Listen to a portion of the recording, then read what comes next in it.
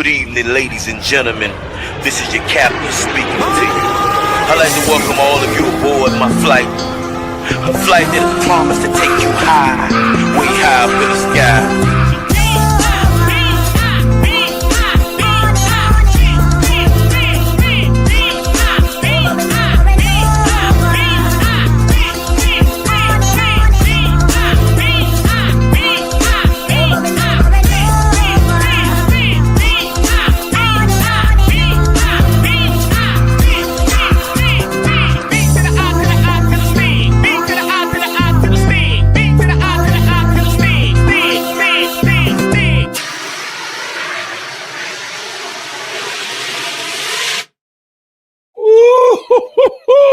Y'all let me know everything looks good, sounds good, ready to rock and roll, man. This is Kane's Talk Live on the Coach and Coach podcast with Coach Hayes. Y'all see I got that fit, that hat on today, baby. I'm dressed in all black. I'm about to get masked up. And I'm in all black for a reason because I got a special guest, but I ain't going to bring him out just yet. But let me go ahead and do a quick intro right quick, man. Like I said, everything looks good, sounds good, man. Listen, let me tell y'all something, y'all. Coach got that hat. I'm ready to tear some heads up, dog. I'm ready to mask up. Huh? The Catholics versus the Convicts. 45 days till kickoff, as you see it right here on the countdown timer. 45 days, 18 hours, 55 minutes, and 22, 23, 21 seconds before we tear the head off, and we ain't playing with them, man. Let me do a quick roll call and make it happen, man. Normal guy in the building. What's going on with you, man? First, pencil check. Man, stop playing with me, homie. Huh? I keep telling you, Cuban Kane, whenever you show up to me, don't introduce yourself. Don't say, hey, what's up, Coach Hayes?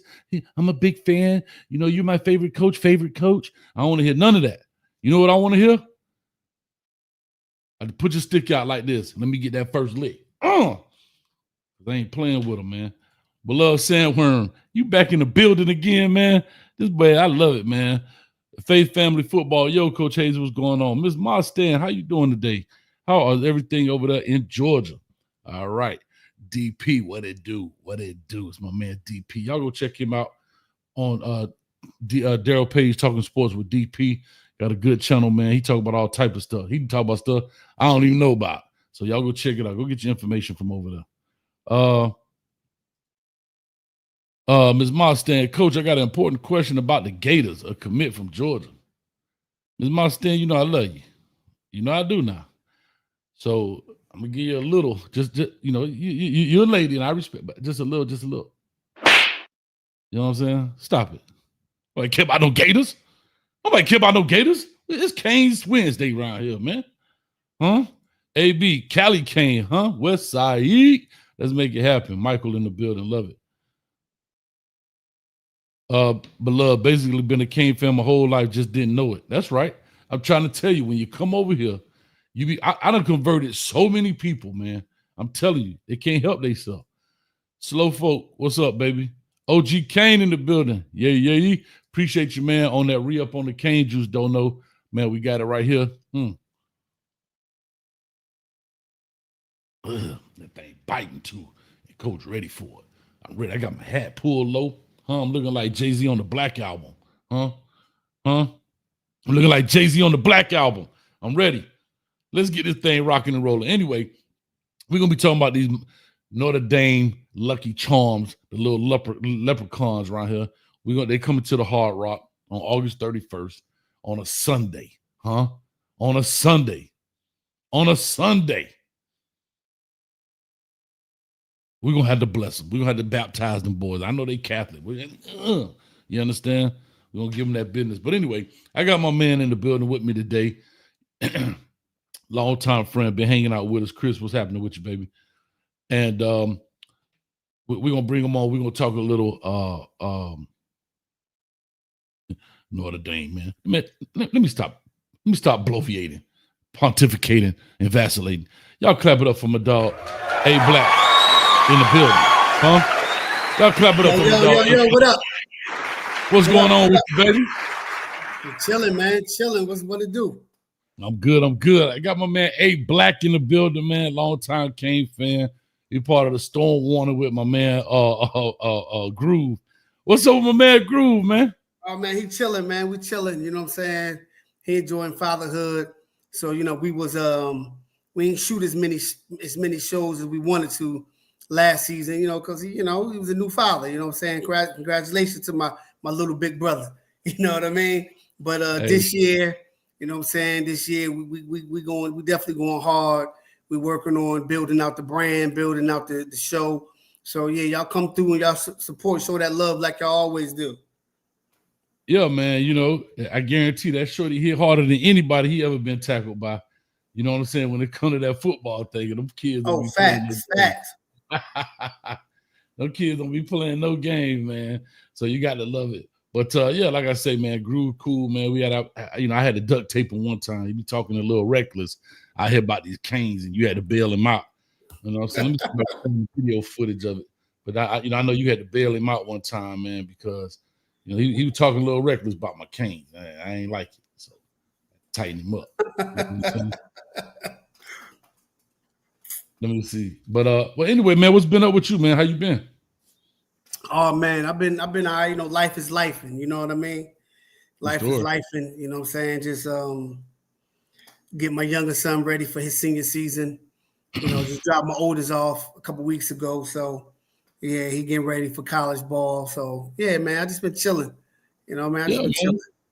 And that's big time right there, right? Speaking of that, your oldest son, you dropped him off to what college did you drop him off to?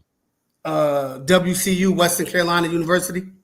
All right, man. It's funny. Look, Corin Bell is his head coach. You know what I'm saying? He's Florida royalty. He's in the Ring of Honor for the University of Florida. He was a walk-on that earned a scholarship, came starting QB, won a natty for them. So it's that Gator Cane thing. I wear my cane stuff up there with some visits. I mean, it is what it is. You got to do what you got to do, man. You always got to represent. But with that being said, man, thumbing through Twitter space and all that, and shout out to Cuban Kane for this, man. He actually saw this thing, man, and you actually had a very, I would say, a touching and moving viral moment, in my opinion, man, when you dropped your son off real quick, and I got this video of it. It's about 2 minutes, but man, I think this is the best 2 minutes. I had to call you as soon as I saw this. I called you, and I said thank you, dog. Like, God, bro, it was touching, man, because that's what we need in this community, bro. I said, hey, black man, you got me up here wet face, man. You know what I'm saying? You're like, yo, son, it's all right. It's all right. It's all right. It's all right, son. Hey. Yeah. Matter of fact, right here, IMAX, I sent it to you on IG code, man. You're a hot boy out here in these streets. So, like I said, we got 38 people in climbing right now. I would love to just go ahead and bring this here to the stage and let people watch this as well, man, because I think the message is phenomenal, and is what's needed. And so I'm gonna let this rock here for a second as people build on up, man. And then maybe we could talk about it a little bit, and we'll definitely jump back into it, man. But y'all check this out. It's beautiful.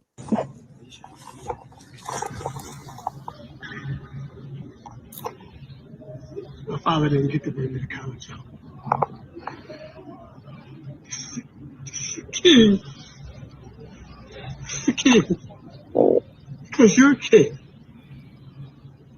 And whenever you feel like the world is coming down on you and ain't going your way, take a time, sit back, and think, bro. Because you always have a move. Protect the king. It means protect yourself. We don't have tradition in a lot of black families. So I'm starting one with you and then your brother. This is your king. Protect him, which means protect yourself in all ways.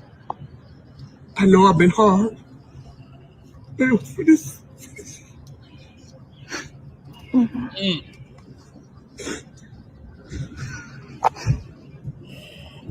I know I've been hard on you, bro, but it was to get you to this spot.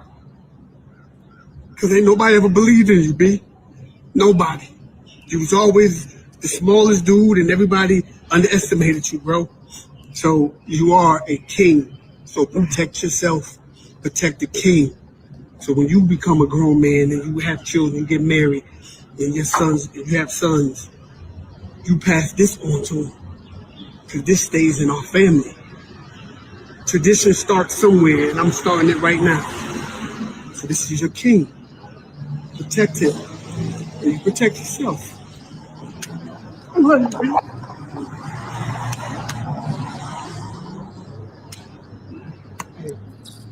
Do what you came here to do. You did. Keep the main thing, the main thing. If you're right in the classroom, this is that 3.0. And the football field will take care of yourself. I ain't worried about that. You walk in, you make a name for yourself as a true freshman. You let them know. I'm from Southeast DC. You represent Southeast, baby, Congress Heights. You do what I know you can do and what you've always done. All right?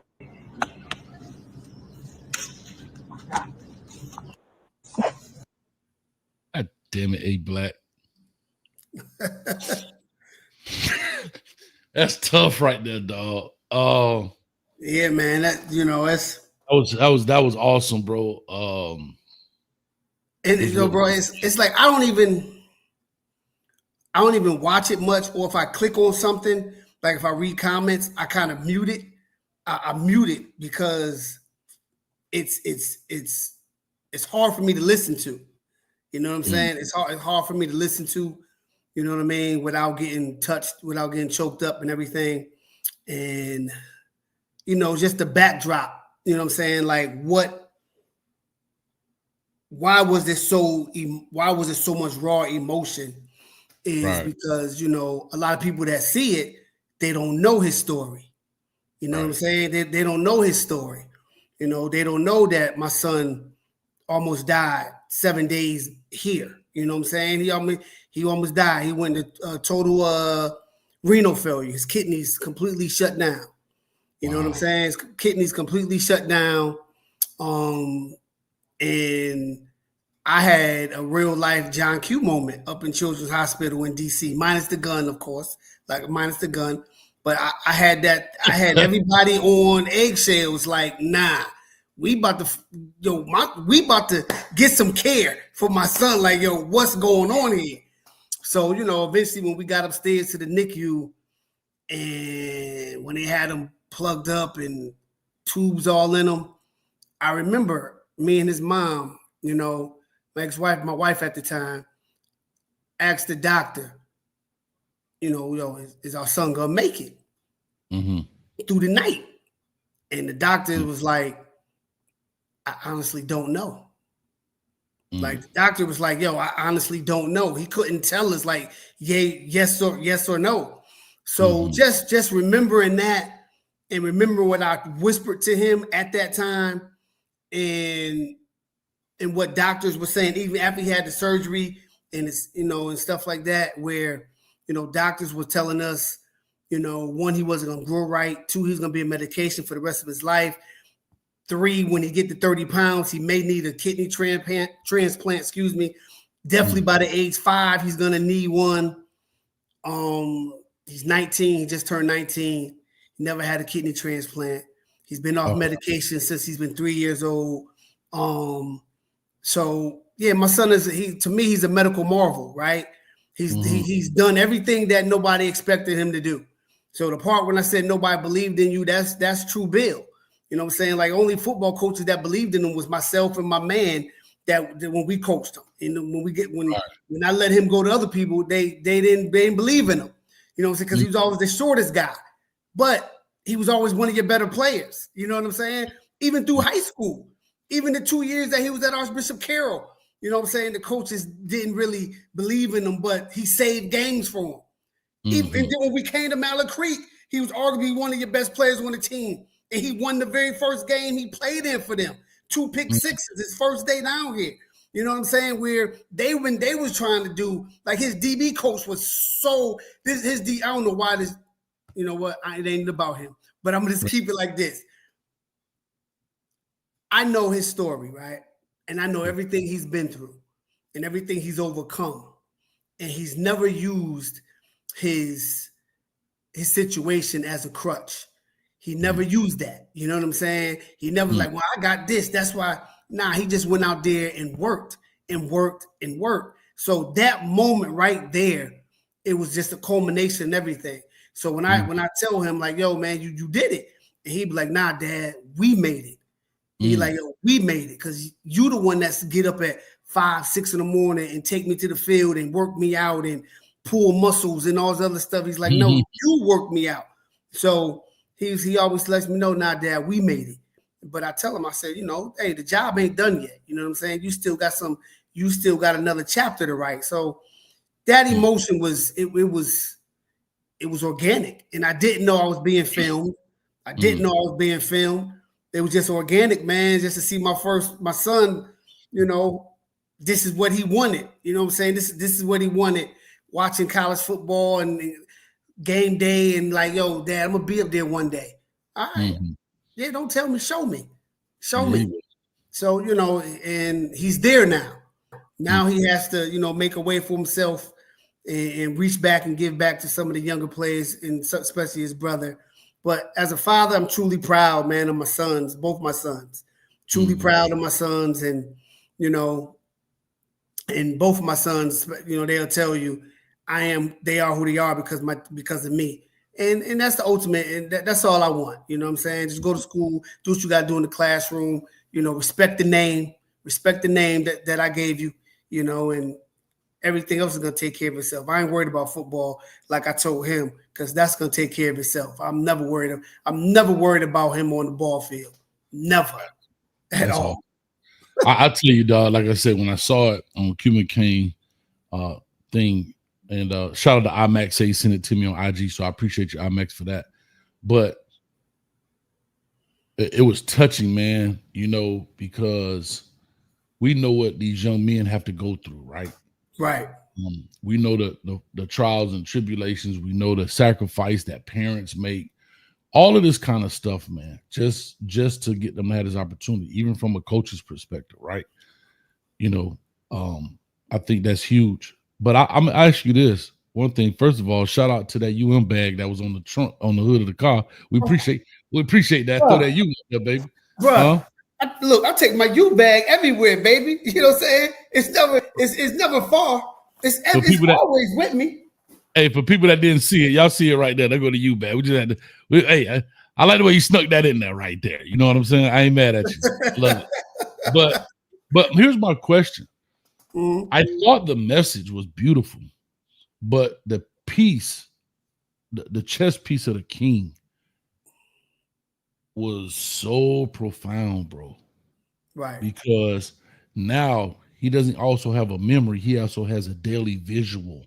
He can sit that on his dresser, or, you know, wherever in his dorm room or whatever the case may be. Right. And like you said, we don't have a lot of traditions, because we know this. Let's call a spade a spade. Yeah. Our traditions and heritage have been stripped from us through years. Exactly. And for you to start and create that, I thought it was phenomenal. Did it just come to you, bro? Or you just like thought about like, what? How did this happen? Because I ain't gonna lie to you. Coach gonna steal that one, dog. I ain't gonna lie to you. Hey, it seems like every black dude gonna have a chess piece in their house. Hey, look, and look, there's nothing wrong with that, right? You know what I'm saying? Each one teach one. You know what I'm saying? And it's like, we all family, so it's okay to borrow from each other, right? True. And I thought about it.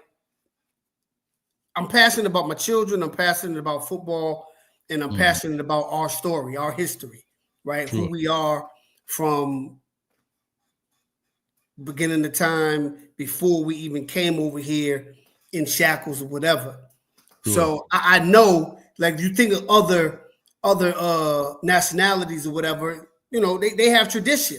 They got certain like pearls or necklaces that was passed down from family heirlooms and family heirlooms that was passed down. And if you just think of the average black family, a lot of us, we don't have that. You know what I'm saying? We just may got pictures or certain conversations that was had, or, you know, things like that, but we don't have an actual physical heirloom, a physical piece that we can look at in reference to, like, yo, Baba Minahan gave that to Uncle Nas, or Uncle Kafre. Like, we don't have that. So that was my thinking. Like, you know what? I'm gonna start something, and I'm gonna have a physical piece. So it's one thing to say all of that, but now you got to protect this piece because this piece has to stay with you for however long it takes you to get married and have a family. Period. And if you have a daughter, you got to go get yourself a queen piece, right? Go. But if you have a son, you already got it. So now you pass that on, and you say what you're gonna say, but you give them the backdrop, the story of how it originated and where you got it from. You like, my father, which is your grandfather, gave this to me when he dropped me off at school. So this stays in the family. So 100 years from now, that piece will be in the Ashkenazi family, or pieces, because I got 2 sons. So, like I said, tradition starts somewhere. So I'm starting it right here today. This is it. This is the start of our tradition. And I didn't know it was gonna, Coach, I didn't know that video was gonna do what it's doing. What it's doing right now. You know what I'm saying? Look, I became like the big uncle to a bunch of children out here. But I'm cool with that. I accept that because I've been that before as a coach and stuff like that, and a mentor to these young men. But to have an actual physical piece, that was important. Something that my boys can look at and be like, yo, yeah, I gotta protect this. I gotta protect this at all costs.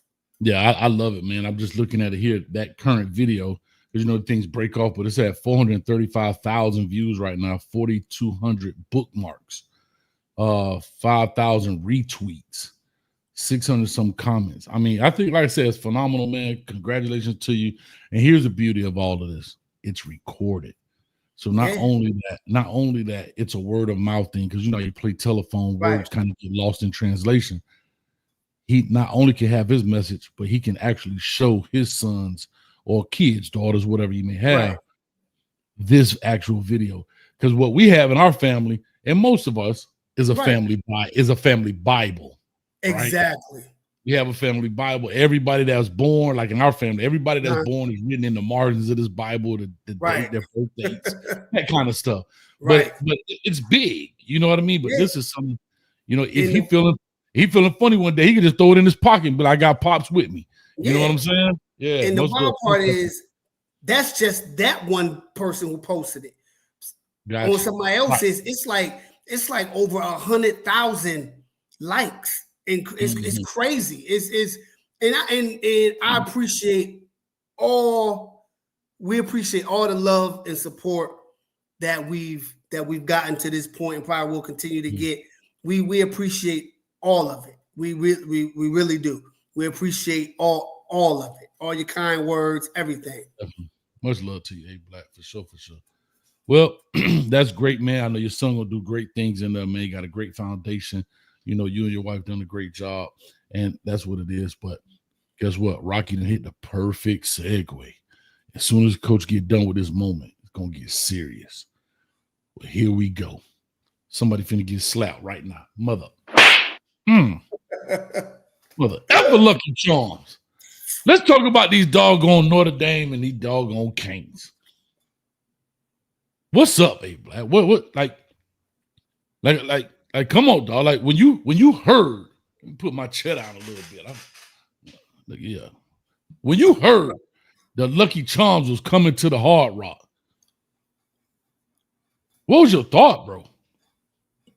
This is how it's supposed to be. That's Miami football.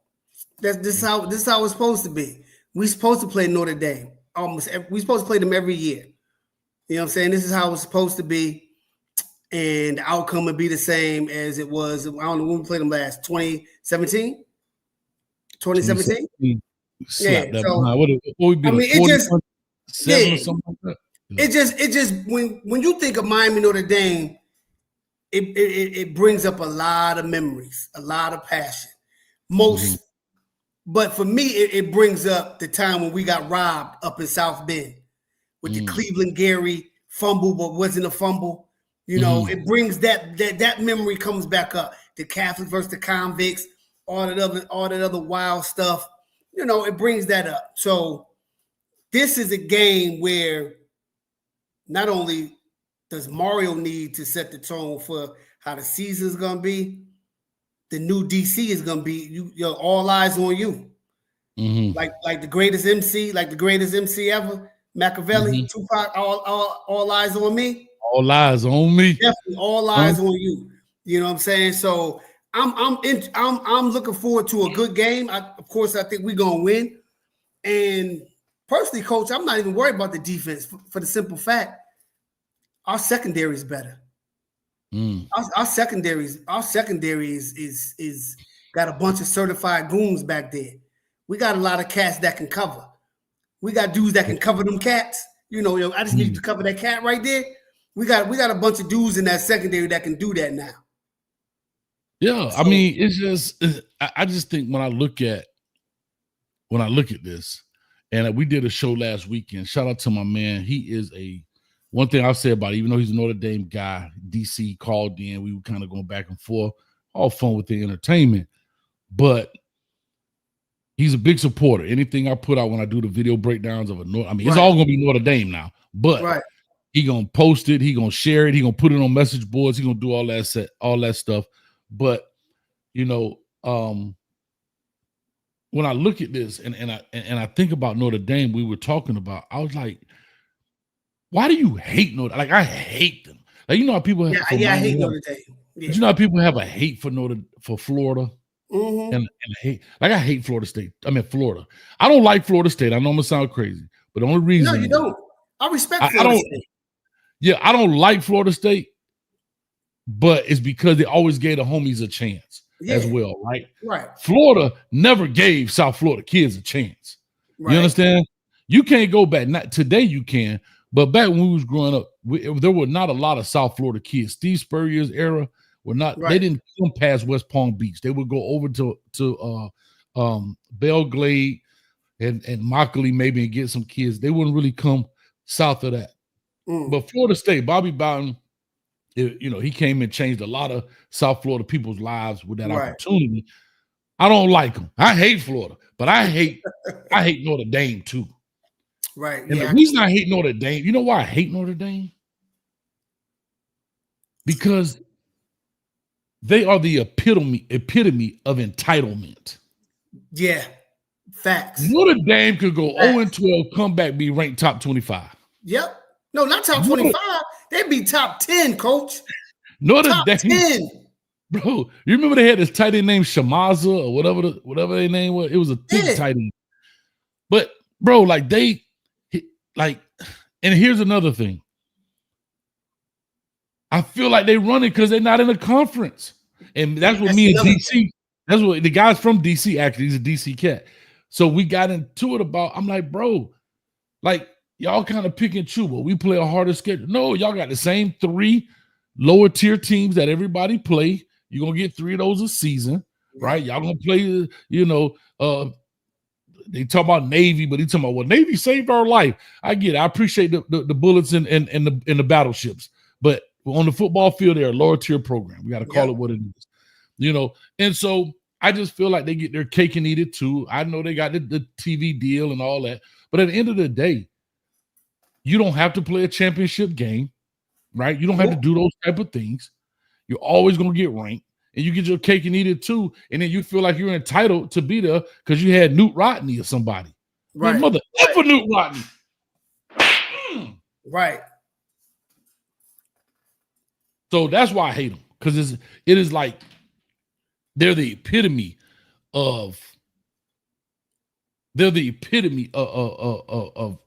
entitlement, bro. Yeah, overachievers. Yeah. Like they got to the national championship game and got waxed. Yeah, but I mean, when the last time Notre Dame won a natty? I couldn't. When? I don't even know. I'm looking up here right now. Right? Look at this. Was it the 80s? Was it the 80s the last time they won a national championship? I couldn't tell you, bro. Let me see here.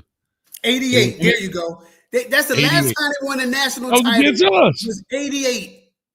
Wasn't that against us, right? No, that's the year No. we got robbed. Yeah, Up in we got Notre robbed. Dame. Yeah, the 31-30, yeah. Yeah, because we were supposed to play for the national title that Yes. year. Right.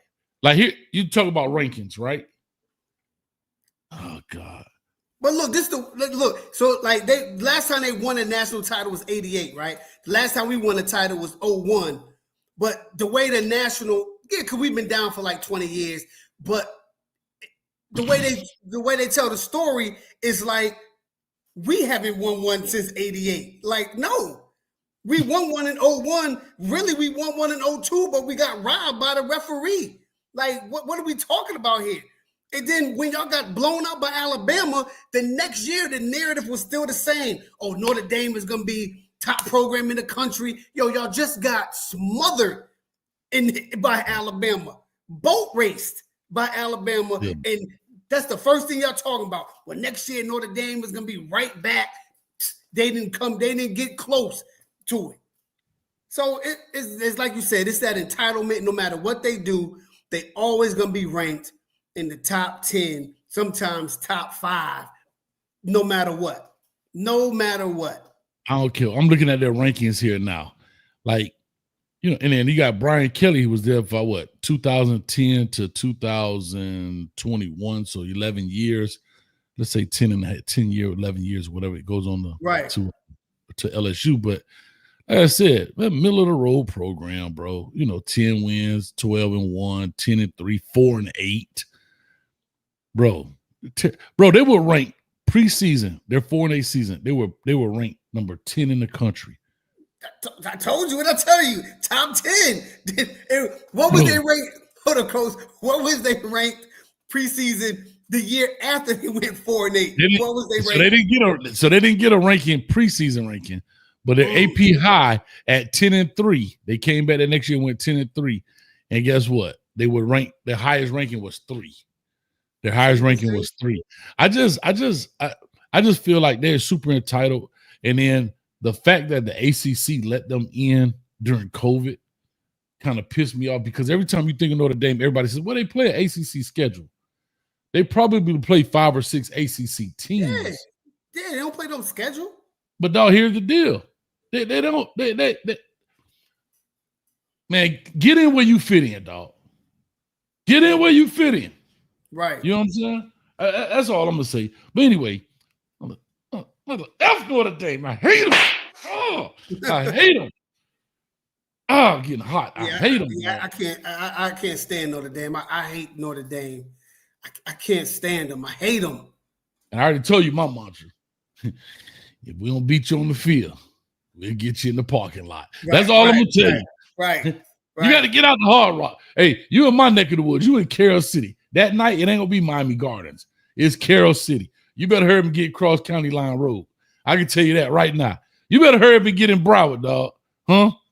Get your behind from around here. Anyway, what's your outlook on this thing, man? It's gonna be a good game. Like I said, it's gonna be a good game. But we're definitely gonna win. I don't know, man. I don't know what the score gonna be. We was kicking it around in the Discord I was in. We was kicking around 38-17. Some people said 40-21. I was like, I just don't care. I want the W, period. Give me the dub. They top 5. Give me the dub. I said, but if y'all want me to put a score on it, I said 38-17 or something like that, 38-20. Yeah. Make it interesting. Bro, they got Notre Dame is a favorite, right? No, this can't be football. This can't be football. I think they do I think they do have Notre Dame as the favorite. Because they ranked what, 5th in the country preseason? Yeah, but I gotta make sure I'm looking at the right sport. Okay, that's basketball. I knew I was like, hold up, dog. Wait a minute. That was basketball. I'm sorry. I was like, hold up. I was looking for the odds, but they ended up being basketball odds. I know, like, hold up, these numbers don't look right. Somebody got some splaining to do. Bro,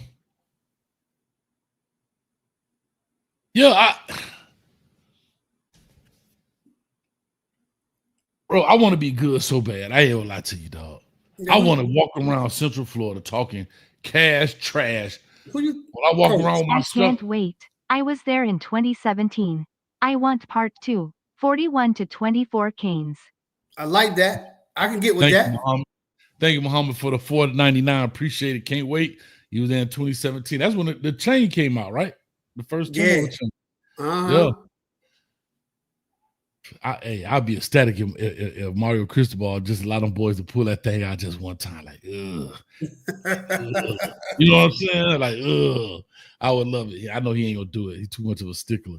But man, no, to your point, bro. I just look at when it comes to this, I want my Canes to be good because when I walk around with my stuff on, I don't like people looking at lap.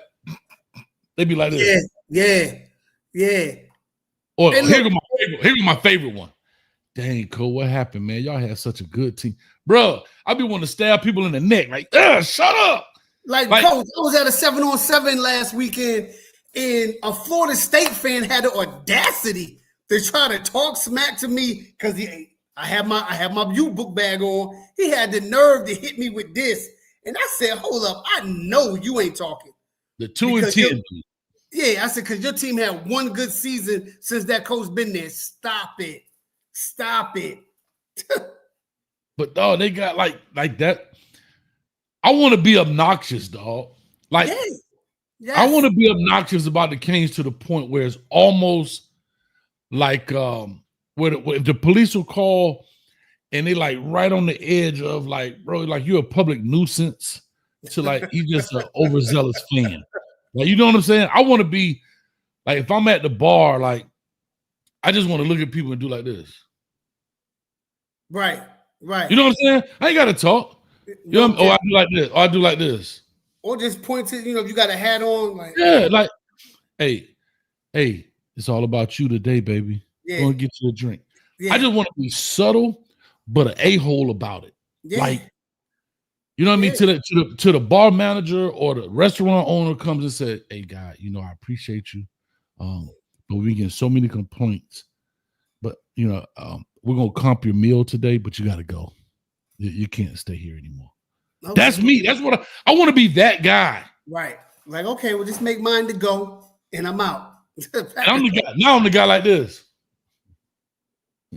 How you doing, guys? Right. I want to talk because I am in the heart of Seminole and Gator country. Bro, they don't even sell Miami Hurricane stuff up here, bro. It's UCF, Florida. Bro, UCF, Florida State. Oh, wow. I'm going to show you how disrespected. And I'm going to actually blame a little bit Miami when I say the licensing department. I was in Sarasota, dog. Sarasota. I went into a lid store. Mm-hmm.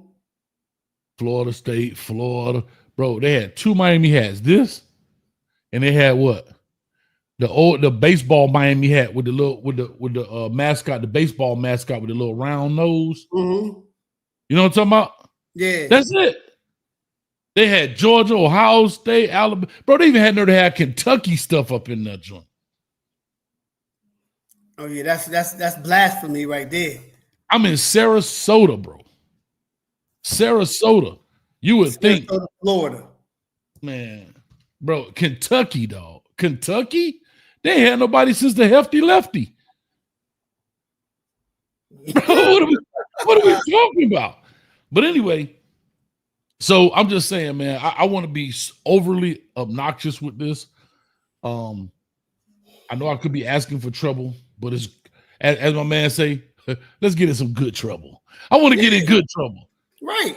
Like, look, I want to be how Bama fans and Georgia fans and Ohio State fans right now, how they walk around, they don't have to say nothing. You see the hat or the shirt they got on and you respect it. You like, whatever. You know what I'm saying? Like whatever. You know what I mean? Like, yo, I want to be like that. When I walk, I got that cane book bag on or my hoodie or my hat, and they see it, only thing they can do is, respect. And hey, Black, I'm going to be so obnoxious. If I see somebody, whatever, I'm going to circle back around so they see me again. Right. Like, see what I'm saying? Like, if I see you walking, you be like, whatever.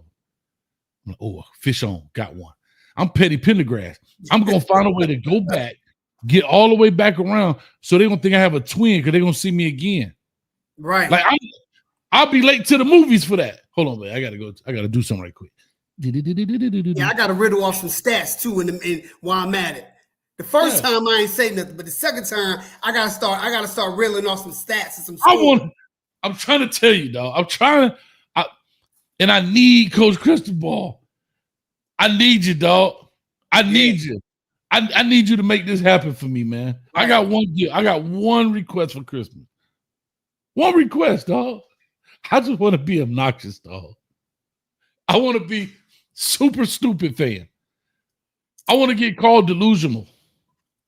I need the coach that was in the locker room with his Oregon team with the ski mask on when he was doing one of those. Yeah. I need that coach on the sideline. It's go hard or go home this year. This is it. This is the over the hump year. This is supposed to be the year we're over the hump. When we win the whole ACC, everything. Regular season, championship, and go to the playoffs and win a game or two in that thing. This is supposed to be the season. This is it. You just said something. You know, we came out in the camel. I need Cristobal. I don't care if it's 90 degrees. I need that boy ski masked up, dog, coming in the locker room, dog. Huh? Yeah, I mean, this is the wild part. It's like, this is the crazy part where coach is like, coach, you was on those teams that had all that bravado, all that brash. You was on it. Because guess what? You can't tell me you didn't have it. I know you had it. Right. Because you can see glimpses of it when you're giving your press conferences. You can see that. You can see it want to come out so bad. But it's like he got it on reserve. Kind of I gotta be professional. I gotta, mother professional. Also, but kind of how we're feeling, how we want to be arrogant, but we ain't winning.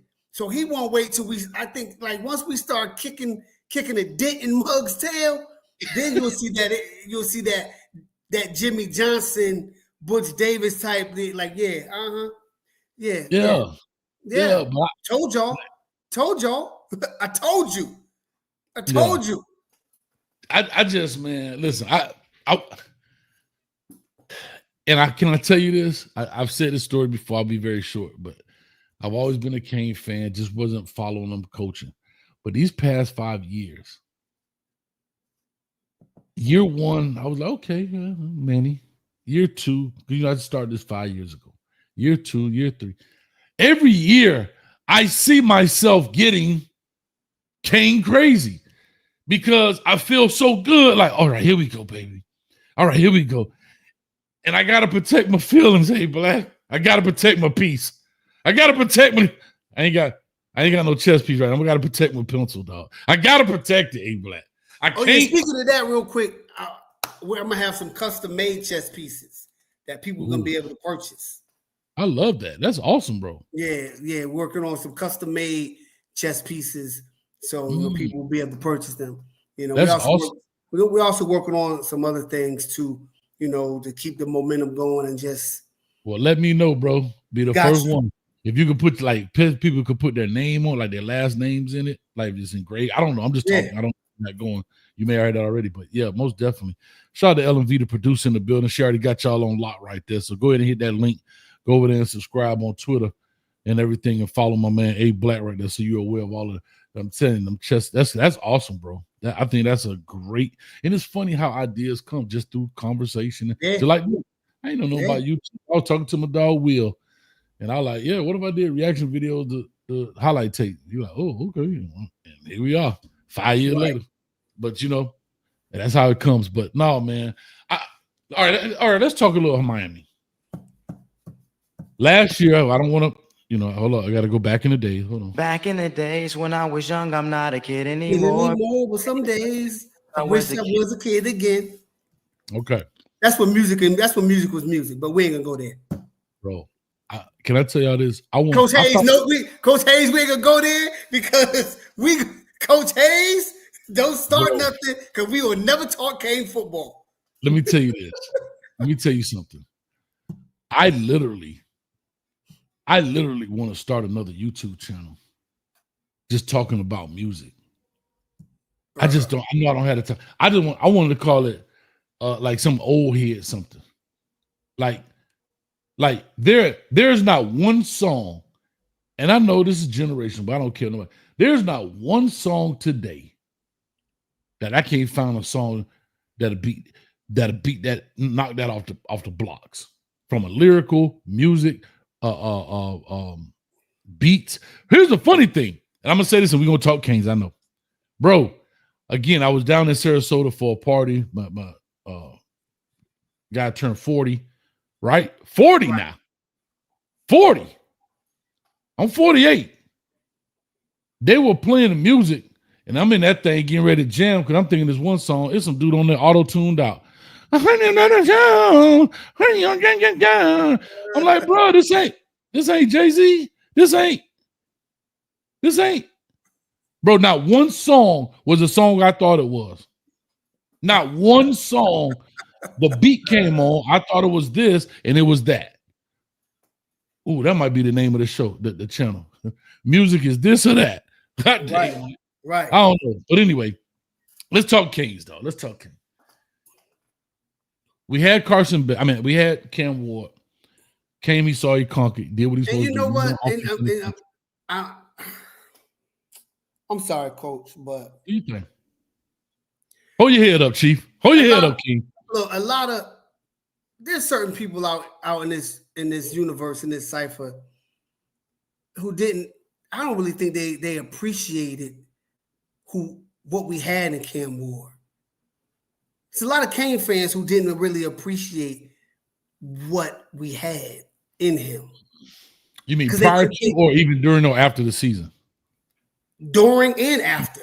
It was too much critiques of little stuff that, like, like with Cam, you knew what you was getting. You was getting a gunslinger. You was getting a playmaker. So I'm gonna live and die with whatever he does.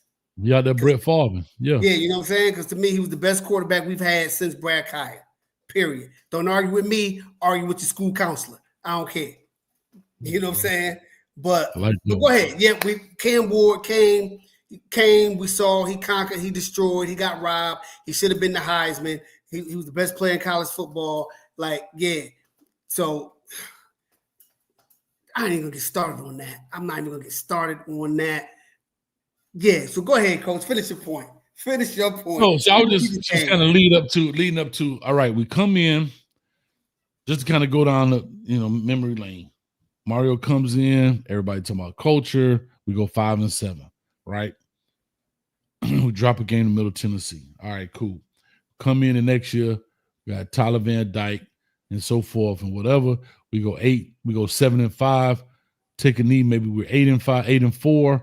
Right. If we win a bowl game, could be 9-4. See how different that look? Yeah. Like taking a knee, win the bowl game is 9-4. Looks way different than 7-5. People don't understand how that works.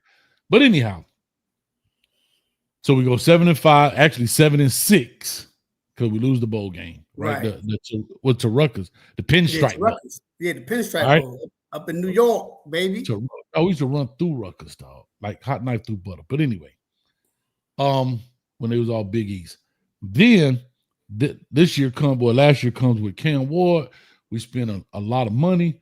I'm on the 10-win train. People thought I was crazy. Coach, you crazy. Then when we got Damian Martinez, I said, hey, man, we could get 11, right? Coach, you out your mind. You've been drinking. You know what I'm saying? No, I had other YouTubers tell me, Coach, you've been drinking. Yes, I have, but I'm not out my mind. I'm on that cane juice. But with that being said, we pretty much hit the mark, but did not accomplish what I thought the goal was. Right. And I said this last year. Our goal, well, my goal was we should have been in the ACC championship game. Without a doubt. I wasn't even gonna cry about winning it, but be in with what we had, what we spent, and who we acquired. We should have been in the game. No doubt. The 2 games, and I said 10 should get you in. Not thinking we're gonna lose 2 of the doggone conference game. I really, in my heart of hearts, I really felt like not knowing prior to this is preseason prediction. I said, yeah, that Florida game, but non-conference, and maybe that Florida State or Louisville. Those were the 3 teams that I had up there. But I said one conference loss is not enough to kill us, and then it wasn't. It wasn't. We put Florida to sleep, no problem. We put Florida State to sleep, no problem. Had some scares along the way, but we got through it. Now we got to get through Georgia Tech and Syracuse. You win one of the 2. Remember, I told you, one conference loss, you in. One of the 2, you in. You win. You in. Man, we roll 1, 2, 3. Crap. On both of them. Snake eyes. Snake eyes. Shout out to my CeeLo shooters out there. If y'all CeeLo shooter, y'all better know about that. But anyway, we roll 1, 2, 3. You know what I'm saying? We can't anyway. But so that's where we are. Now we acquired Carson Beck. Is he Cam Ward? By no stretch of the imagination. But you don't have to be the same to be great. No. Back to the Cam Newton situation. I'm gonna ask you about this. The Cam Newton situation. I mean, Cam Newton said game manager, game changers. I think Cam Ward was a game changer. What are your thoughts about Carson Beck? Game manager, game changer. There's nothing wrong with it being a game manager. There's nothing wrong with that. You know what I'm saying? There's nothing wrong with that, especially if you're a game manager and the pieces around you can help you manage the game well and make plays for you. I'm okay with that. That means you're not gonna put the ball in harm's way. You're always gonna make the smart play, and we're gonna get out of there unscathed and get in there, get out of there with a W, right? So I'm okay with him being a game manager. But mind you, that game manager, everybody had him as gonna be the number 1 quarterback taken a year ago. They had him as the top guy, right? Before he got hurt. And a lot of people, say, his play fell off, but did it? Or did it? His receivers had the most drops in the country. His receivers just wouldn't catch the ball, right? And then he got hurt, unfortunately, but, fortunately, he with us now. So I'm okay with him being the game manager. I don't expect him to be Cam Ward because he's not. But I do like his attitude. I do like what he said. You know what I'm saying? I do like the fact that he said, Cam set the standard, and he's trying to do what Cam did, but better. So I appreciate that from my quarterback. That's not afraid of the comparison or not afraid to be the guy that follows the guy. You know what I'm saying? So, and he's working out with the guys. He's throwing. I'm hearing, nothing but good things. So look, man, he could be the best game manager there was. Ken Dorsey was the game manager. True story. Ken Dorsey was the game manager. He was 38-2. And he guess what? 38-2. He'll go down as one of the greatest Miami Hurricane quarterbacks we've had. Yeah. Ken Dorsey lost. Look, he lost that one game in 2000 against Washington. Right? And then he didn't lose again until Ohio State. Yeah, to the Natty. Yeah, 38-2. So I would take that. So if Carson Beck can give us anything like what Ken Dorsey did to a degree and get us to, like what you said, in the ACC championship game, but win it, I'm okay. Because he's going to get drafted. He's going to go first round. If he does that, he'll go first round. So I'm interested to see how he plays, but I'm more interested to see how his supporting cast does around him. In particular, I'm talking about the pass catchers. Exactly, because I think our running back room is kind of solidified. We know who they are. We know that running back room is stopped. Yeah, I mean, we know who they are. We know we know what they're capable of. We've seen them in action. You know what I mean? We've seen Mark Fletcher. We've seen Jordan Lyle, and they're young cats, right? It's not like they're old heads; they're younger bodies. Hey, don't sleep on that young dude from North Dakota. Oh yeah, the guy that came in, sure. Yeah, but I'm just saying we know what the room is about. Oh yeah, we know the offensive line room is about. Tight ends, we'll have to see. I think then we lose Riley Williams. Yeah, we lost Riley Williams. We lost Jackson, but we have what's the Lofton? We got Lofton, and we got the tight end. We got the tight end from Tulane, transferred in from Tulane. Right. So, and again, those guys are all young in essence, right? Lofton just now a sophomore. So, like I said, these guys are all young, so they got a lot to do. Again, the receiving core. I'm gonna say this. People don't like it because I'm a Kane fan, but I'm not fanned out just yet. But damn it, I'm getting there. I'm really getting there. Every year, I'm like, But anyway, I think our receiver room has a gang of potential, and the word potential means you have not done it yet. Yeah, I agree. You can't do it. We know what JoJo Trader could be. We know what Ray could be. Everybody's on the Malachi Tony train now. And one thing I'll say, I love Malachi Tony. I think he's going to be phenomenal. But guys, let's not forget, we always see the new toy and we forget about the toys we already purchased, right? Mm-hmm. You know what I mean? And so, because when Ray came in, well, Ray going da. Now you got Malachi, you don't hear about Ray, you know, and so forth and so on. And don't forget CJ Daniels, CJ Daniels, because he was out a little hurt. So we got quite a few guys in there. I forgot about him, Keelan, the dude from BYU too. Oh, that's right. Yeah. But I'm just saying those like potential. You're right. It's all potential. So we got to see. Not saying they can't do, but can they? And I believe here's what's great. I believe a guy like Carson Beck will help that group because of his veteranship. Because he's a veteran, he can talk to those guys and mentor them. They're not growing together. He's an old head out there. Mm-hmm. You know what I mean? In essence. So he can say, hey, man, break this down, calm this down, blah, blah, blah. I'm going to put it on your inside shoulder. I'm put it on your outside shoulder. So forth, however those conversations go, man. But, yeah, I'm super excited, bro. I'm super excited.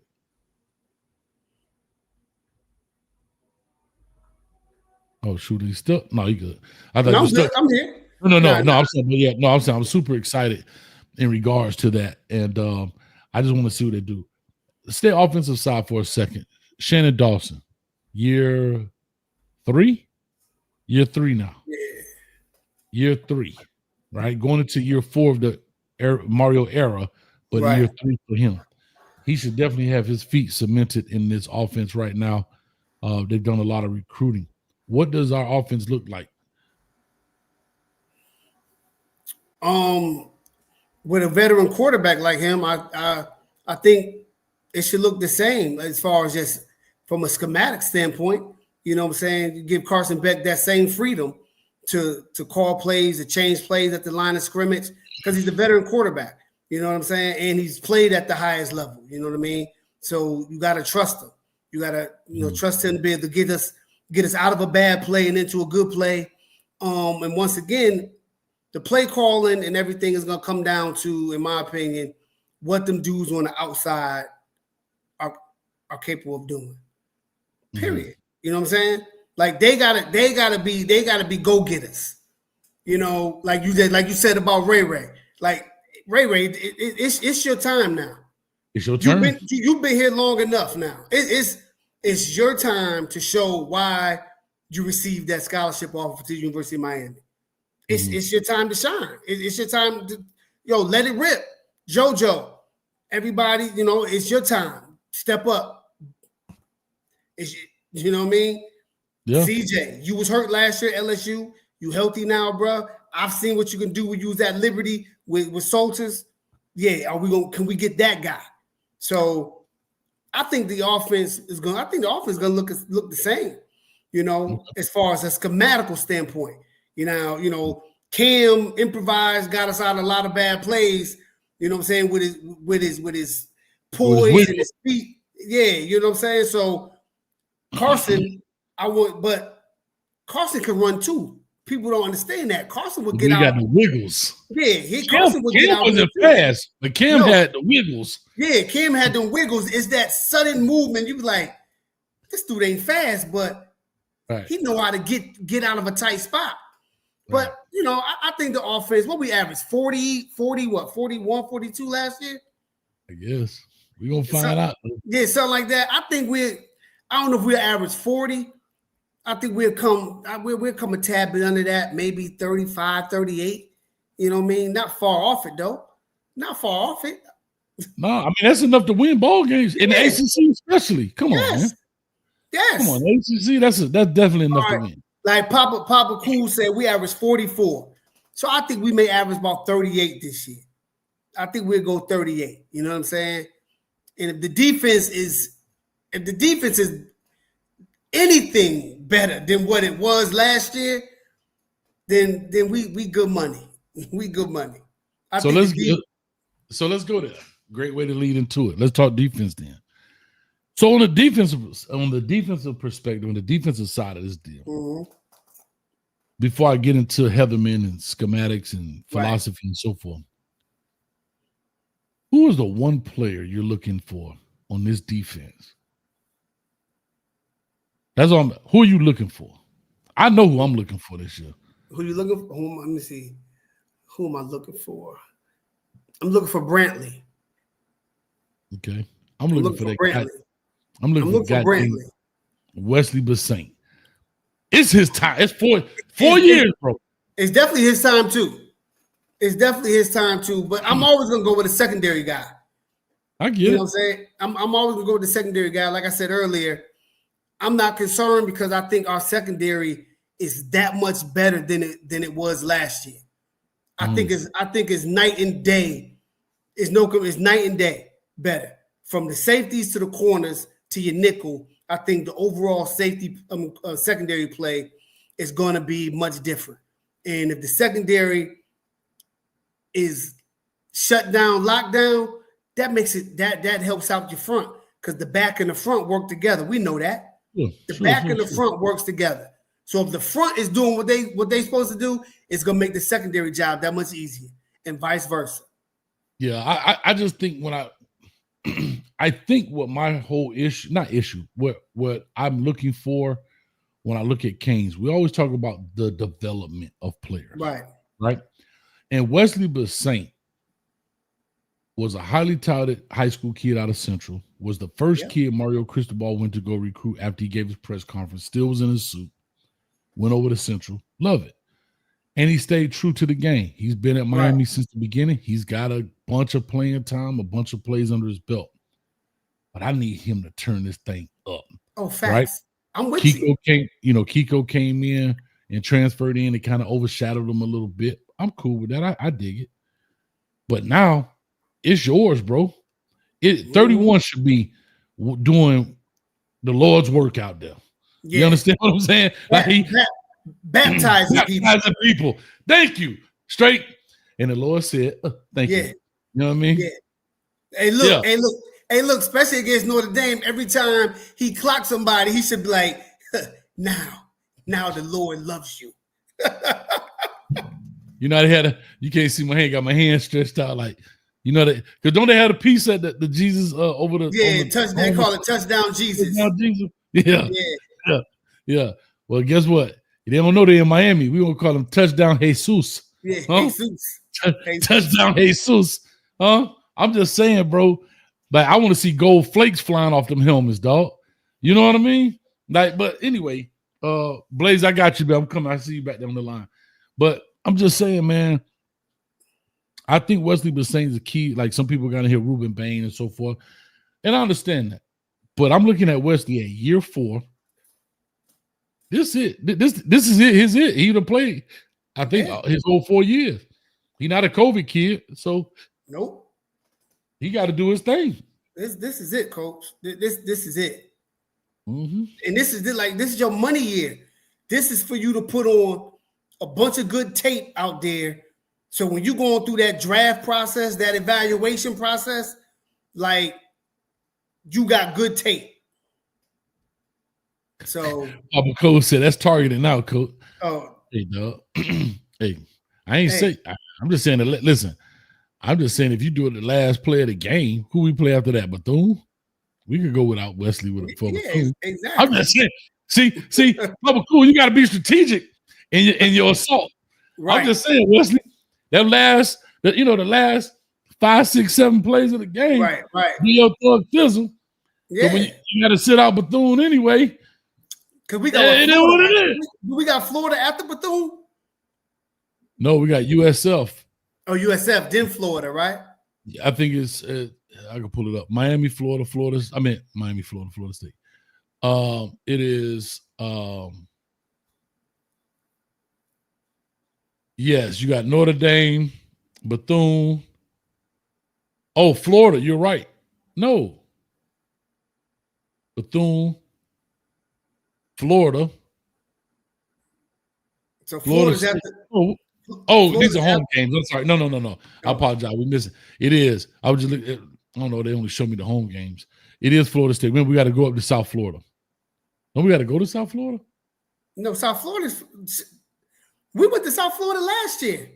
We always go. I think they get money for that, bro.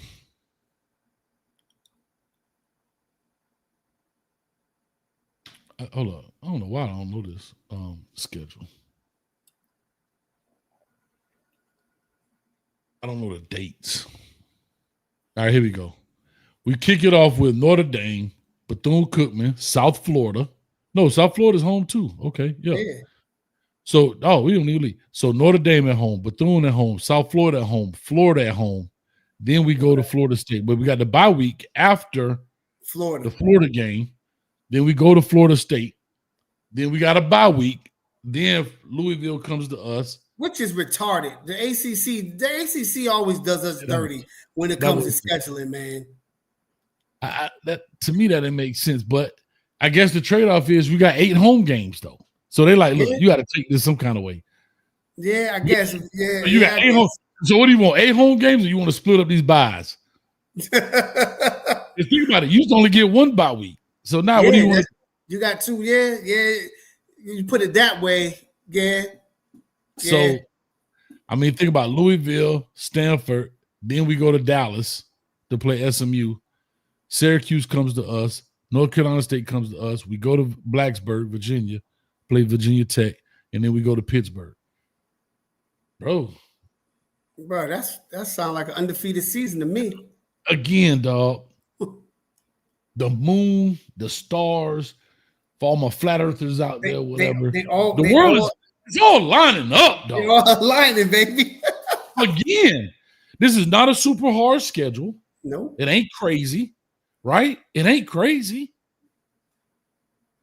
Come on, dog. And the fact that we talking about, SMU. What? Mother F SMU. I hate a Mustang. Oh. The fact that we talking about, come on, dog. Like, see, that's what bothers me. Mm-hmm. Even as King fans, for us to sit up here and say, SMU kind of, Now, I ain't saying it should be a blowout, but I ain't worried about, I should not be having reservations about losing the game, Black. No, at all. At all. Especially you got the blueprint. Penn State showed you what to do against that offense. Yeah. I'm just saying. Like, one man would say Wesley and Brantley may not start. Man, Wesley was saying don't start. That's criminal on his behalf. Nah, Brantley should start. He should start. But guess what? If he don't, then that's a good thing. All right. That's a great question. Let me ask you this before we get into the defense. Who is the game we schedule? You have 3 games on this schedule. Who do you circle? Of course, Notre Dame, Florida. I mean, some people gonna circle Florida State because it's a rivalry, right? But Virginia Tech is a game you got to watch out for. Going up to Blacksburg is never an easy game. Probably gonna play at night. Yeah, it's probably gonna be a night game. Mm-hmm. Yep, and then I don't. But those. But then some people say that Pitt game because I think we played the Pitt game after Thanksgiving, right? It's the last game of the season on November 29th. Yes, exactly. Thanksgiving weekend. I ain't gonna lie to you. I tell you, I'm Petty Pendergrass. I got 1 game circle. I only got 1. Goddamn Syracuse. Oh, hell yeah. Yeah. Listen, I thought you meant like a game Syracuse all day long. No, I get it. What I'm saying is I want to win them games. I want to embarrass Syracuse. Oh, yeah, no doubt. Yes. Because they embarrassed us, dog. Yeah. They tried us. Yeah, I wanted Rakim him. Follow the leader. He couldn't follow the leader. He couldn't follow the leader long enough, so I drug him. It's a danger zone. Yeah. Bro, hey, Black, like I look at this and I say to myself, shout out to Fran Brown. I love pettiness. Fran Brown leaned into the camera and said, "Hey, Coach Dabo, you're welcome." Come on, dog. Dog, I will play that in the facility every day. Not just that would be playing right now. Yeah. Right now in the facility. Fran Brown in there talking about, "Hey, yo, Dabo, you're welcome." Because if they don't beat us, Clemson ain't in. Nope. We would be playing SMU. For sure. And if we end up, he was proud to beat us to get Dabo in. Oh, hell no! Hey, look, if we could score 100 points in that game, I'm score 100, score 800, score as much as we can, and often. Bro, I used to say this. I'm trying to blow the lights in the scoreboard, right? Yeah. I'm trying to get that coach fired that night. I'm trying to put up so many points that as a coach, there's nothing you can say to your team after the game that's motivational. Like, hey guys, we fought hard. We just got to tighten up on. When you get beat 100 to like 3, right? That's I'm petty, dog. I'm sorry. Hey, you remember the scene? Remember the Titans? Run it up, coach. Leave no doubt. Yep. Yeah. I want one of those. All day long. And they coming to the Hard Rock too? Oh, yeah. Oh, man, look. Yeah, Mario better let them things hang that game. He better let them hang. Man, they better hang this whole damn season. He going to be flying a plane around here. But anyway, let's go defensively, man. Let's talk about this. Last year we played a lot of man. I thought we played a lot of man last year. But we also did that with Manny Diaz as well, right? And I'm not trying to go back in the days, but I'm just thinking, what is it about these teams and these coaches? As I watch football, there's not a lot of defensive creativity in college football. It's really not. You don't see, and I don't want to use the word elaborate like it's super hard, but disguising or you don't see. You don't see a variety of defense through a team throughout the game, right? You just see a dude line up and they play like we playing Sandlot, dog. You don't see a bunch of different fronts, different looks. Yeah, none of that. And people killing us with these crossing routes and this, that, and the third. But anyway, what do you expect from us on the back end as we look at the Canes coming up this year? You mean in the secondary? Just defensively, the defensively scheme overall. The scheme. I mean, if you look at Heatherman and you watched him throughout his career, when I think he was the DC at James Madison, and James Madison has always been a dog program, one of the best at their level, and their defense has always been good. You know, just that staff that was at Indiana this year, they had Indiana balling. They came from JMU. So Heatherman was part of that staff. So then Heatherman left JMU and went to Rutgers. Okay. Y'all know who's at Rutgers. Schiano, defensive guru. He was his linebacker coach, right? He was his linebacker coach. Then he goes to Minnesota, and if you watch Minnesota's defense, like they was aggressive, and they gave you multiple looks. Sometimes they look like they in the 3-4, but they really in the 4-2-5. You know what I'm saying? They're just walking that guy down. Sometimes they may look like they're in a 4-2-5, but they're not.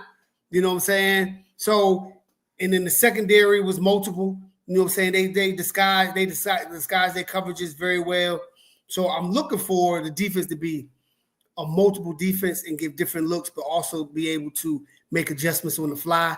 Something that our defensive coordinator last year, for the life of me, couldn't do. I don't understand. I've been around coaching all my life as a coach, as a player, and never heard a coach say he got to wait till the second half to make adjustments. Like, no, you got to be able to make it. You have to be able to make adjustments off of their first drive.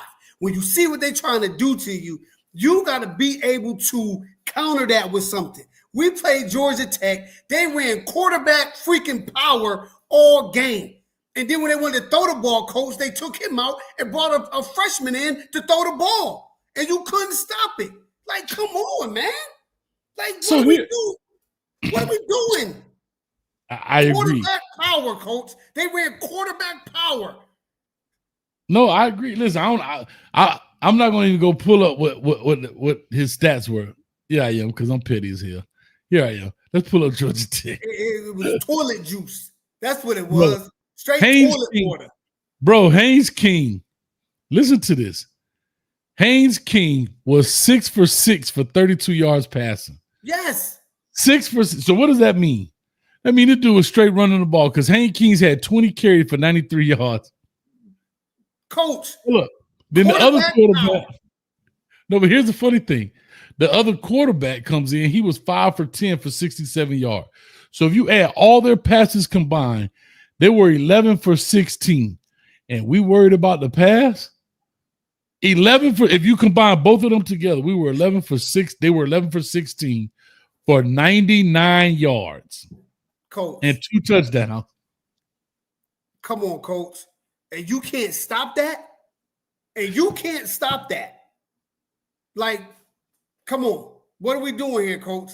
Coach, what are we doing here? Bro, the quarterback had 20. Listen to this.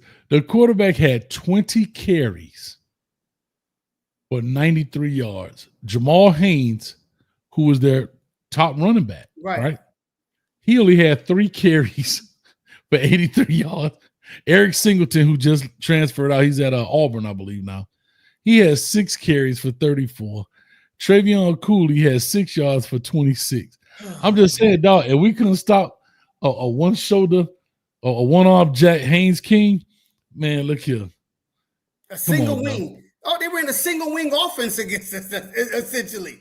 Bro, and Eric Singleton, I don't know. What did he play? What did Eric Singleton play? He's a running back, right?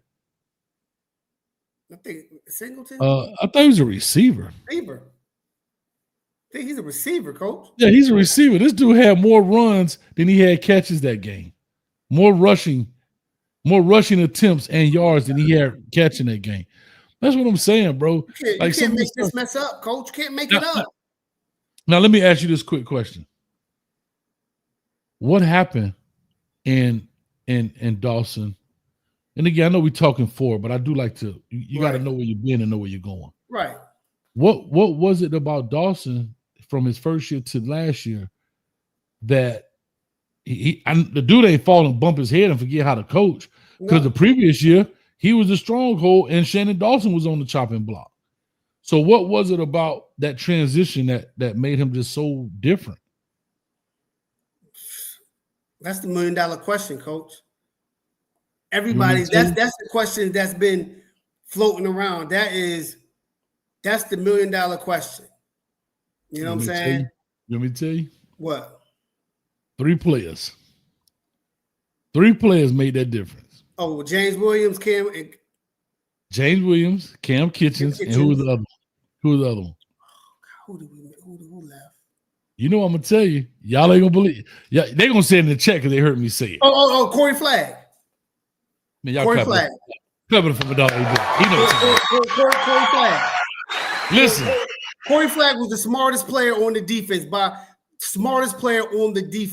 Smarter than Cam, smarter than James. He put everybody in position to make sure they was lined up right. The play against Clemson shows you, like, yo, how smart he was.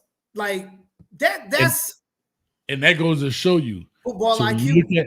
When you look at confusion, a lot of it wasn't talent. They were confused. Yeah. They don't know who to cover. They're in the last moment. They're talking at the last second. So that's what I'm saying. You had no field general last year. And that also goes to being a teacher, right? Yeah. You got to be able to teach this game. You know, you could just go out there and I can give you a playbook and say, hey, y'all run this. But now you got to teach the nuances. You got to teach those things. And that's just what it is, man. But I just need to see Wesley Bassett get shaken, dog. You know what I'm saying? I ain't got no time to be playing. It's his turn, dog. It's his turn, man. Hey, you know, just taking a trip down memory lane real quick. Mm-hmm. People like we started. This is linebacker U or DB U, quarterback U, wide receiver U, running back U, tight end U, D tackle you. We started that. We invented that, right? Mhm. We invented that. Now it's like everybody has surpassed us. We gotta get that back. So we gotta get a linebacker to represent linebacker you. We gotta get somebody in the secondary to represent DBU. We have to start bringing that back, bro. Like, honestly, bro, the best linebacker we've had, we haven't had a linebacker on a level as Denzel Perryman. Mhm. Like, he's been like a top dog. Right. That's the DP. Now, Shaq Quarterman, I love Shaq. Love him. Love Shaq. Everybody complain, oh, he's too slow. I bet you they would appreciate having him the past 2 years. I bet they I would. bet you that. Because you know why? Because Shaq was always in the right spot. He was athletic and he made plays. You didn't have to worry about Shaq. You knew what you was getting with him. I want that back. I'm like you. I want that back. I want to know, like, yo, I got an Andre Johnson clone out here. I ain't worried about nothing because, okay, you got him, I got Andre. Oh, you got him? Yo, I got Frank Gore.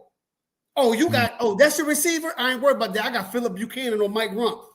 Oh, you got a tight end? I got Ed Reed, Sean Taylor. I'm good. Right. I got Dan Morgan. I got Nate Webster. Right. For every piece you got, I got one or two. Yeah. Exactly. So I don't really need to mention like the Rays or the Saps or the Jerome. I'm just mentioning other dudes that were legends. We have to get back to that right there.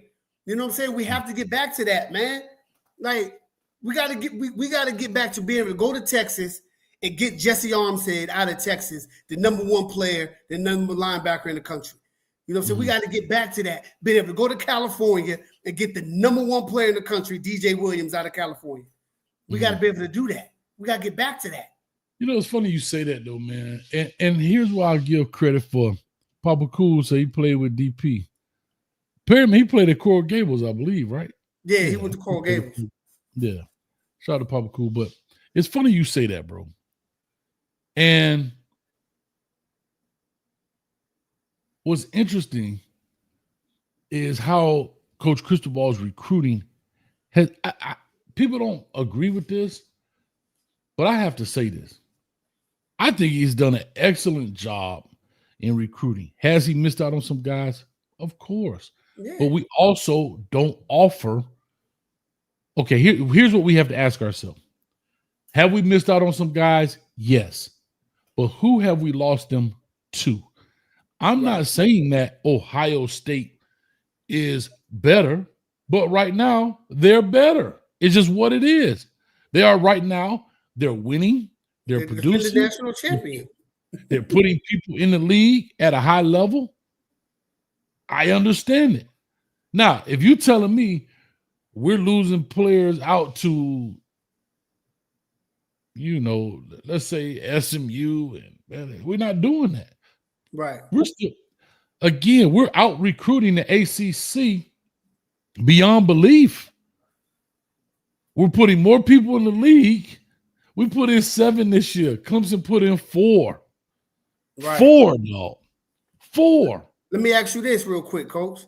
Yeah. Do you think it's the patch that's hurting us? Do you think if we was in the SEC or the Big Ten, some of these plays that we've lost, respectfully to those conference, would have came to us? Can I tell you this? As long as I've been recruiting, I'm gonna be honest as I could be about this.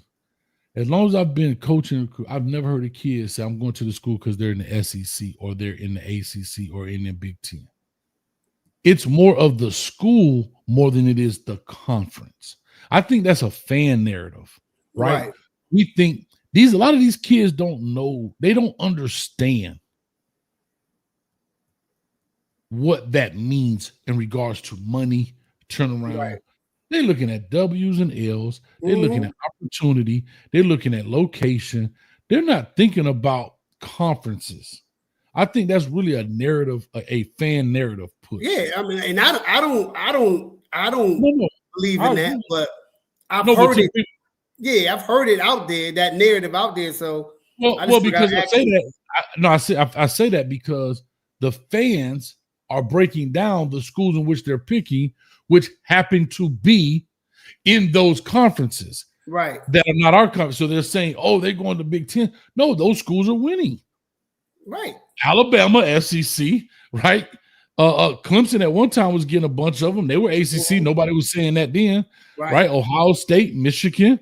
These are all Big Ten programs, and they are consistently winning, right? Not necessarily Michigan as much right now, but you get where I'm going. Right. I don't think that. And here's what somebody asked me that the other day. I don't think Miami should go anywhere. I have to be honest. Now, I'm gonna be as honest as I can about this. Y'all may not like me, but if we leave the ACC and go to the SEC, I don't want to be Arkansas. We can't win in the ACC right now. Let's call it this. It ain't like we killing this league and we say, all right, let's move up. For example, let's take a UCF, for example. UCF was killing the AAC that we're in, the conference or the Sun Belt or whatever they were in. They laying it down. They doing all this stuff. All right, it's time to move up. I'm not fanned out. I'm being honest. I don't want to go to the SEC for quote unquote money and be what? Let's be real. Who, bro, and be who? I don't want to go to the Big Ten and be Purdue. Think about this. Wake Forest got an ACC championship before we do, dog. Wake Forest, dog. Virginia Tech. All these schools that we know we are clearly better than have accomplished what we've been trying to accomplish for 24, 25 years. Yeah. I'm just saying. And I'm just calling it straight up and down as I can call it. And in today's market, why not be the big dog of this conference right now? Right? Be the big dog in the ACC. You still gonna meet them in the playoffs anyway. But here's the difference. But let's just say, let's say Florida State, North Carolina, Clemson leagues. What three teams are coming that's equal to them, where it makes the league competitive and respectful? That's a different conversation, but out to that conversation, that's different. But we're talking about just us walking out. Right. And let's just say, okay, let's say they leave, right? Okay, cool, I get it. But I'm gonna call a spade a spade. Who the hell was in the Big East? Who was in the Big East when we was killing it? Us, Syracuse, Virginia Tech. Same ACC schools. Look, Temple, Rutgers, and UConn, and Boston College. So who was in that? And Pittsburgh. I forgot Pittsburgh too. Yeah. Because Florida State was always ACC. Yeah, they was always ACC. Yeah. I'm saying. So other than that, I'm just saying the way hell, Notre Dame can sit up here and be independent. They ain't got to play no damn body. No, they don't. It was a time, you remember, it was a time where Notre Dame had to play USC and Michigan and Miami in the same year, almost every year. Mm-hmm. And if they didn't play us every year, they played Michigan State, and USC, Southern Cal, every year. Mm-hmm. They don't do that. VTech, Q's, BC, and we're good. They may have been good, but we're talking about powerhouses, though. Yeah. We're talking about powerhouse program. We was in the Big East. Like, think about it. My thing is this. I don't want to be, like, I'm trying to see who in the ACC conference, bro. I'm in the SEC conference. You got Bama. I'm not going to go as low as Vanderbilt. Do you want to be Kentucky? Do you want to be? I think we'd be better than Kentucky. I think we'd be better than Arkansas. I think we'd be better than Missouri. I think we'd be better than South Carolina and Tennessee. All right, let's play a game. Okay. You give me a school you're going to take out. You give me a team of the SEC you want to take out, and we'll replace them. Miami will take you take one of those SEC teams out, and we'll replace them. I mean, well, take Vandy out. All right, let's take Vanderbilt out. Take Vandy out. All right. And let's put Miami in Vanderbilt. So we taking probably one of them. They had a decent season last year, but whatever. All right, here we go. Hold up. Now I'm gonna put this on the screen for a second. Here we go.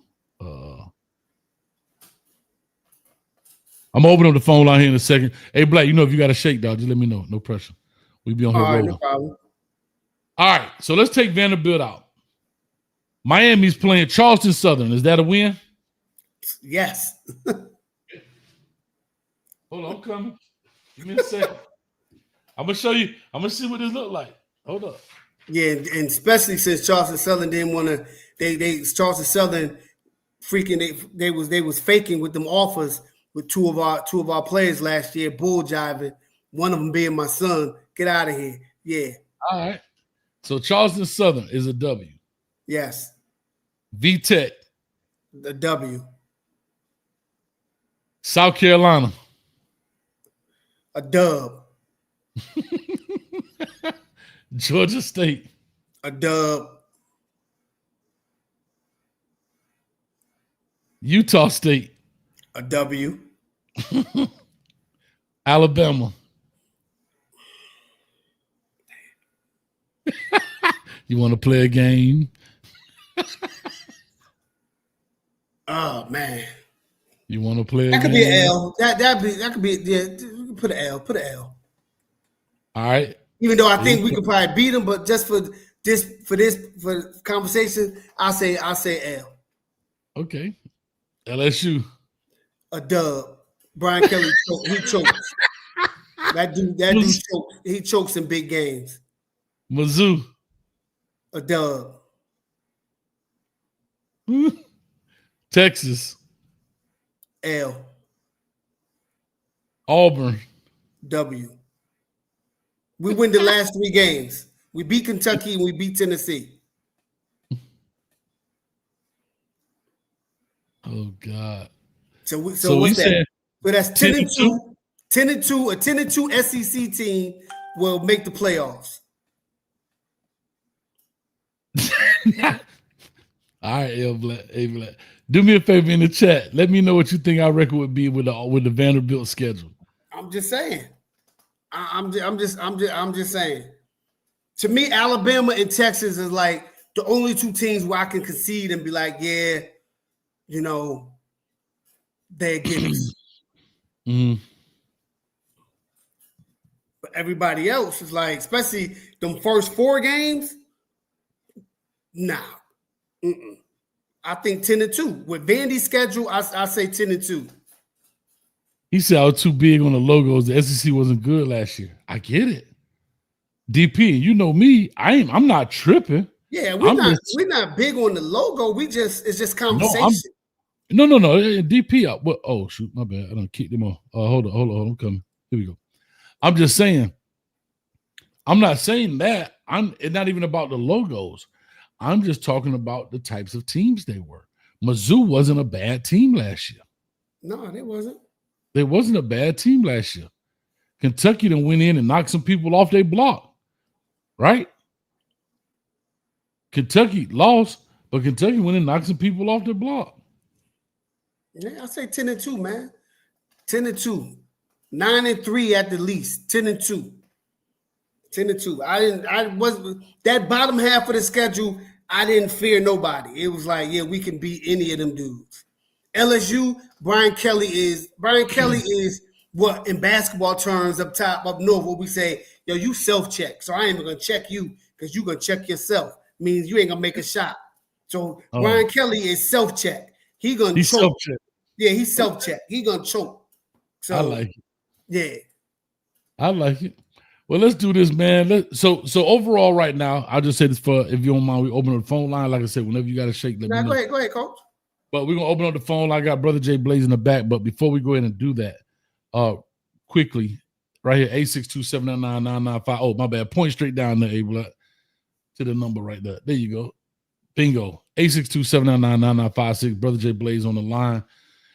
Quick question before I do this and let the queue build up. What's your record prediction? Which I'll probably ask you again when we get to the YouTube takeover.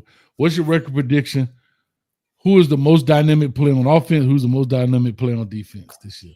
Record prediction, undefeated. We're going undefeated this year. Call it what you want. I don't care. That's what I'm That's talking about, baby. We going 12. 12. Yeah, that's my expectation always. 10 plus wins, so undefeated. My most dynamic player on offense is going to be RB1, which of course is going to be Jordan Lyles. He's the best running back on the team. Yes, he's I'm the best RB1. Yes, RB1. He's the best running back on the team. I agree. No, I was talking about Mark Fletcher, not RB1. No, Jordan Lyles RB1. He should be RB1. Period. He brings more to the table. Now, me saying that, I'm not saying Mark Fletcher isn't good. So I don't want people out there to lose to go ape shit. Oh, he trying to say Mark Fletcher ain't. No, Mark Fletcher is still nice. Yeah, but that's how people. As a running back, you got levels to this. You know, it's Barry Sanders and then it's everybody else, right? When you talk of running back, I'm not comparing Jordan Lyles to Barry Sanders. No, this is for those. This is for them. For people out there in the Canes field. So it's Jordan Lyles. To me, he brings a lot more to the table. He could do a lot more. Period. That's it. He's RB1. Look, Mark Fletcher could still have more carries than him, right? Mm-hmm. But I think Jordan Lyles can do. What did it take Fletcher 15 carries? Jordan Lyles could do in 10 carries. He's probably faster too. Yeah. So exactly. And on defense, Are you thinking about that? I totally get it, dog. Because if I say left, that don't mean I don't like right. Exactly. I mean, if I say up, don't mean you don't like down. Exactly. Yeah. Defense. I'm excited to see.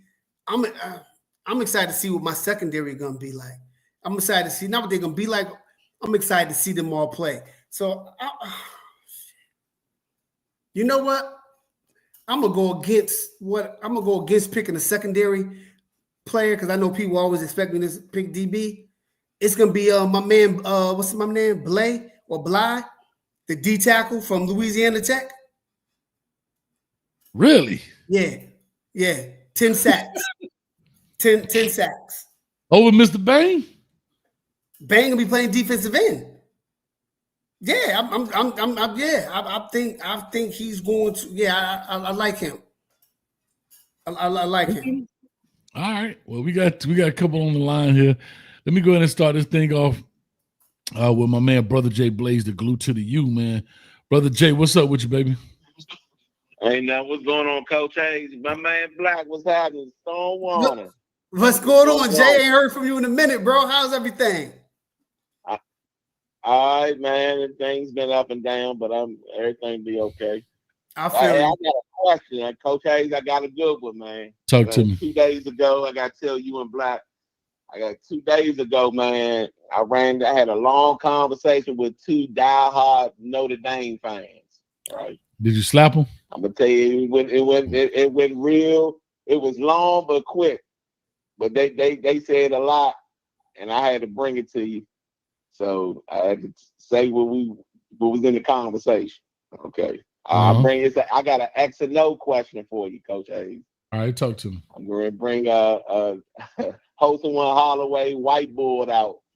Let's do it. I need you to bring the whiteboard out. We got it right here. We ready. Freeman. Okay, Freeman over Notre Dame. You know they run that. They got those 2 running backs, Love, and I forget the other cat. I think the rookie they got.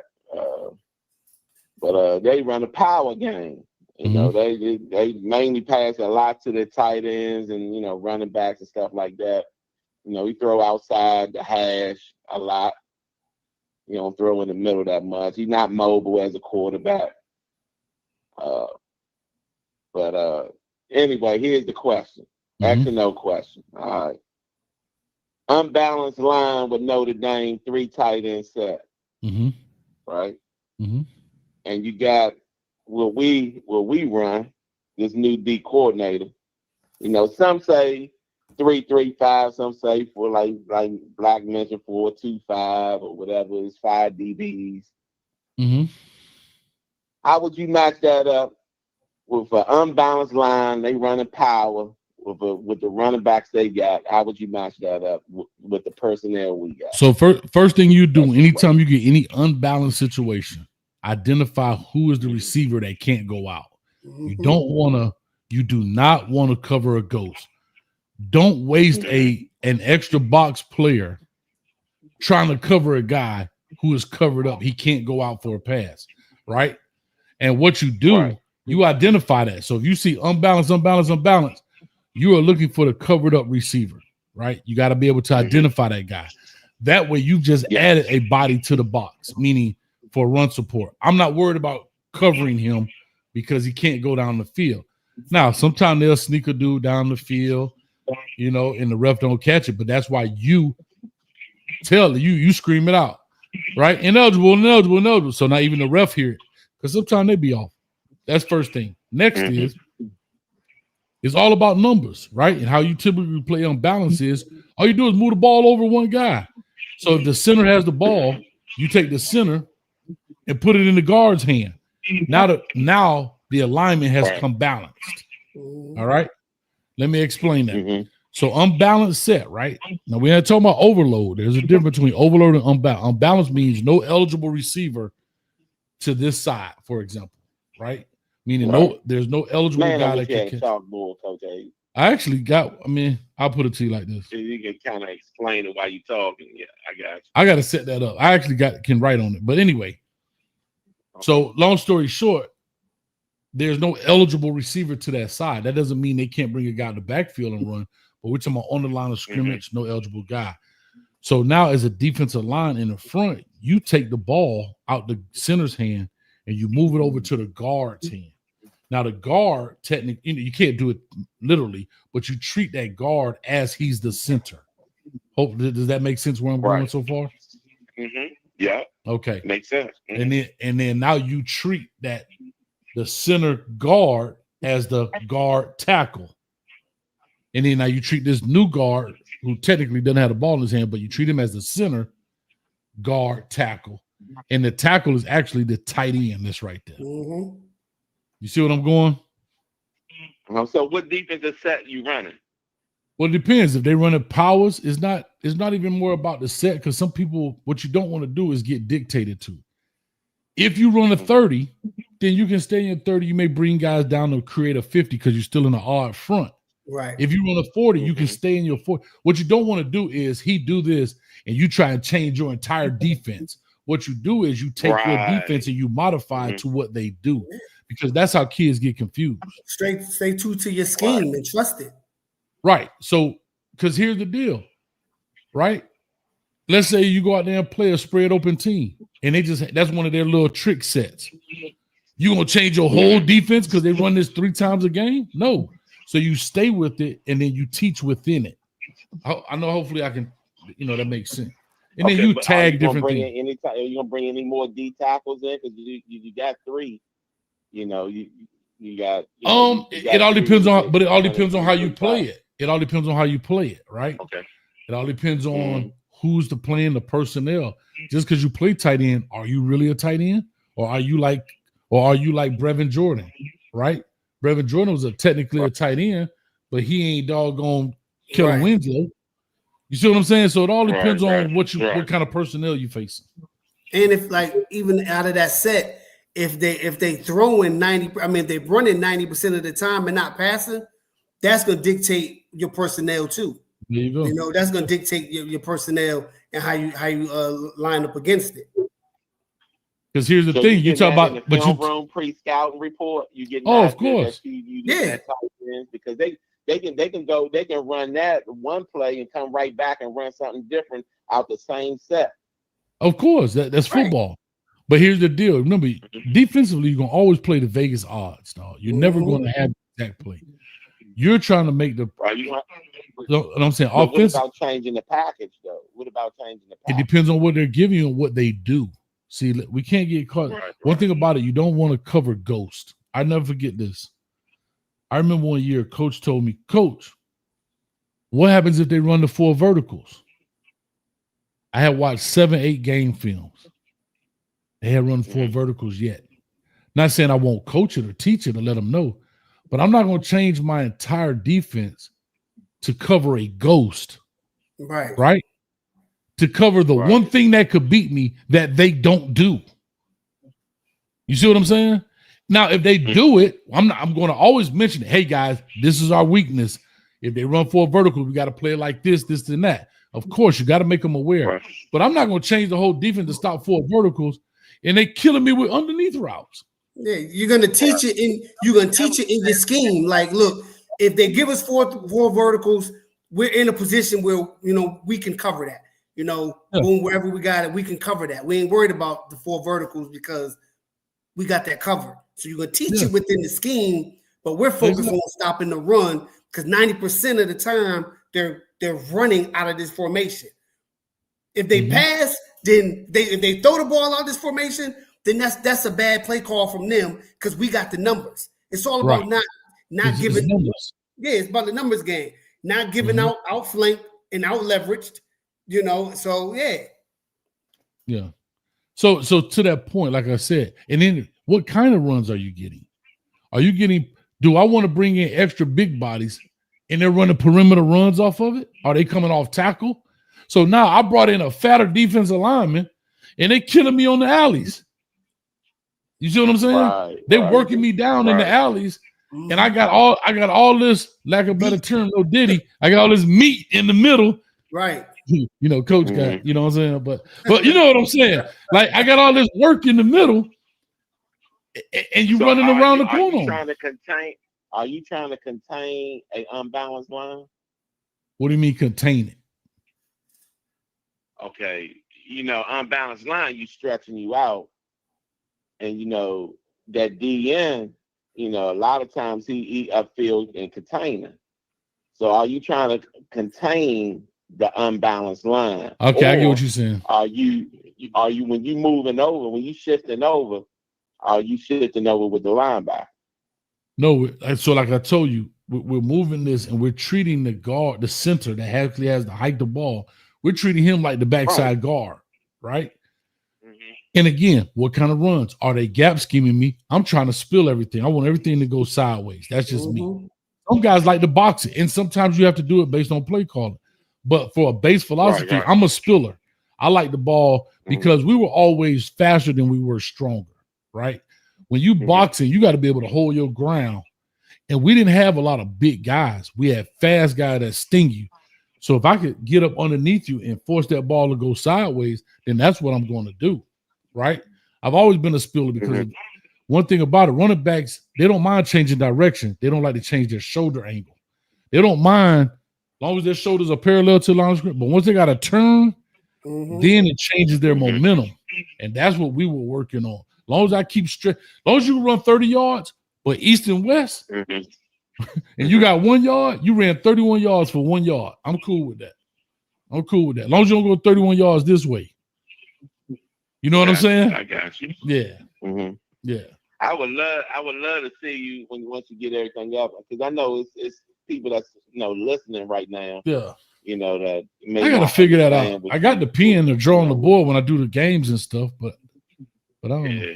Yeah, but we come back to it. I mean, for sure. I know they're gonna have to put. I mean, them linebackers, man, and that D-time, it's gonna have to be somebody that's gonna have to hold the front like a Moten. They have a big boy in the middle of nose. That's gonna really play a big part. So I mean, them D tackles and the linebackers gonna have to definitely step up.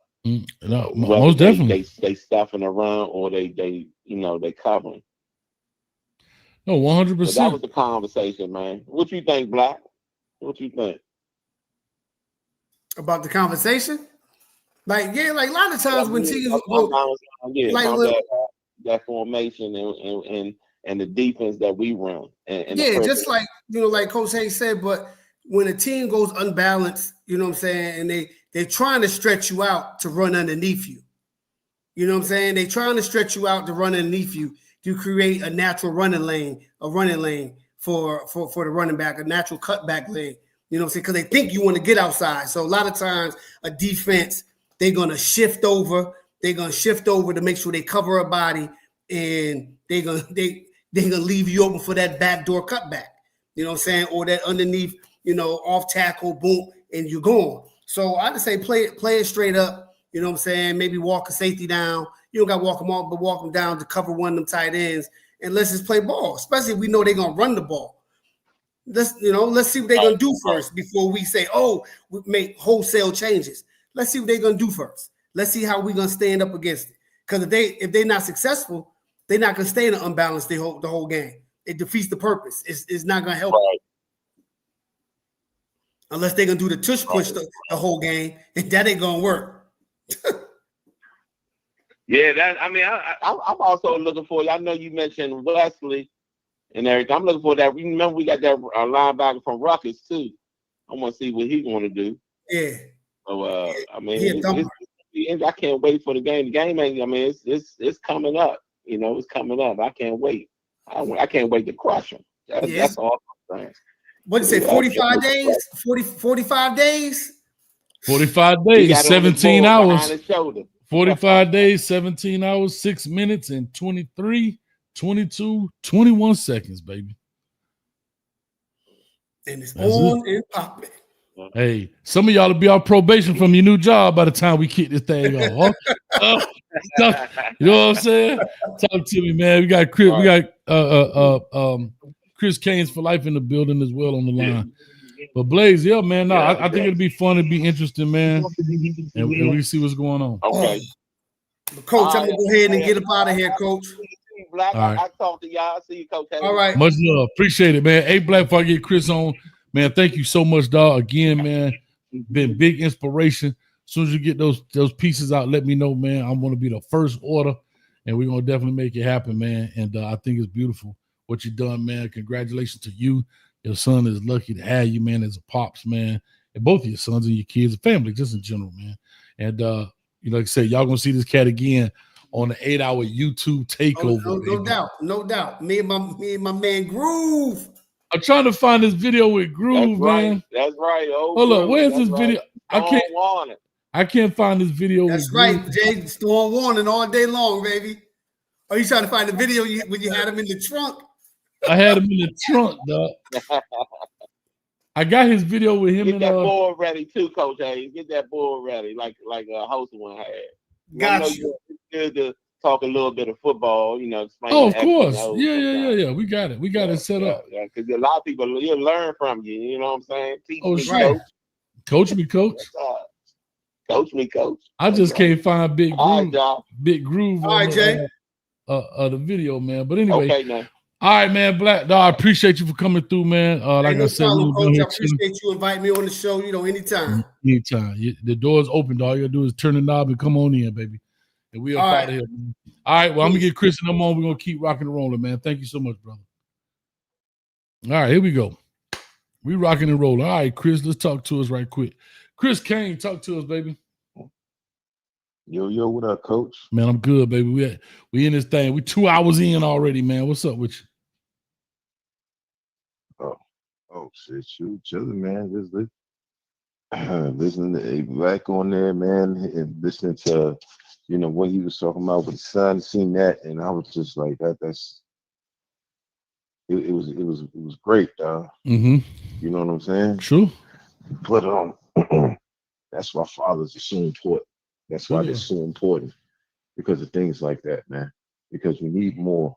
You know what I'm saying? Nobody can't sit here and say it doesn't matter what color you are, as long as you're a father and you're in your child's life, you mean something. Right. You know what I'm saying? But that right there, that moves mountains, and that's why it motivates me for me to be the father that I am for my two kids. That's awesome. You know what I'm saying? Mm-hmm. You know what I mean? And I love that. I love that right there. You know what I'm saying? That's awesome, man. But I'm gonna tell you something. Now that I done got that out the way. Here we go. Before I do that, salute to my man A Black.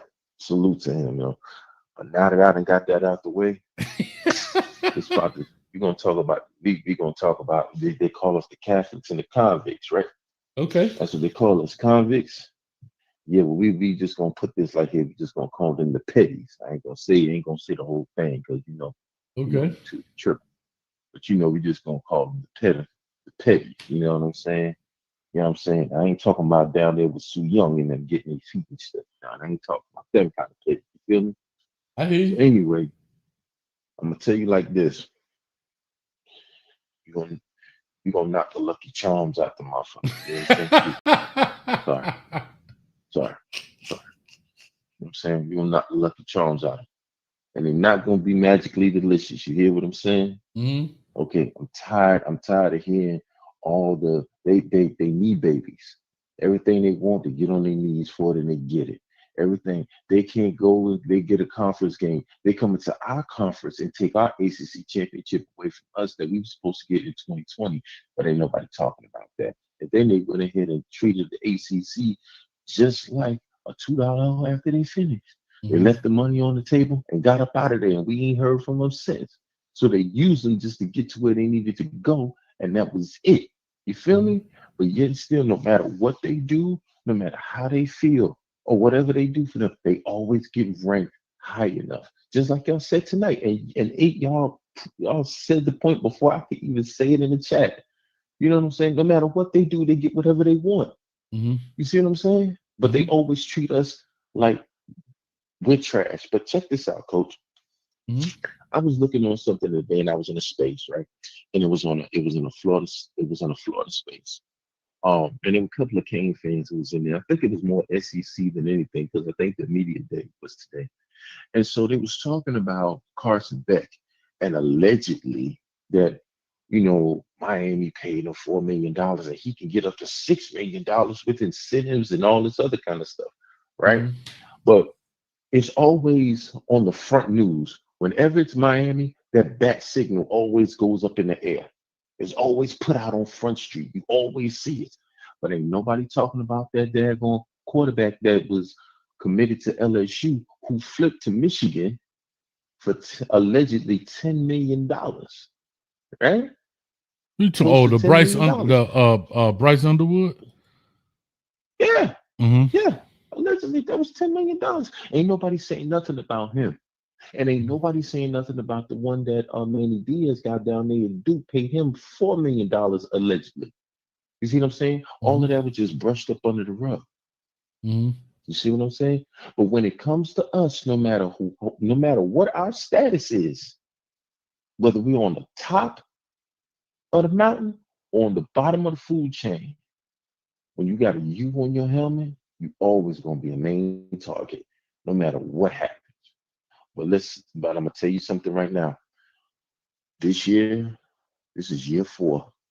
Mario, you're gonna have to prove a lot of people wrong, including this Miami fan base, because I'm gonna tell you something, my man. Your time is ticking. And if you think for 1 second that you're gonna sit here and go 10 years for $8 million a year and not bring us to a ACC championship, you have got shit all the way screwed up, my brother. Okay? Because I'm gonna tell you now, it's gonna be a problem if you don't. This is year 4. You've gotten every recruit that you needed to get. We give you year 1. That was a salvage year. You had to clean out, you had to go ahead and do all of this stuff. Come get your damn kids. That was the campaign and doing all of this other kind of stuff that you had, right? So now you've been had over, this is your, let's say, your 4th recruiting class. I would say a good three good whole recruiting classes. We ain't gonna count the first year because Manny tried to leave us in shambles because we only had 8. You know what I'm saying? So we say we had 3 whole recruiting classes. There's no excuses this year. Last year, that was on you because you were supposed to make adjustments. If you do not know X's and O's, get people around you that know what they're doing. Stop sitting here and trying to take your pride and making your pride be over this team because your pride is going to get you fired. I'm going to tell you that right now. You can be stubborn if you want to, and you can sit up in here and waste 10 years of our time if you want to, or close to it, your ass will be fired.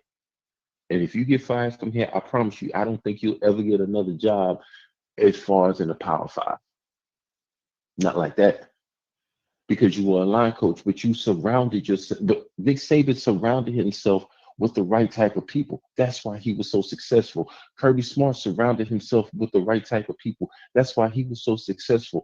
Urban Meyer, Ryan Day, Sarkisian surrounded themselves. That's why they were successful. Now, some of those guys won championships and some of them did it, but they got close to it and they surrounded themselves there because and they got successful by winning their conferences or going to the conference games and stuff like that, and actually going to the playoffs. We went 10-2 and sat on the couch, coach. Okay, No, I get we it. can't do that this year. And God bless him. God bless him. Mark Richt on his last leg went 10-2 and took us to the ACC championship, coach. That's fair. We got our ass whooped, but he took us there. I'm just saying, but here's the difference, and to that point, like I said, it's now year 4. There's no excuse. This coaching staff has had more resources. But we always talked about one thing about Miami. Oh, well, we never had the resources. We spend the money. We got unlimited coaches now. We got unlimited this. Let's be real. We got some good recruits. They may not be the greatest of all times across the board, but we definitely got enough talent to win. The time is now, bro. The time is now. We had a taste test of it last season. Okay. We made coaching changes. We fired dudes. We've hired dudes. Like, we've made some major renovations. And at the end of the day, this coaching staff has what no other coaching staff has ever had.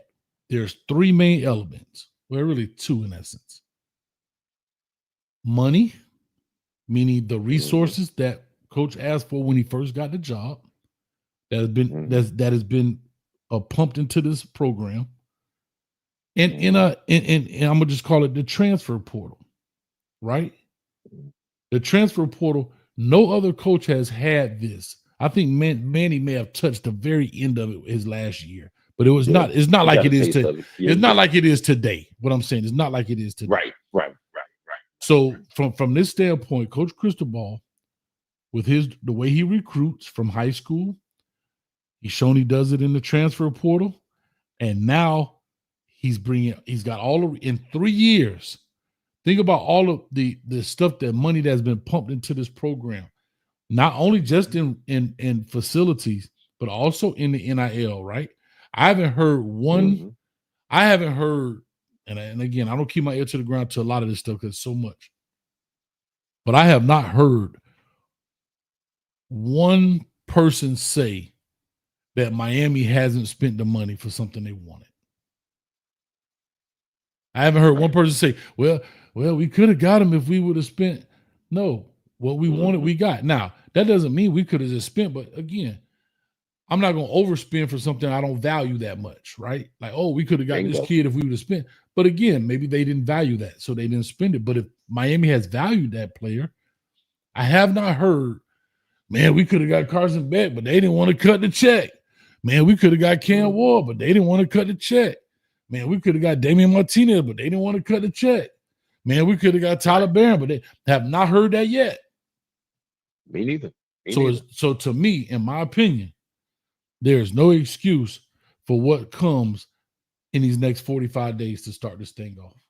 That's what I'm saying, Coach. That's what I'm saying. Now, my whole question is this, and no one has yet to answer this for me. Okay. Allegedly, we paid, because I don't know for sure how much Carson Beck got paid. I don't know. That's why I'm saying allegedly. Allegedly, it was $4 million or whatever the case is that we spent for him to come to Miami, whatever the case is. The little bonus to it, his girlfriend at the time was here, so he came down here, made a little bit of a suite of the pot, made the pot sweeter for him to come down here. Okay, cool. Right. Here's my thing, Coach.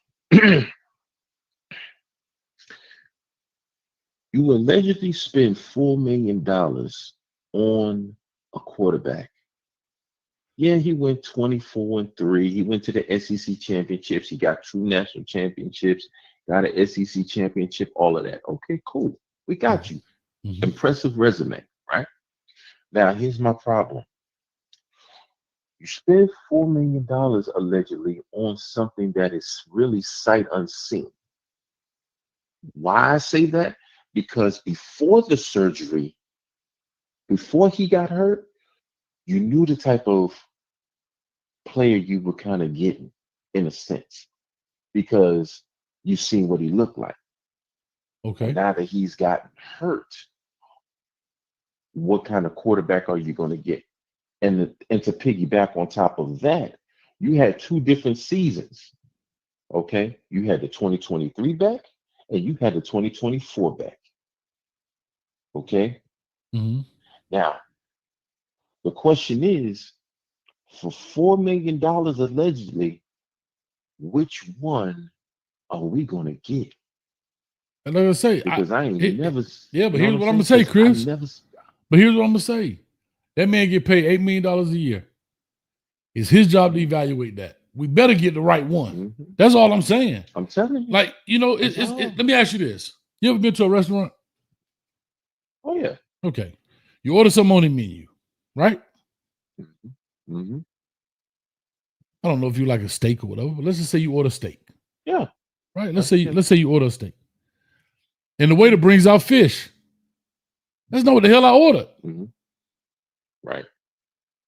Don't expect to get paid. And I'm not saying you got to hit on everything, but what I am saying is, when you get paid X amount of dollars, you better make sure when you make these decisions that Come on now, coach. is what it is. I mean, this is business 101. Nobody keeps their job because you're a nice guy. Nice guys get fired too. If you're not producing, that's all we're saying. At the end of the day, it is what it is. Now he's got a beautiful contract, 10 years, 80 million, 8 million a year. Cool. I don't care. Can I tell you this? I don't care if they would have paid Cristobal 200 million. I just want the job done, bro. That's it. And if the job can't get done, then guess what? We had to find go. somebody else. Just what it is. It's life. The dude that cut your grass, he's a nice kid, right? He's trying to cut grass and earn money for college.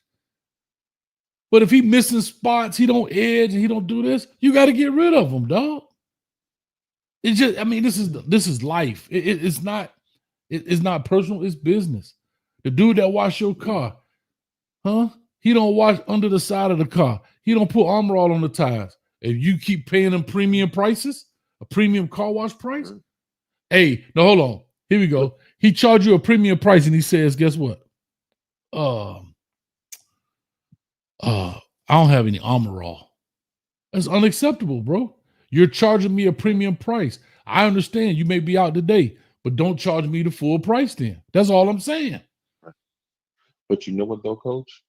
I think I'll be a little more understanding when it comes to a person that's doing that kind of thing.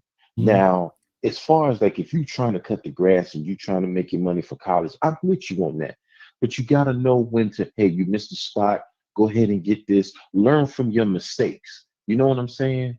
You know what I'm saying? If I tell the man about the car, hey, make sure the next time, don't worry about the Armor All or whatever this time, but next time, whenever you wash my car, make sure you have your Armor All and everything like that.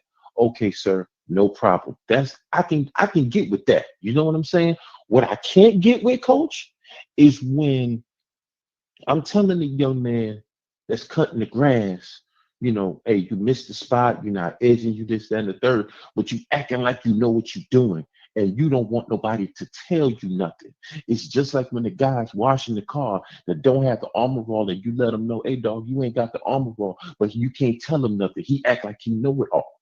See, with that kind of thing like that, and that kind of attitude that you got, yeah, you got to get your water cut, bro. You got to get your water cut. But if you are willing to sit there and understand that you need help, don't be too afraid to help, because your pride can make you and your pride can break you depending on the situation. And That's right fair. now in year 4, Mario's going to let that pride, if he do not change it, because whatever show that he was on, that show, that podcast or whatever, he's going to mess around and let that pride cost him his job. What podcast? Surround your people with the right type of people that's going to help you be successful. Not sit here and hire people to make you feel like you're just superior and that they should be happy to be working here, but you don't want to learn anything. If My father always said it. God rest his soul. My father always said, a person that knows everything can go ahead and die now because you don't need to know anything else. Because you know everything, right? You're never too old to learn from somebody. I can learn from you. You can learn from me. We can learn from a 20-year-old. You know what I'm saying? But if you sit there and you act like you know what you're doing and you do not know what the hell you're doing, that is a problem. Then you want to get on the show talking about woulda, coulda, shouldas. We don't want to hear that bullshit. We do not want to hear that bullshit because people spend their hard-earned money for these tickets. Okay, people got OnlyFans accounts just to get these tickets for these high-ass tickets and for these high-ass parking. Okay, okay, ain't nobody got time to be sitting here. Bro, you got bullshit, bro. Bro, you got an OnlyFans account, dog, for these tickets, bro. Huh? Hey, mind your business, though, coach. Mind your business, dog. My bad. No, my bad. No, let me get myself. No, but shit, just by these damn prices, I'm about to start one. Sit there eating oatmeal and overalls. But anyway, basically, don't act like you don't know. Don't let your pride hurt your team. No, I dig it. Don't let your stubbornness get in the way of the success that you can have when you surround yourself with the right type of people. That's all I'm saying. I got you, Chris. Here's what I'm gonna tell you. I'll say this to you. I told you we're gonna start this whole campaign, right? Whole campaign is in August. We're gonna buy our tickets to the ACC championship game in August. Hashtag, Coach, meet us there. We already gonna be there. So you better do what you got to do to get there, dog. Meet us there, Coach. That's all I'm saying. I'm not waiting because I expect us to be there this year. We better be there. So what this whole thing is really about is, like A Black was saying, when we used to be, and I know it's a back in the days moment. Yeah. But what I'm saying is we as fans now have to set the expectation and not let the university set the expectation for us. Our expectation is that we should at least be in the ACC championship game. At this point. Yeah. At this point. We've outspent everybody. And again, money don't mean everything, but it does, right? We're getting the players, we're getting to this, we're getting the coaches. My thing is this: and I know I'm gonna sound crazy saying this. I'm not even talking about the outcome of the game. I'm talking about being present in the game. So, like Nope says, man, what? Yeah, I don't know what he's talking about, man, what to? But man, let's buy our tickets in August to the ACC championship game and represent. Because that's where we should be. Right. Put the pressure on. We should be. Put the pressure on. We should. Because right now, going into year 4, people have been talking about this, but Kirk Herbstreit made his statement or whatever, and that's when everybody started to make their move because Kirk Herbstreit, they give him the credit. I don't know if he necessarily gets it or not, but whatever. I'll just leave it there. What have we benefited from it? Now, some people say, well, we gotten better. I get that. But bro, with the implementation of the transfer portal, NIL, all this stuff, you can get better a lot faster, dog. And I'm not asking, again, I'm not asking for natties, dog. I'm asking for an appearance in a conference championship game where we maybe 1, 2, maybe 3 teams, think about it, 1, 2, or 3 teams dominate this. Won't dominate our staples in this conference. That's it. That's all I'm saying. So why can't I have the expectation that if my team is one of the top 3 teams in the conference, arguably, I can't expect them to go to the conference championship? I just think that's a fair expectation. Neckbone, what's up, man? It is. Netbone just called in. Netbone was on here. 862-799-9956. Y'all call on in. Let's talk it up. Chop it up. You want some trash? I did. I just talked to him last week. Oh, Yep, he good to go. oh, I gotta go out there. I gotta go out there and holler at him. We'll get some stuff from out there, man. I just talked to him last week. Talked to him last week. Yeah, I've been telling a lot of people about him, man. Let him going out there and people, just let them know what he got going on and stuff. Yeah. Just talked to him last week. You heard anything from the Oracle? I have not, man. I don't know what the Oracle is. I pray all is well, man, with Miss Wilcox, aka Cynthia Wilcox, aka the Oracle. It's been April. I'm gonna keep it in my mind. April of 24 is the last time I talked to her. April of 24. Yeah, I've been trying to see, trying to look to see if anybody found out anything. And yeah, I don't know. But I hope if you listening, Miss Wilcox, we worried about you, girl. Yeah, worried we about miss you. We pray everything good with you. Yes, most 100%. With you, because we missed the Oracle. Yes, 100%. Missed the Oracle. 100%. Yeah, but I'm with Coach Hash. Meet me there. This year, Coach, I just hope we get it. I just hope we get it. You know what I'm saying? Just hope we get it. Oh, I like this. I'm with you though, Coach. Slow folk, real quick. Clap it up for Slow folk for 22-month member. Appreciate you. Hashtag, I'm gonna alter it. Meet you. I guess there. I hate when it's the one letter. How about this? How about this, Slow folk? Meet you there. Meet you there. Huh? Yeah. Hey, can you make that a little emoji thing like how you do with the slaps and all that kind of stuff there? Like how you got the thing for Get Down Brown and yeah. And Father Time? Uh-huh. Yeah. Can you make like one of those like the little emblems like how you making it just have a hashtag meet you there? Yeah, we can try to get you in the middle of that joint. Man, them little hashtags be so small. I gotta try to do something. I gotta like find a thing with Charlotte or some of the ACC championship, something like that. But hey, remember that whale hunting she was talking about? Talking about Mario going whale hunting. Yes, I remember that. Man, what an Oracle at, man. Somebody ought to put out the bat signal, man. But nah, for real, talking for real. about the zebras and talking about, hey, somebody been a data breach. There's been a data breach. Right. But Mario, hey, listen, man, shout out to the Oracle, man. Matter of fact, let me pay her some homage, man. Let's play her. This was her intro. Let's get the obvious stuff out of the way. We're all here to do what we're all here to do. Because you didn't come here to make the choice. You've already made it. You're here to try to understand why you made it. I thought you'd have figured that out by now. That's 100%. We're all here to do what we're all here to do. And that's how it was. I'm like, okay. So what am I here to do? Yeah. To do what you were supposed to do. Okay. So I'm here to figure out why I made my choice. I'm telling you, I thought that was perfect. But shout out to Ms. Wilcox, Cynthia Wilcox, aka the Oracle, man. Holy smoke. But yeah, man. So we just rocking and rolling, waiting on some phone call, 862-799-9956. Got one right here. Just popped on the line. So let me go ahead and take this next call. Oh, look at that. Neck bone calling. Y'all jumping in. Fish on the line. All right, let me take this next call. Hey, Coach, is Neck Bone a Colorado fan?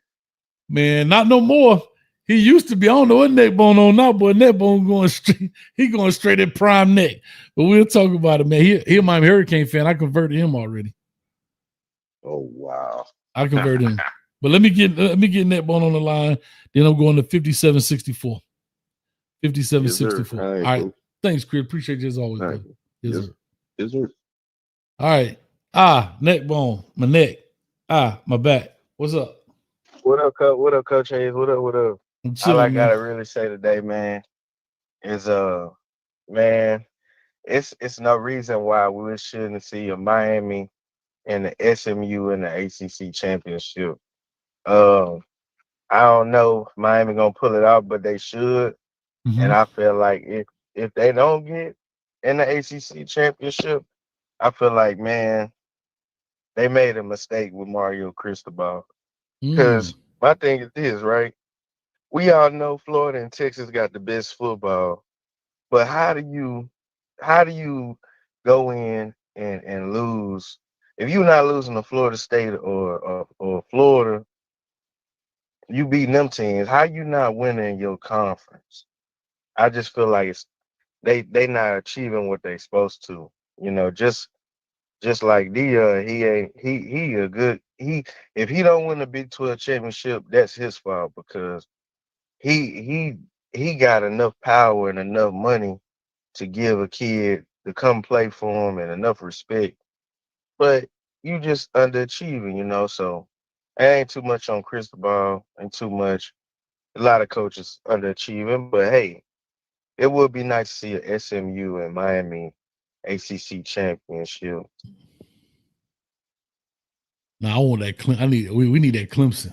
We need that Clemson Miami. I want that Clemson Miami. Cause we play SMU in I the think season. that would be. I think that would be boring. Y'all don't play SMU, but I'm saying though, No, see, we y'all do don't play. play them. We do play That means SMU. y'all could meet. We do play SMU this year. Y'all play. We Y'all don't play play them this year. Okay, Yeah, we okay. don't play Clemson. So if they beat y'all go undefeated, could y'all still make it to Slap yourself for talking about the if they beat championship? us. This guy What?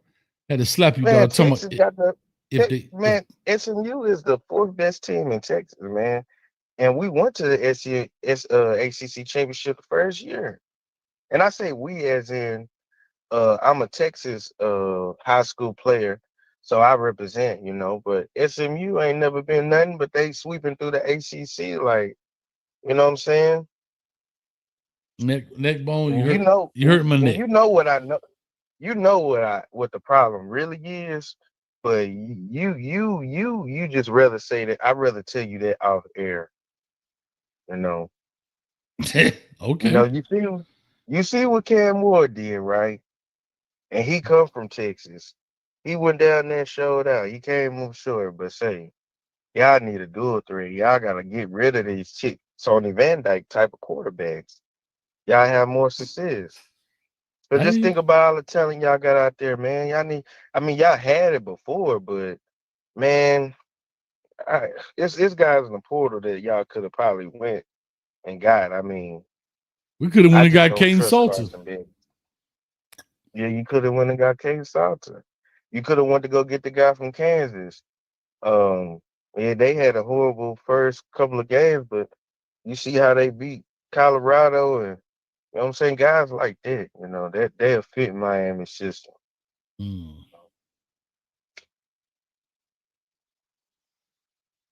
But that's really all, Coach Hayes. Today I gotta clock in, man. I got 2 more days left for welding, and I'm finna get on my vacation, man. So I gotta give, I give these people something so I can get something back. You know what I'm saying, OG? I got you, dog. That's life, dog. You know what I'm saying? You got to give to receive. You got to receive to give. There you go.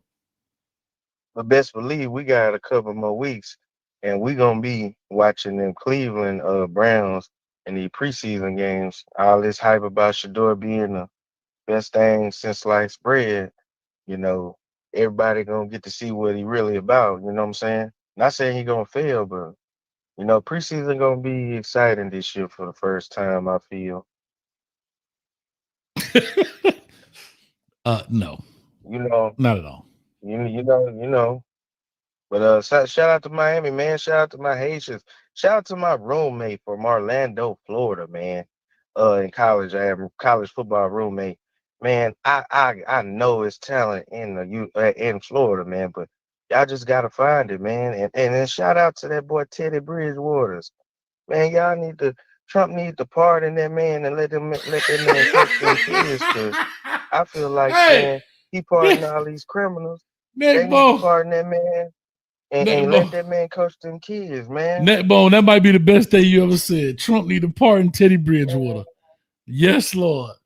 Yes, But Lord. I'm Let out, that Coach man Hayes, cook. man. Let me get up out of here, man. Let me go get on my job, Yeah, man. go check in, man, before they check you out, man. Oh no, they won't do that, man. They need welds bad, man. You know what I'm saying? They Yeah. throwing that thing in a circle for the welds. Now Listen, we I know getting how to that make a bag here bead. since Trump Can came I tell in. you this? I used to weld in high school, man. I know how to make a bead, a little circle bead. Put a little Yeah. stress test on it so it don't break. Yeah, I'm a bad boy. Yeah, yes, sir. Yes, sir. As a All matter of right, fact, I Coach do Hayes, underwater. I holler at you, big dog. Let me get up out of here, man. But hey, free Teddy Bridgewater, man. We All need right, more bro. men like him to be leading our communities, man. That's how I'll leave on that note. All right, brother. Appreciate. Yes, sir. I'll holler at you, Coach Hayes. All right, man. 5764 on the line. Give me a second. Real quick, I want to play this right quick, man. I was looking for this. My man A Black. Shout out to Big Groove. Like you said, he got a son now out there, man. So shout out to Big Groove in the building. But here's my video, man. I don't know if y'all saw it, but Big Groove, I had to do that boy a little dirty, man. That's my dog, but I had to do him a little dirty. Let's check this out right now. Hey, what's up, y'all? Hey, this Coach Hayes, man. Let me tell y'all something, boy. I got some people be talking rowdy out here about old coach, but I'm gonna tell you, man, I'm from the crib, from the 305. We don't play them kind of game. Listen, you talk rowdy, you talk crazy. I got to do you dirty. You understand me? So look, straight up to my man right here. I need you to go ahead and pay this ransom, dog. We put him in the trunk. My man, A Black. I need that bread, dog. Hey, Black. Hey, bro. Hey, pay Hayes, man. He tripping, dog. You know what I'm saying? He got me in the trunk, dog. Pay that money, dog. Pay that bread, man. These boys in Florida, they tweaking, dog. You know what I'm saying? He hit me over the head, man. I ain't even see him, dog. Come on, man. Pay him. Man, hey, stop all that crying, homeboy. We ain't got. Pay the man.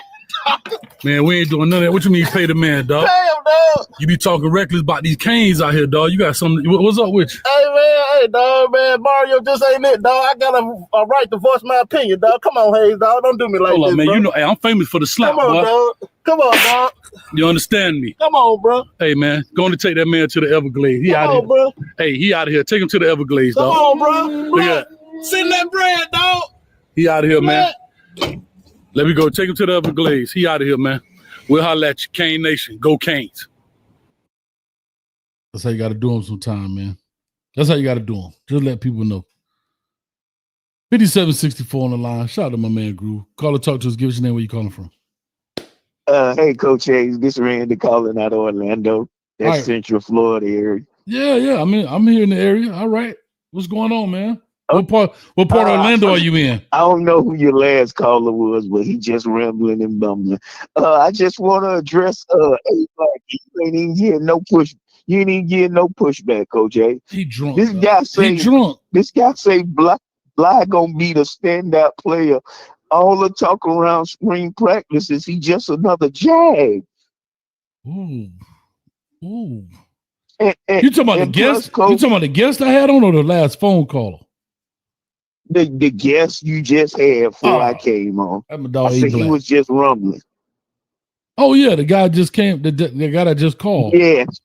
I wanted to push back. I wanted to push back on what A Black said about he think the newcomer gonna be the guy, the defensive lineman, the tackle Bly.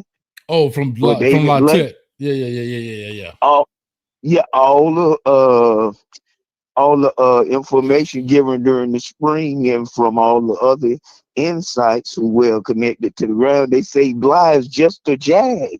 Just another guy? Is that what he is? Yeah, just another guy. And plus, A Black say that lineman would go 10-2 in the sec. I agree with you, Coach. It's gonna be a lot harder than that. They'll drop games to teams like Kentucky, Ole Miss, Tennessee. So yeah, it wouldn't look pretty. We need to stay where we at. Stay where we at. I wouldn't dare think us going to the sick think we gonna run that. No, not right now. Not right now. Yeah, this guy saying without hesitation we'll beat teams like Tennessee, Kentucky, Ole Miss, and I don't buy that. We struggling with Syracuse and Georgia Tech, and he gonna say that with on his face.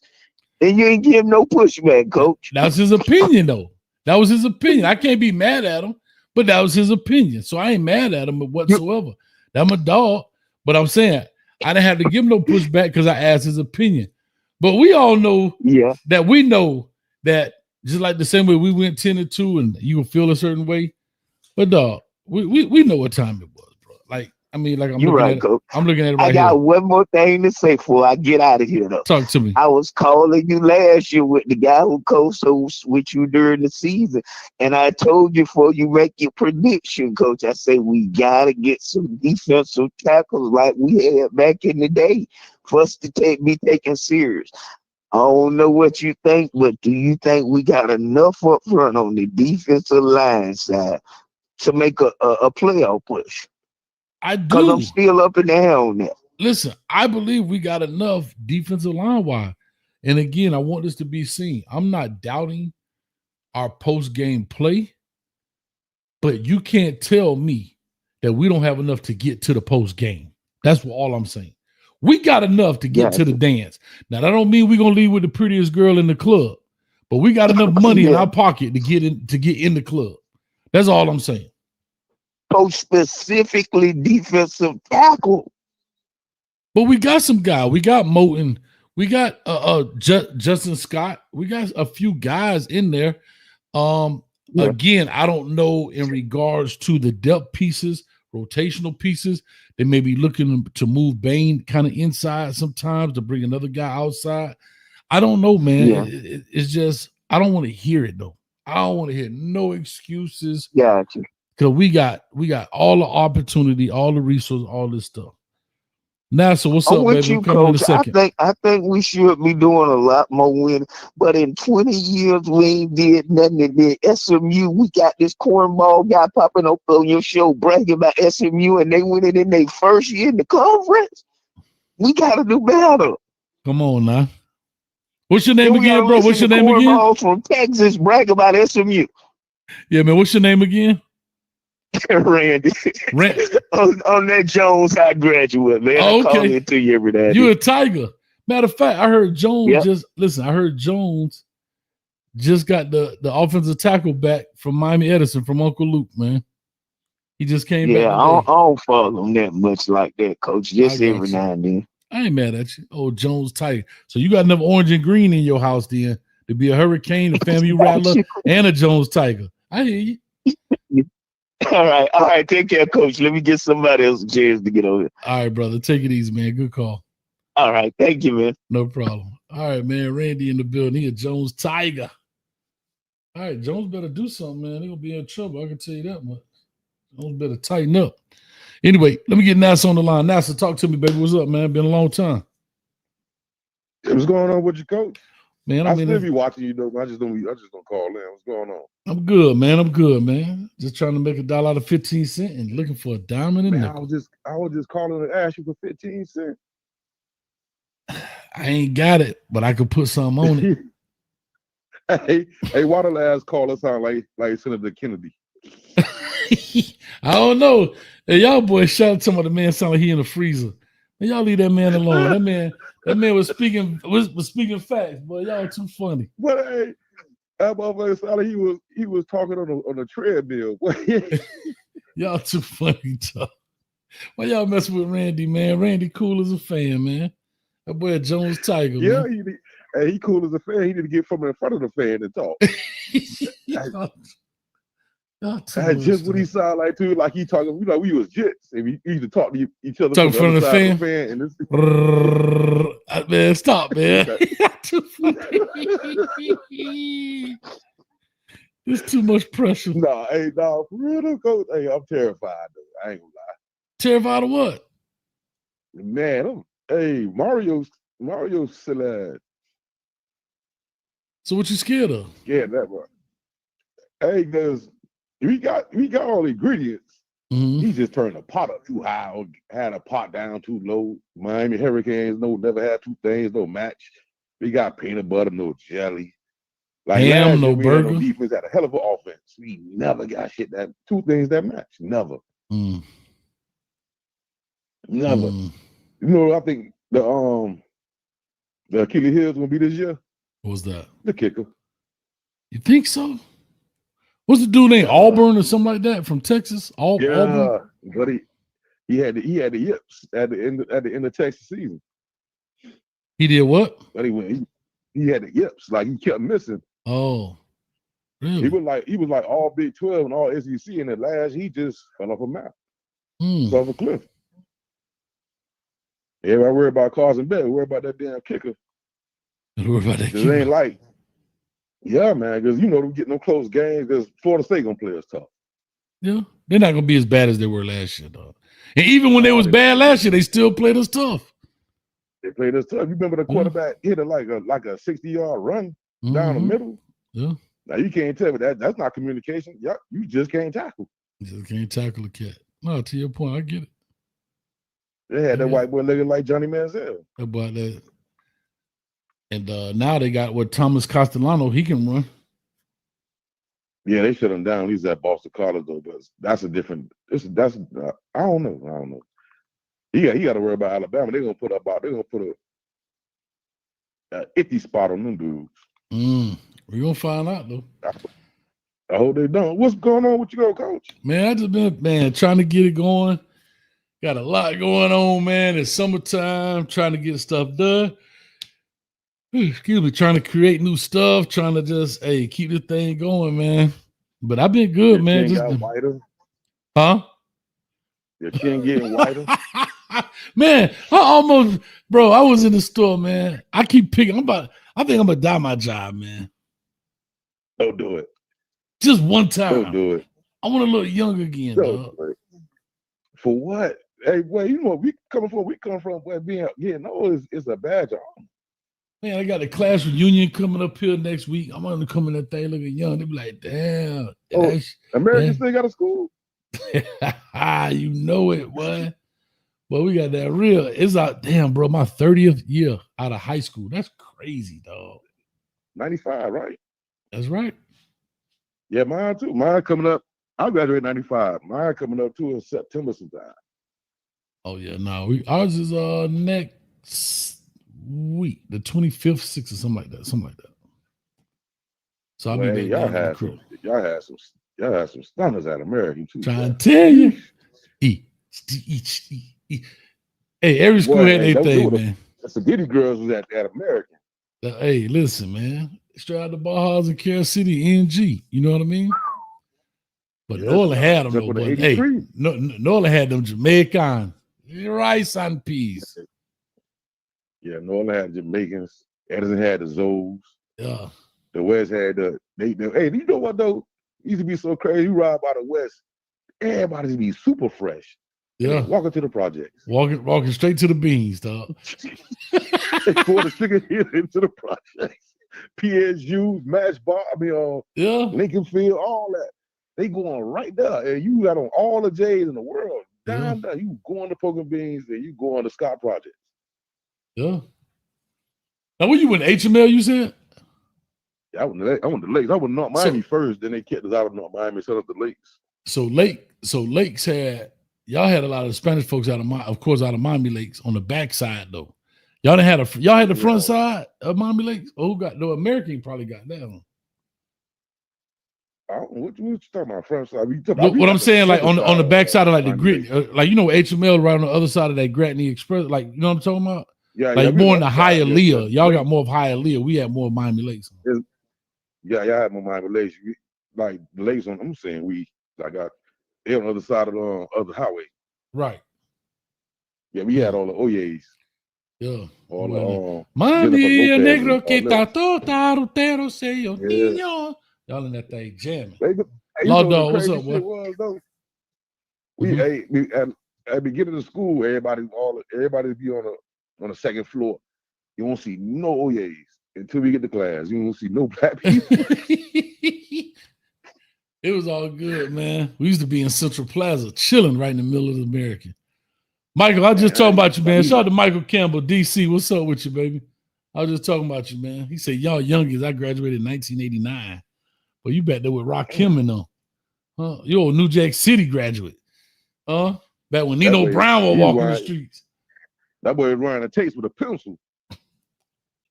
That boy used to have a folder up in his back pocket.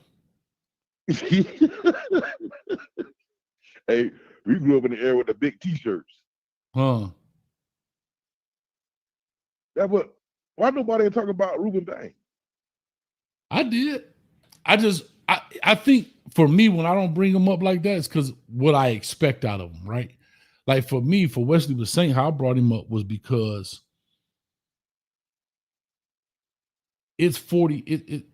It's your fourth year. I need you to now be that guy. Kiko came in and kind of overshadowed you a little bit. Now it's your linebacking core, dog. Right? Like Corey Flagg and them was there early. You know what I'm saying? He was young. You know, then Kiko come in kind of now it's Wesley turn. It's his defense, dog. Like what I'm saying, he should be in charge. It's 4 years in. He should be in charge. He should be setting people on the line. Hey, move over, get in the three, da da da da da. Check. You know, it's his job. That's how I look at it. You know what I mean? It is his defense. That's his. He should be putting people in place. He should. Right. This is his second year with. He done been there for a while, so but he should be put line of people. He should be Corey Flagg. He should be a mixture of Corey Flagg and Nico, Kiko, Mario. He should be in the middle of both of them. You go 100%. All that ability with his smarts, with his intelligence. 100%. 100%. Matter of fact, I got Law Dog on here. I'm gonna open this up at the same time. Law, what's up? Yo, what's going on, man?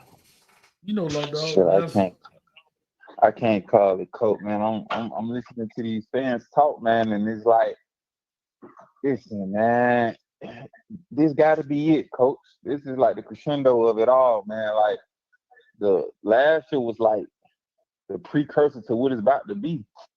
You know what I mean? Like, I believe Becky's that guy, coach. You feel me? Or I'm gonna will him to be that guy. Like, that's my mindset. I'm like, Beck, you gotta be it, bro. There's no way you get in the Shannon Dawson offense and not be a guy. Because I'm like, what was the intangibles or the things he had when they were hollering he was the number one quarterback at one point? You see what I'm saying? Right. Like, you don't just lose that within the season now.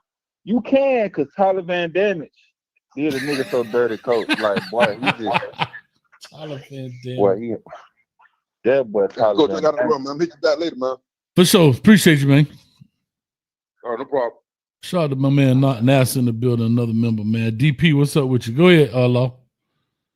What it do, coach? What it do, Law? What's up, man?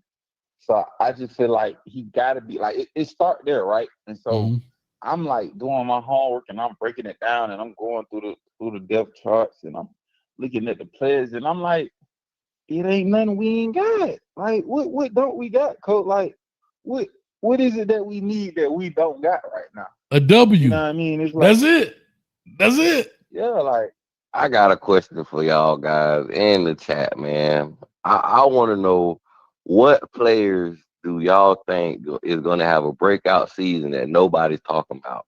Like, just throw some names out there. I feel like Malik Bryant is going to have a big year this season. And I feel like Chase Smith got something to say this year. Chase Smith still playing? Oh, yeah. Chase Smith is still on the roster, big dog. And they say he's looking better than ever. Bro, Chase Smith was my Pots player, fellas. Like, my pop off the screen player.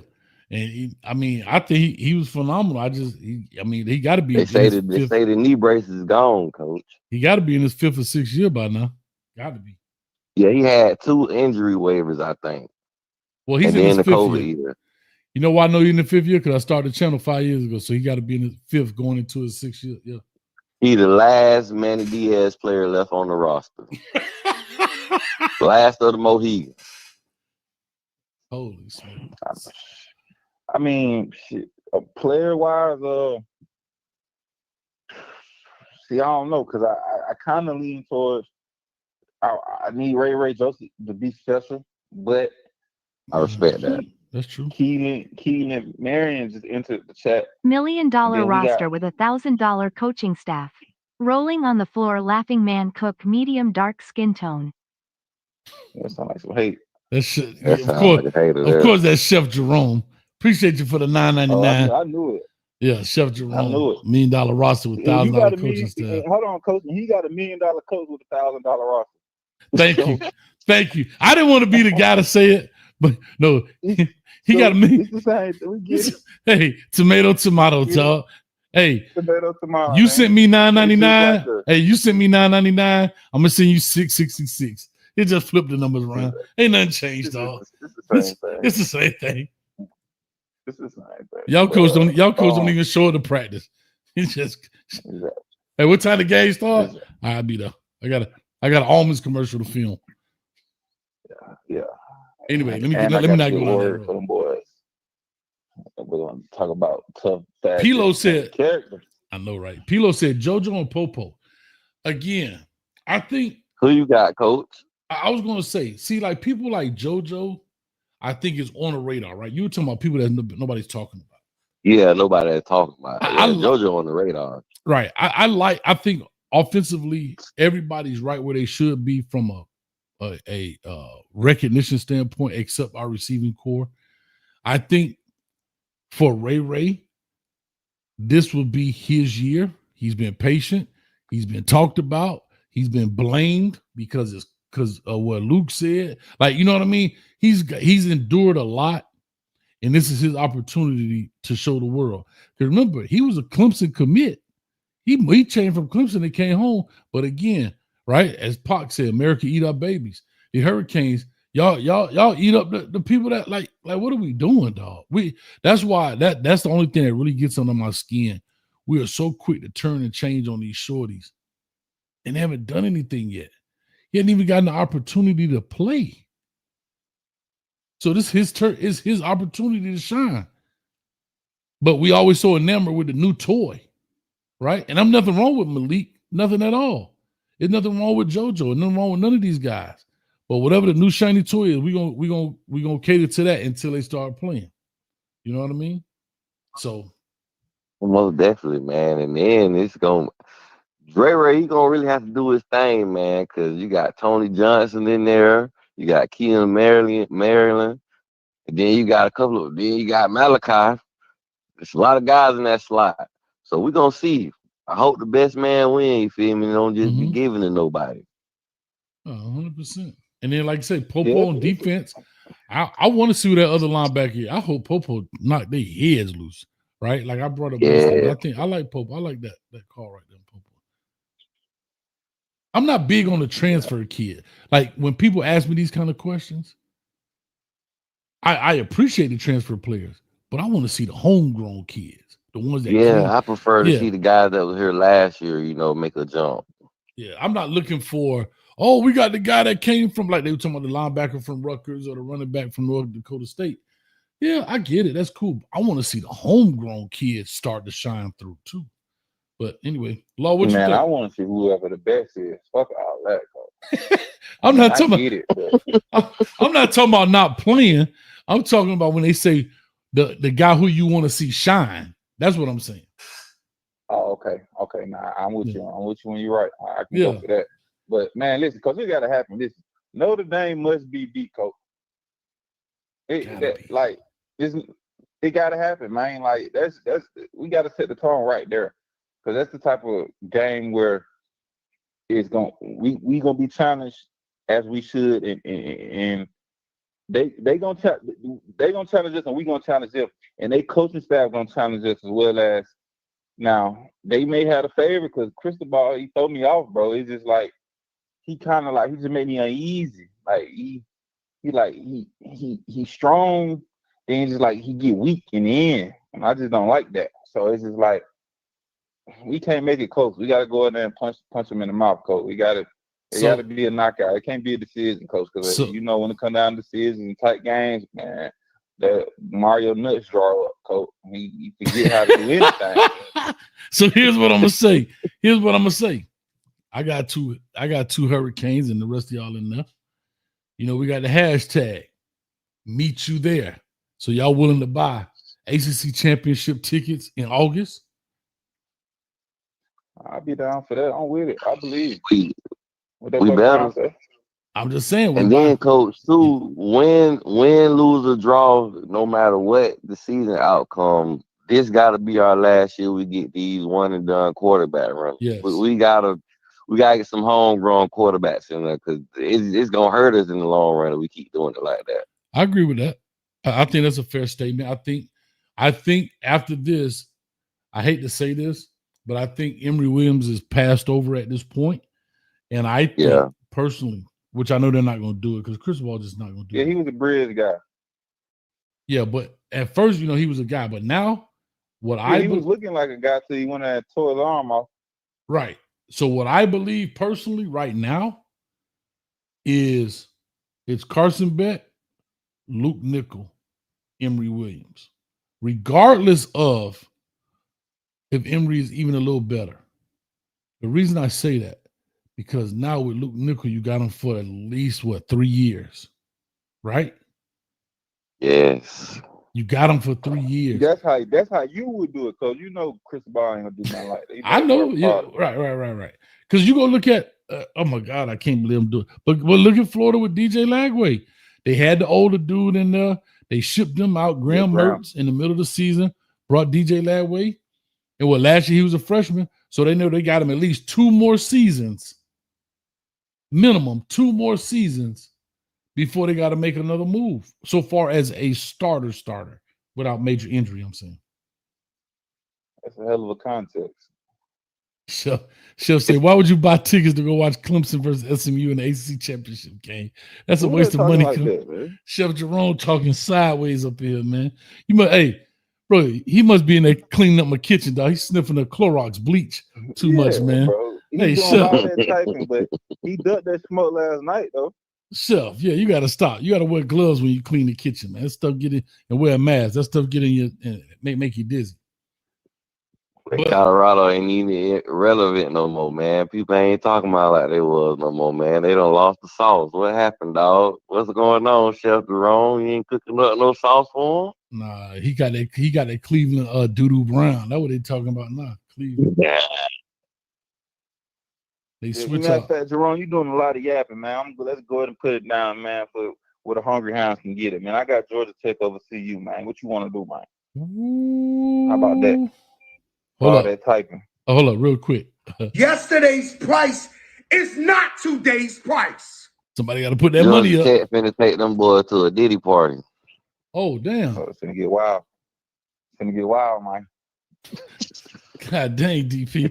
That boy say finna take him to a Diddy party. Colorado, you better bring your baby oil, boy, because it's finna get real nasty. Somebody finna get used, abused, and oiled up. This is terrible. This is terrible. This is awful. I got Tech, man. Listen, I'm looking at ACC. Listen, I'm looking at ACC tickets right now, y'all. ACC tickets right now. All right, here we go. Why they got Clemson the SMU on? Oh God, look how they try to stop. They got Clemson SMU on the field, dog. Look at that. They straight trying us, bro. They trying us, Law. Yeah, I don't think SMU gonna be good as people think this season. My thing is, we need to be the like the fifth. All right, wrong. They're not bringing enough back. Right here, $127 a ticket. God dang, that's against the wall. Look where we at, y'all. Hey, hey, coach,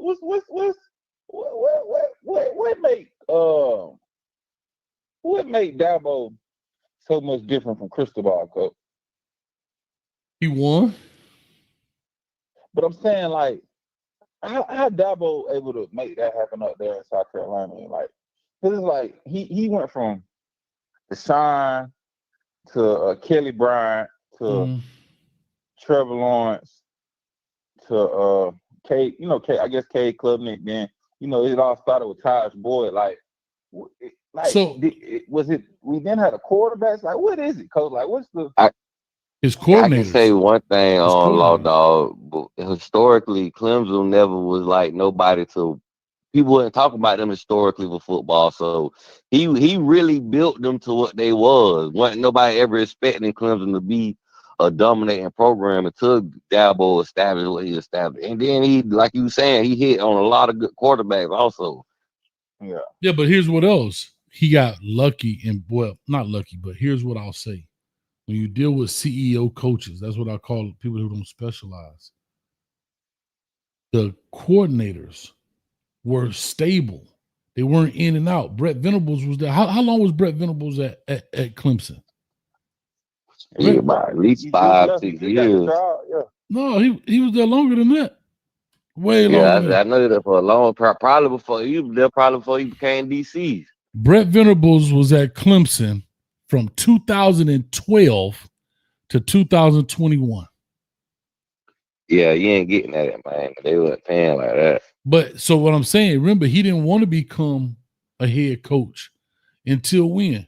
Until when he saw the ship start sinking. Remember Tony Elliott and those guys? His offensive coordinators stayed for a long time. Oh my God, Brett Venables was born in Homestead, Florida. I didn't know that. I see what you mean by lucky though, coach, in that sense. Like, well, that's you got to get lucky to get a coordinator that just want to be a coordinator. Right. And so here's a perfect example. Now here's what Mario's facing. Luckily, Shannon Dawson been there, right? Because it's been a little rocky. Shannon Dawson's first year was mediocre. His second year, he turned it around. Off the tape. Now he's in his third year. If he does it again, he's gonna be gone. Remember, they was already talking about him after this year going to Rice or going to these different schools, right? And Lance Guidry on the defensive side. Remember after his first year, oh my God, he could go back and get the McNeese job. I think he was already head coach there once. Or now he did a bad job. What do? They fire him. So when you have these kind of coaches, if they're good, they're going to leave and probably take jobs. If they're bad, you're going to fire them. That's what happened with Dabo. He has stability. You had stability. But I don't understand because it just feel like they can reap it's like they lose the players, the coaches, I'm talking about just the landscape of the college game. And it's like they do it. It is like the expectation is the expectation. Like kind of how you were saying earlier on the show, you was like, I want to walk around and let my nuts hang.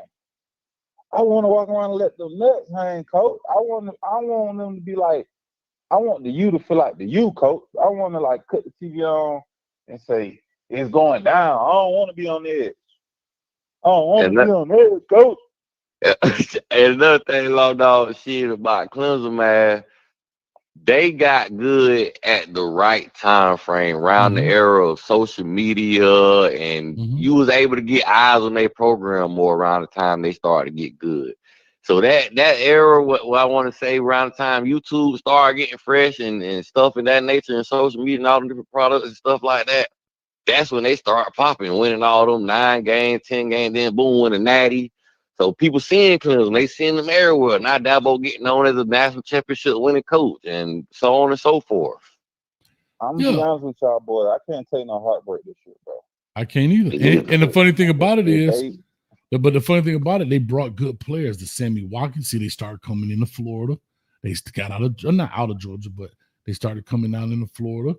You went and got, and the beautiful thing, I'm telling you, the moon and stars lined up really well for them. They did a good job in evaluating and recruiting quarterbacks, right? They did an excellent job. They did an excellent job with that. From Taj Boyd, Kelly Bryant, Trevor Lawrence, Watson. I'm just saying they did an excellent job. But now look what happened. As soon as DJU took over, they finally crapped out, dog. And things looked a little different. Now, they did okay with Cade Klubnik, but he's not those guys. You know what I'm saying? He's not those guys. But, they kind of righted the ship a little bit. Yeah. Even in their down year, they still winning 9 games. Correct. Because they have a lot of player. But if he would have stayed with that, we don't do transfer, that job, he been circling the drain, boy. He'd been out of there. Yeah, he had to tighten up on that real fast. But he still didn't add much. He probably add about 4 or 5 transfers. Because they had so many players. Yeah, they had players though. But they had players though. Right? They had players. You know what I'm saying? It's just like these top programs. You don't see them adding a 30 or 40 transfers because they didn't need them. They have players, right? Like think about it. Alabama just signed the top 5 stars in a week. Yeah, they send it on. Most of the top schools spending that money on retention. True story, Pilo. Right. So there's the deal. Why do I got to go get transfers? I can take that same money and give it to what? The 5 stars that I got sitting on my bench.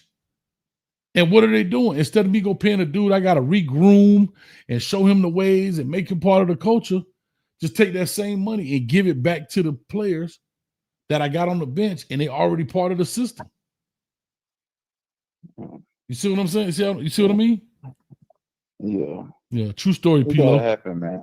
Yeah, that shit gotta happen, bro. It got, like I said, bro. Shannon Dawson, let's get with it. I've been looking at the coordinator. He looks stern and he looked like he out of his body. So hopefully that can translate to the players, man, where they discipline and they heat seeking missiles, man, and they making the grass grow. Coach, you hear me? I tell you this much. You know what? Be that, man. If we ain't tackling right, he gonna really be out his body. I promise you that. And we got rid of the strength coach. So hey, man, things should be different, man. Man, that dude's still out he talking about he gonna spend time with his family. Dude, I just saw him on Twitter still putting out video talking about, yeah, you got to do your arms. I'm like, man, get this cat out of here, man. Shout out to Really Flawed said Dabo is more disciplined and has a plan. He also doesn't get rattled. Mario needs a breakthrough or a sports psychologist. Okay. That sounds like heartbreak. I want to respond to Really Flawed, man. Well, not just Really Flawed, just really people with the Mario criticism. Honestly, only to say, like, if Mario didn't leave Oregon probably would have been the Natty. He had that program built and established and ready to go already. He decided to leave that to come here to something that ain't did nothing in 20 plus years. So he got to get out of the mud. He's still, in the trenches right now. But we're going to see what this year got, going to hold for it. But if he would have never left Oregon, ain't no telling. Oregon probably would have been the Natty by now. I don't know. I hate to say it. I don't know. I hate to say this too, but I'm going to say it because I'm going to keep it real.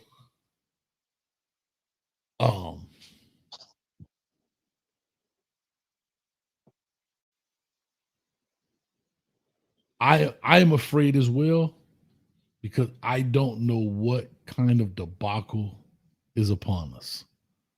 Yeah, always that one. And that's what's scary. Not like I say, not that you lose a game because an opponent is better. I don't say I'm cool with it, but I get it. I've been around this game long enough. I understand it. Don't like it, but I understand it. Right? When Miami played Alabama and Georgia, they were just a better team than us, dog. There wasn't nothing we were gonna do that was gonna win that game. Fine. But when you lose games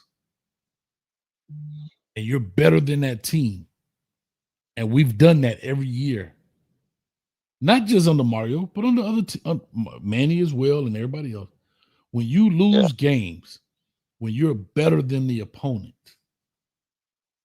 that's where the problem lies, dog.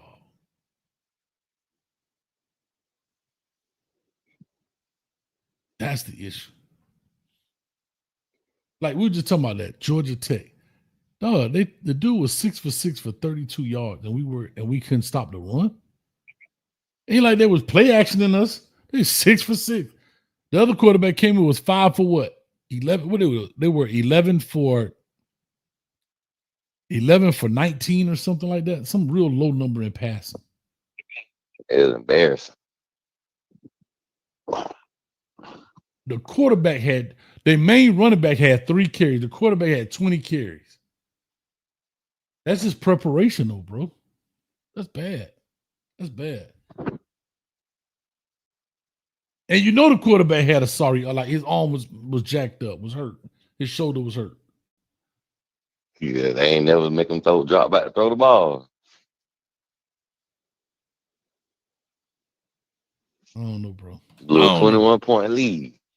Had it in the bag. Come on, man. We cheering. We talking about ACC championship. Next thing you know, oh Lord. Well, shout out to Juan Manuel says Dabo had for the past 2 years have been criticized for the same thing like Mario. Dabo had the title called Clemson, I guess. You're right. But what Dabo is suffering now is the coordinator, the instability in coordinator. Remember that what was that guy named Streeter or somebody they got rid of? I want to say he was the OC. From Clemson. Yeah. I'm saying they got rid of those guys. After Tony Elliott went and took the job over there at Virginia, and Brent Venables goes to Oklahoma. Yeah, it got rocky for him. He had to go find 2 new guys. What did he do? He went and got that guy, and then he got rid of him. Right? It just, he had to he was comfortable because he sat there for, think about it, 10 years with Brent Venables. Let me see, how long was Tony Elliott there? Let me see how long Tony Elliott. How long was Tony? Dang. Be nice if I hit the button to type. I think they defensive coordinator now, Tommy Lee or somebody like that. I'm not sure. Bro, Tony Elliott was at Clemson from 2011 as a running back coach till 21 when he left as well. He was there at Clemson. Look at this. He was at Clemson from 11 to 14, the running back coach, the co-OC from 15 to 19, the OC in 20, the OC in 21. This is what I'm saying. Look how comfortable he is. That was called continuity right there, boy. Bro, so him and Brent Venables and Dabo. Shit, when did Dabo become the head coach? What you call it? He done been coach for a minute now for the Clemson. They first couple of seasons, it was a little rough. Let's find out when Dabo Swinney became head coach. And then they just started gradually getting better and better. Next thing you know, they just took off. Dabo Swinney became the head coach in 2009. We just said Tony Elliott and them got the job. They've been there since 2011. And Brent Venables got the job. When did Brent Venables get this dang job?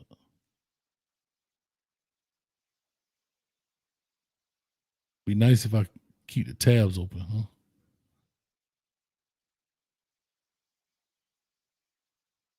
And Venables got the job in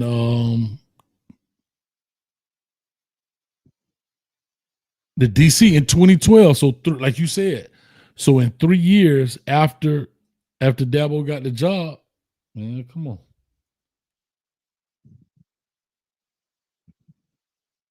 And that's what happens with those kind of coaches because it always changing. Let me see here. Dabo right now. Dabo took over after Tommy Bowden. Man, Dabo was bad. Not his first year, he was 9-5. The second year, 6-7. After that, Dabo has not had a single season. Man, please. In 2011, he was 10-4. He has not had a single digit winning season until 2023 at 9-4. Even in COVID, the dude was 10-2. Oh, wow, that boy do it win. Yeah. So think about it. Dabo first year was 9-5. His second year 6-7. His third year 10, 11, 11, 10, 14, 14, 12, 15, 14, 10, 10, 10, 11, 9, 10. Come on, bro. And he did it all in the right era at the right time. Yeah. And nobody at Clemson won a 10-game season since 1990. Ken Hatfield, first year, was the last time they won 10 games until Dabo got there. Yeah, so Dabo really, he the one that rose the expectation. The bar wasn't set high till he got there. He the one set the bar.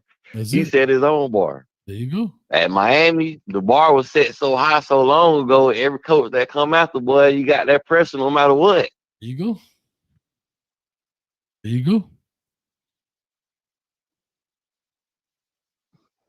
That's how I'm looking at it, bro. So, I mean, we'll look at it. We'll figure it out. We'll see what's what. But at the end of the day, you know, I just want these guys to be good. I think you got good coaches on the staff. You know what I mean? You just got to be a great teacher, right? Coaches secondary. Come on, man. Make it easy for the kid. Let them play fast. That's what we do. We play fast. We athletic. Make it easy. I would love to just be a fly on the wall. Chris Ball will never let me do it. Like, you know, spring breaks, I used to go. So on my spring break, I used to go to different colleges and sit in their rooms while they do installs in the spring. So like everybody else going to the beach. I used to go to the colleges. I would go to, this school or that, and go spend the week over there. And God doggone it, pull the cord out. Hold on, my bad, yo. And so I would spend my weeks there just learning different, stuff, just learning football stuff. Yeah, man. That's cool. Oh, I ain't gonna lie, coach. Man, I got so many books. I heard a few Notre Dame fans saying like the offensive line, they might have a little issue just because Riley Leonard, he hit some of the, the deficiencies in their offensive line with his escaping ability, and they don't got that in CJ Carr this year. And they got a offensive line they started that had a lot of snaps. He down with an injury. I think he got hurt on the ATV or something like that. But we're gonna see, man. We start that run and force CJ Carr to beat us with his arm. We might have something. Look at dog. Amanda says, coordinated longevity creates a stable foundation for success. Yeah, it does. It does. And how other coaches get away with it, to be honest, because it's their offense or it's their defense, Yeah. That's how it is. It's like what's the coach's name from Indiana? One thing he did, Kurt Signetti. He had something established at James Madison and convinced all his guys to come follow him to a bigger program. So it really wasn't like nothing too different other than, he probably added a few more guys for probably some size purposes, but most of those guys was from James Madison. Yeah. Yeah. And that's the thing, when you coaching, you want to bring your staff with you, right? That's any job. If you go be the new CEO or whatever, you want to bring your administration people with you because they know how you work, they know what you expect, all of that kind of stuff. So, no, 100%. 100%, man. Law, you ain't sleep on us, are you, Law? I think Law done fell off, man. Nah, I'm here. My people just walked in. I ain't want trying to interrupt the show. Nah, you good. I'm still here, though. I'm finna just wait till they move around, you know what I mean? That's all good. But, yeah, man. So, all right, so we buying tickets, dog. I don't care what Chef Jerome got to say. We buying tickets.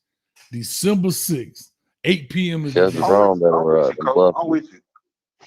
No, it gotta happen. I'm with you. Bro, my thing is, and guess what? We're going to be out in that orange and green, ready. No, for sure. Gonna have a reason to. It might be, hey, if it's orange and purple and red, white, and blue playing, I don't care. We still gonna be out there in our orange and green, talk. I can't see that, coach. This is the year, man. It's the year. Listen, I just while I was on when I muted my phone, I cut on big highlights, coach. The boy can ball, coach. He ain't just no regular degular. I went over his highlights and his low lights. Yeah. That boy, he's 6'4", 215, 230, coach. Yeah. That's Josh Allen. A lot of people sleep on Carson, but they go on that narrative. Act like you got a regular guy. Coach, we ain't listen. I gave the boy $6 million. You remember what we called the boy, right, coach? What we call South Beach Bet, coach. Don't forget South Beach Bet. That's right. South Beach Bet and what the heck bet? What the heck bet? What the heck bet in South Beach if Bet? anybody can go 24-3, then TBD would have done. No, for real. If anybody go 24-3, TBD would have done it. They're gonna say that, man.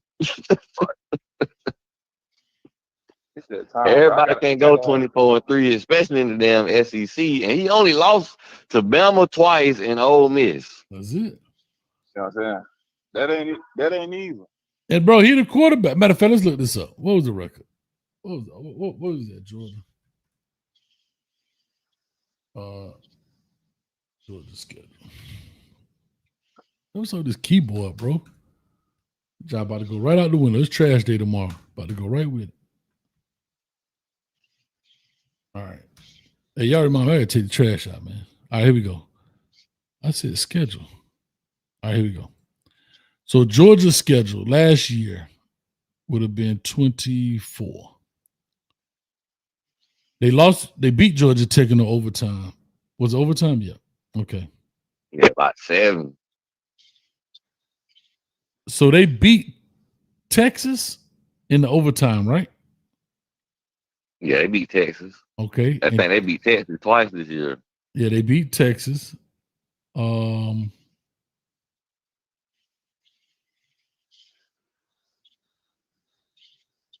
am I looking at, bro? Okay, all right. I'm sorry, Georgia. They beat Tennessee. Tennessee was ranked 7th. They lost to a 14th ranked Ole Miss, 28-10. What did he do in this game? Carson Beck was 20, 131, 186 yards, 1 interception. All right. I mean, I had to look at the game to see it, but I'm not making an excuse, but it is what it is. You got your butt kicked. All right. And then that was the one loss they had last year, right? Oh, no, Alabama. Yeah, lost against Bama also. And then the He Alabama balled game. in the Bama game. He struggled in the beginning, though. So in the Bama game, think about this. Alabama jump out on them 20. But Alabama jump out on 21-0. 21 points. He brought him back. Yeah. He was 27 of 50 for 439 there, and that boy had 3 tubs and 3 interceptions. Right? Yeah, he was struggling in the first half, dog. Yeah, he was looking like Tyler Van Damme. Yeah. Yeah, I call him Napoleon Dynamite when he started playing like that. Yeah, he started looking crazy in the face. I ain't got no problem. I ain't got no problem with it, dog. Hey, look, Cole, how you think our offense look as far as like, we were like number 1 most explosive last year. Like, you think we could put up that same production? Or be in that arena? We could be. I don't know if we are, though. I don't know. I'm still the receivers are what. If we would have had Xavier Restrepo, like just knowing what he gives us, I could have said yes. But right now, being very honest, I don't think so. I think it's going to be a different style of like a different tempo of offense, a different style. Some of the plays are the same, but you get what I'm saying. It's going to move a little different, just because the guy I think we're gonna run the ball more. Well, just because the guy that's driving the car. I don't think we run the ball more. I think we do just as much because I think they trust Carson Beck. I just think it's how you throw the ball. It's how the ball is thrown. Is it more perimeter throws than it is vertical throws? I can't really say, but if I had to bet on it, I probably would say no. We wouldn't be number 1 offense in the nation. Because honestly, Coach, last season it was a couple of games that we probably would have won if we would have ran the ball a little more, especially the Syracuse game. Agreed, but just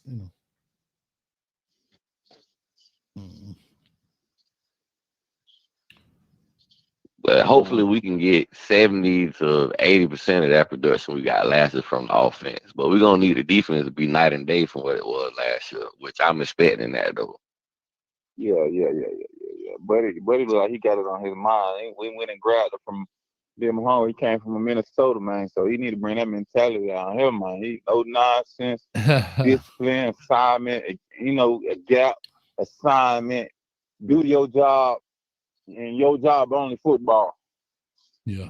No, I agree with that. It's a must happen. And what I don't understand is like, I can't stand like, bro, do your job, bro. Don't be sorry, bro. Like, don't be the guy, bro. Like, I understand, plays be made, but like, if you give up a play, make one. Don't be a GDI dog. Don't be a gosh darn individual. Yeah. I'm with you 100%. I mean, like, bro, I don't know how niggas just lose it, man. It's like you went from sugar to shit. You the prime king, now you're a prime fiend. Like, come on, man. You got to keep that picture, bro. You can't just let it go, man. Don't let the rope go, man. It's time for that, man. You got any new work for me? One thing I will say though, what do be sad to some of the young men, man, or some of them guys, once they get to the college level, they realize it ain't just, football no more. It's a little bit more serious than just football. It's kind of like a business at this point. And some of the guys lose their love for the game, which would be sad though, but sometimes that's true.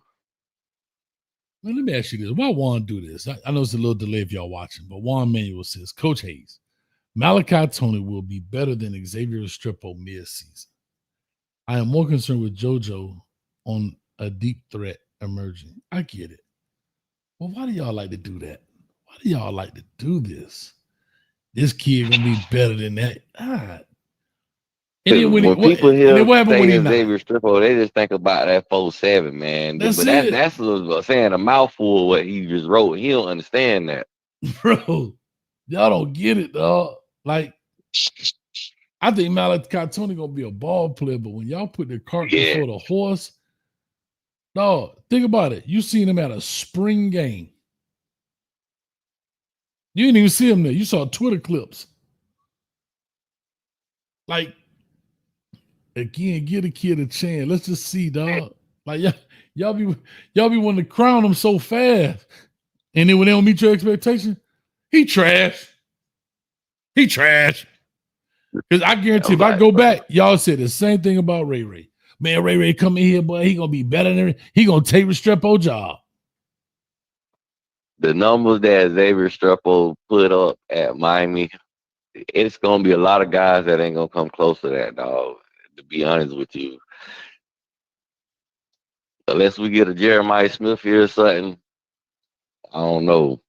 I feel like some guys can do what Charleston Rambo did, but with Xavier Streppo, I don't know. They got to put in that work. Restrepo broke that. He broke the reception record. But let's be honest, Coach. Now, your boy in the chat you just mentioned, I told you about him, but dude a certified yapper, bro. But at the end of the day, I'm not against what he's saying totally, because Malachi need to be that guy. Like, we need to have a freshman. Fair enough. That's a guy. I get it. You know what I mean? But hold on, Coach. But let's not overblow the load, man. If Malachi give us 400-500 yards, that's awesome, good. Incredible. Yeah. You see what I'm saying? But expecting him mid-season, like, come on, buddy. What are you talking about, guy? Yeah. Like, that's all I'm saying. Sir. That's all I'm saying. Like, I'm not saying he won't be a major contributor, but we're so quick to try to pin A against B. And it's like, I don't think people still underestimating Xavier Restrepo on what he accomplished, bro.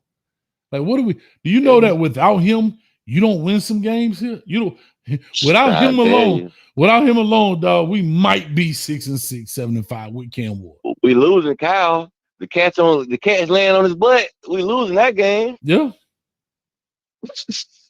The dude caught the ball straight on his ass, dog. Hands. Mr. Reliable. Old Winchester. That's what I call him. You're like old Winchester. You pick him up, he ready to shoot. But you feel me? But that, like we saying, but that's not saying Malachi Tony won't go out there and ball. But saying like Xavier Streppo, one thing about players like him, they can't depend on talent. They got to depend on knowledge of the game and how to take advantage of situations and the players that are defending them in space. And a lot of guys can't conquer that. It's guys in the NFL right now ain't good at doing that. Mm.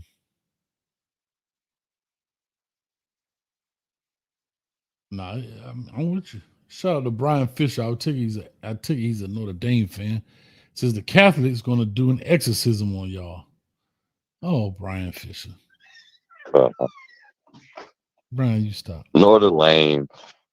What do you expect from Notre Dame? The Notre Dame lane. That was they call. You got the Longhorn Lunatics, Colorado Colt, and the Notre Dame Lames. Notre Dame Lane. Lucky Charms. They magically delicious. I can't wait though, man. I can't wait till we play them boys. Oh, he said he a Gator. I know Gators, Hard Walk gonna be jumping. Yeah. I know one thing. I hope they go to church early. I hope they go to church. All we gonna need is some Old Bay for the 4th. Oh my god. And a smoker. I'm about to fast forward the clock back here, dog. I can't take it no more. I'm getting antsy. You know what I'm saying? We gotta have the coach. It must have, man. It must have. It's do or die for my family, coach. This might be my last year. I'm putting it all on the line right now because letting you know. Hey, listen. If we don't get that coach, it's over, man. Can I tell you we in the damn same boat? I know this is gonna sound crazy, but I can't subject myself to this DPN law. I can't. My heart won't take this. My anxiety go up. I ain't gonna be popping no pills for no damn hurricane. Like, I ain't gonna have me over here shaking my hands, shaking and stuff and twitching. No, I ain't doing it. Coach, Every now and then you might bet an eyebrow, coach. I be betting that cheddar, coach. I be losing the money for you defense, coach. That's how crazy I am, bro. So you had a little run if you were betting the first 8 games. You were betting the first 8 games. You had a little run. Yeah, but you know they get the duck and the dodge me then. Oh man, that's we messed run off up. some 8 games. You know me. Niggas start talking national championship talk. But they can't fuck with us. We going straight through there. It's a guarantee we in the playoffs. We go to the motherfucking Pop-Tart Bowl, bro. Oh my God, bro. What the Pop-Tart Bowl. God damn, bro. The Pop-Tart Bowl, bro. Really, bro? What, bro? And then we lose? Oh my God. Yeah. It was It's like we allergic to bowl games. It was a little ugly. Then we lost the Ruggers the year before, bro. Oh my. We ain't won a bowl game since the Russell Athletic Bowl. Man, listen, bro. Straight up. That's terrible. Russell don't even make you. Who they make uniforms for now? Nobody do it. I don't even think they made Pop one of the uniforms, dog. Tough, dog. I don't even think we gotta do better, man. I don't even think they made Pop one of the uniforms, to be honest. Hey, Coach, can I be honest with you? Mm-hmm.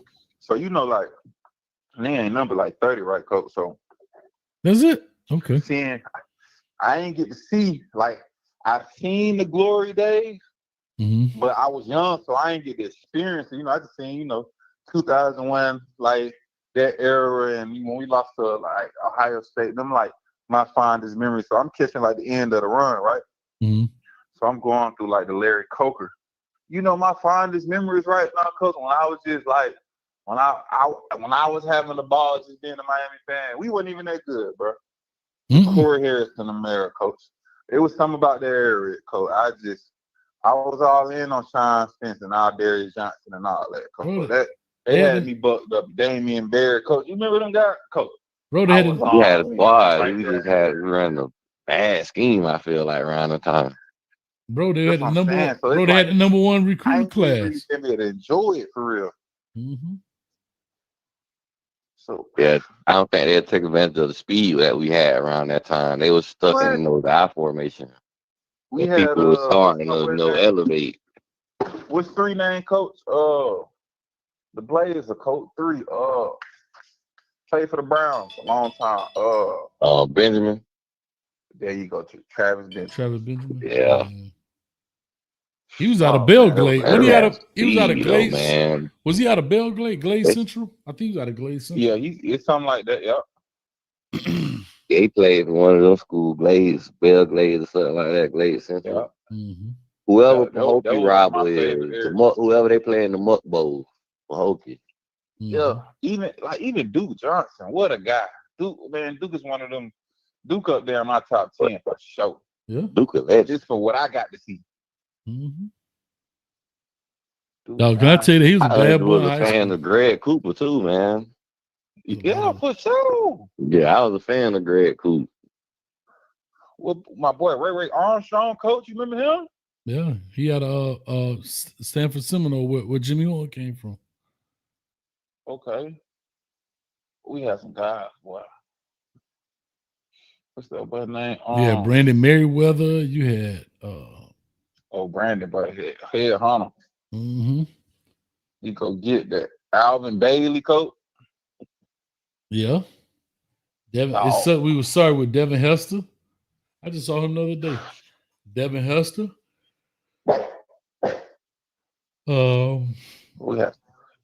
Trying to think, Devin Hester. Man, there was so many players. Chad Thomas, aka Major 9. The talent that has come from the youth that have went to the NFL, man, is ridiculous. It's plentiful. Yeah, Perryman, Quarterman. I'm just saying, you think about all them cats, man. Remember I told you, Coach, I want to say from 2000 to I want to say about 2013, Miami Hurricane players scored a touchdown every week in the NFL game. Yeah. From 2001 to about 2013, I think. Yeah, that's wild, bro. Like, and that's back to what I'm saying. All that talent, and then we're still getting. I don't know if I can't say we have that same caliber because you don't know until they develop into it. but potentially we're still getting that same talent and more with all the transfer portal stuff. Like, let's call it what it is. And we still can't find a way to get to Charlotte, bro. Shit, man. Look here, dog. Don't make me say UCF Knights. Don't make me do it. I get the hell shit me. I gotta figure out where I'm going if they play. Cause I ain't really. I can't, dog. I'll be back after this era. I can't, dog. I can't. I can't subject myself and my body to that because I get sick. We finally in a situation where it'll been 4 years where we getting money, got the administration, the AD, the coach, everybody on the same page, getting talent in here. All the stars are aligning, so it got something got to shake, dog. Not, man. I'm just watching the game with no emotion at all. Yeah, I just.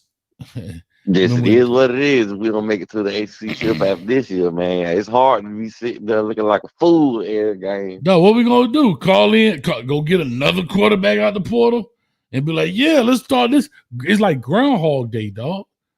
You just do the same thing over and over. I'm not doing that. I'm not. So I'm speaking positive.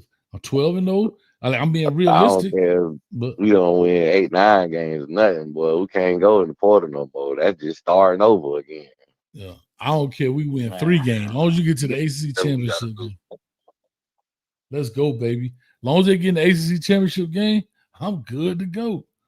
I'm good to go. I don't care how you get there. Plane, train, or automobile. Get your ass in there. That's it, dog. Get in there. Lord, I don't care if you. I don't care if you start. Matter of fact, I had pulled this up the other day. Dog. Orlando to Charlotte. It'll take me 2 days walking. I think 8 days walking nonstop. Damn.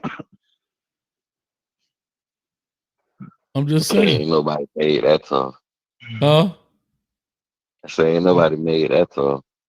No, I'm just saying. I ain't got time for it, dog. Stop. I ain't got time for it. I ain't here to play no game with you. That crap up out of here, man.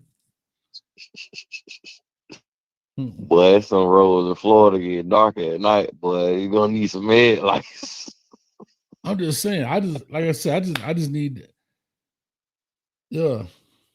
I just need. Listen. Then you in the old coach. By the time you get to North Florida, you might get some sundown times. Yeah, I might have to do something. I'm gonna leave that a sundown town. I hear you, man. Look here. I'm just saying, bro. At the end of the day, I don't want no problem, no pressure. I just need y'all boys at the game, dog. That's it. J Dirty 99 says, "Nah, we gotta win the agency, not just get that." I agree. I mean, I'm with you. Yeah. But for if a court last year, though, win or lose, we should be in the playoffs because we there. Court last year.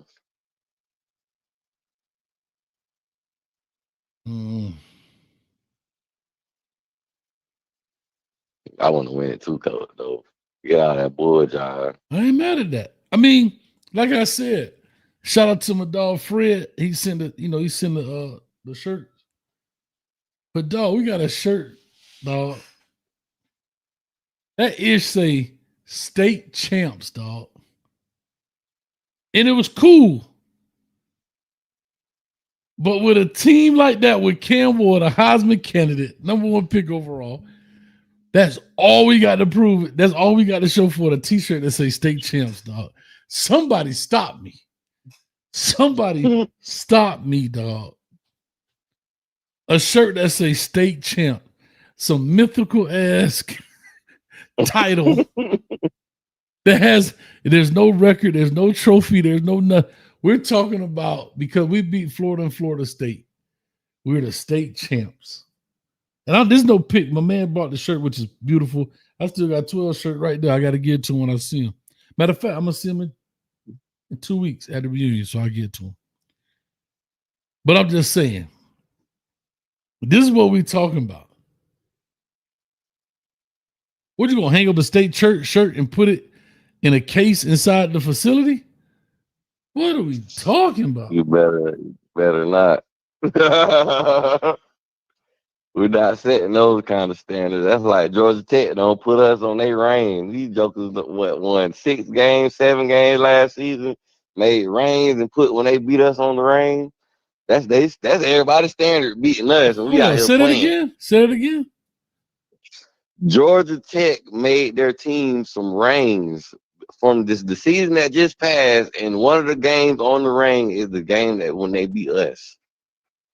But what were the rings for? I don't know. They just went 75 last season. They just made the guys rings. And I think they got the Georgia loss on there also when they went to overtime on there. They got a couple of games that they played in, won and lost, you feel me, in the carvings. Just crazy. That's the expectation they be having at their school. We Yeah, can't have that's foolish. expectations like that, hanging Hold up on. state champion shirts and stuff like Hold that. on, hold on. Georgia Tech made a ring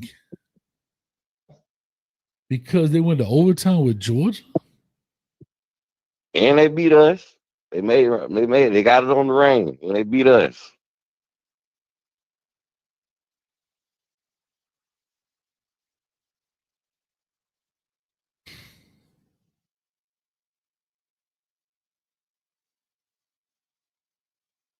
Oh my God.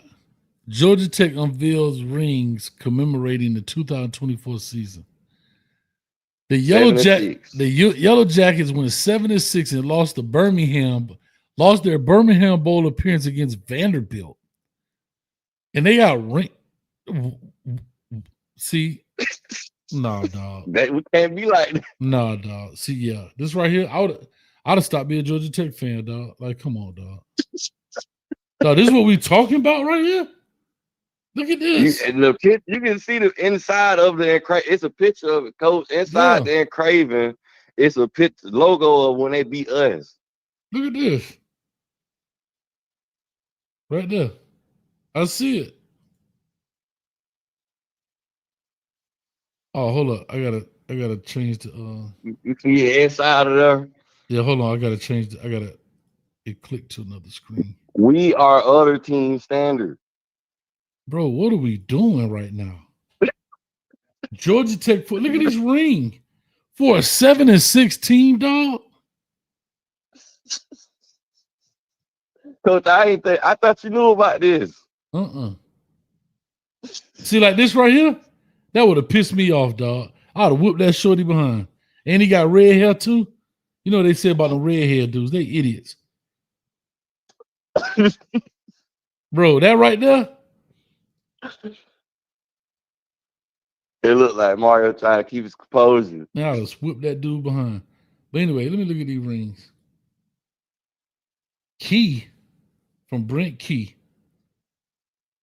They got the Birmingham Bowl, but you lost it. That's what's even crazier. Hold on, do that say 70-24? Oh no, it's 2024. No, that's 2024. How about to say? I thought it was like a 7, right? It's okay.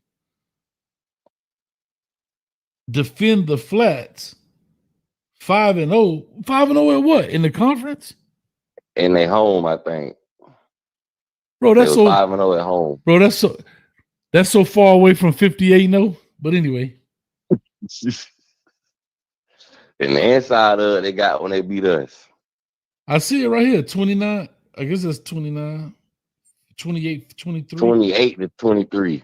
And 24-21. And they got when they beat Florida State, 24-21. So they got us and Florida State on their ring also. Crazy, man.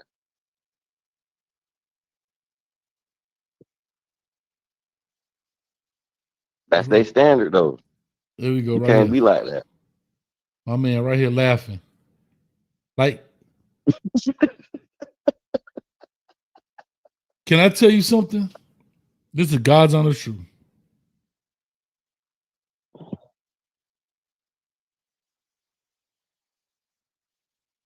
If a coach would have brought that to me, like, say I'm head coaching, dude, like, yeah, man, we want to get these rings. Man, pack your stuff. Get out. Bro, we 7 They set the bar too low. Ain't no bar. 7-6, dog. You are one game better than 500. And you got beat in a bowl game. And you got a ring that says what? And we say, and people say these schools don't have money. This is what we're talking about. They spend money on that, dog. That's a waste of money.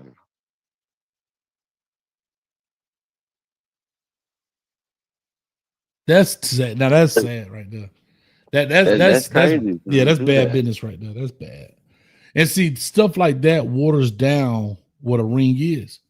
Because now this dude can walk around with a ring and he ain't a champion of nothing. At least you're a bowl winning. You know, it's almost like, I hate to say this, but it's the same thing with the Pee Wee League with the rings. I think that's too much, dog. Yeah. I personally think that like you're going too far, bro. We're talking about 8-year-olds. You know what I'm saying? Y'all walking around with rings. I don't know, bro. Maybe it's something, it takes away from the actual fundamental development of the game. You know? And let's be real. Most reason because you won with 8-year-olds is not because they fundamentally sound. You just got the best 8-year-olds in the area. Yeah. You got them jits. Yeah, you just got the best athletic dudes in the area. You went around and you got the best athletic dudes in the area, and y'all, that's y'all team. Like y'all ain't, you know what I'm saying? Just I don't know, man. You got that one jit that almost couldn't make weight, that's bigger than everybody else. You gonna put him at running back. Yeah. Go ahead and let him go up the middle. Yeah.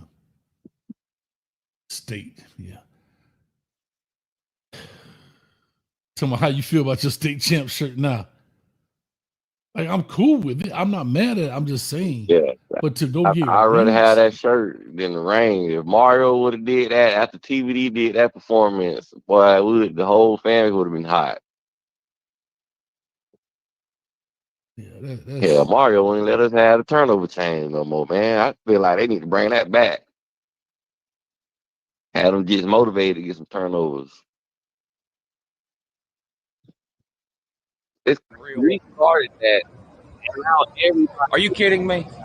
A couple schools had their own thing, but now since we did the turnover chain, everybody is doing some kind of turnover celebration. Bro, Louisville got a basket. They jump in and dunk the ball. I'm like, bro, what is happening right now?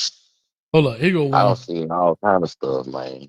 Hey, y'all know Uncle Lou? He do the Georgia stuff. His name is Uncle Lou, not Luke Skywalker. Uncle Lou, a white dude. But watch this right here. Let me add this to the stage. I don't have a lot of time for obvious reasons. Can somebody tell me if this is fucking real? Are you kidding me? Are you kidding me? Rings for going 5-0 at home and beating Miami in the regular season? Talk about a fucking loser program. That's pitiful and pathetic. Have a great day.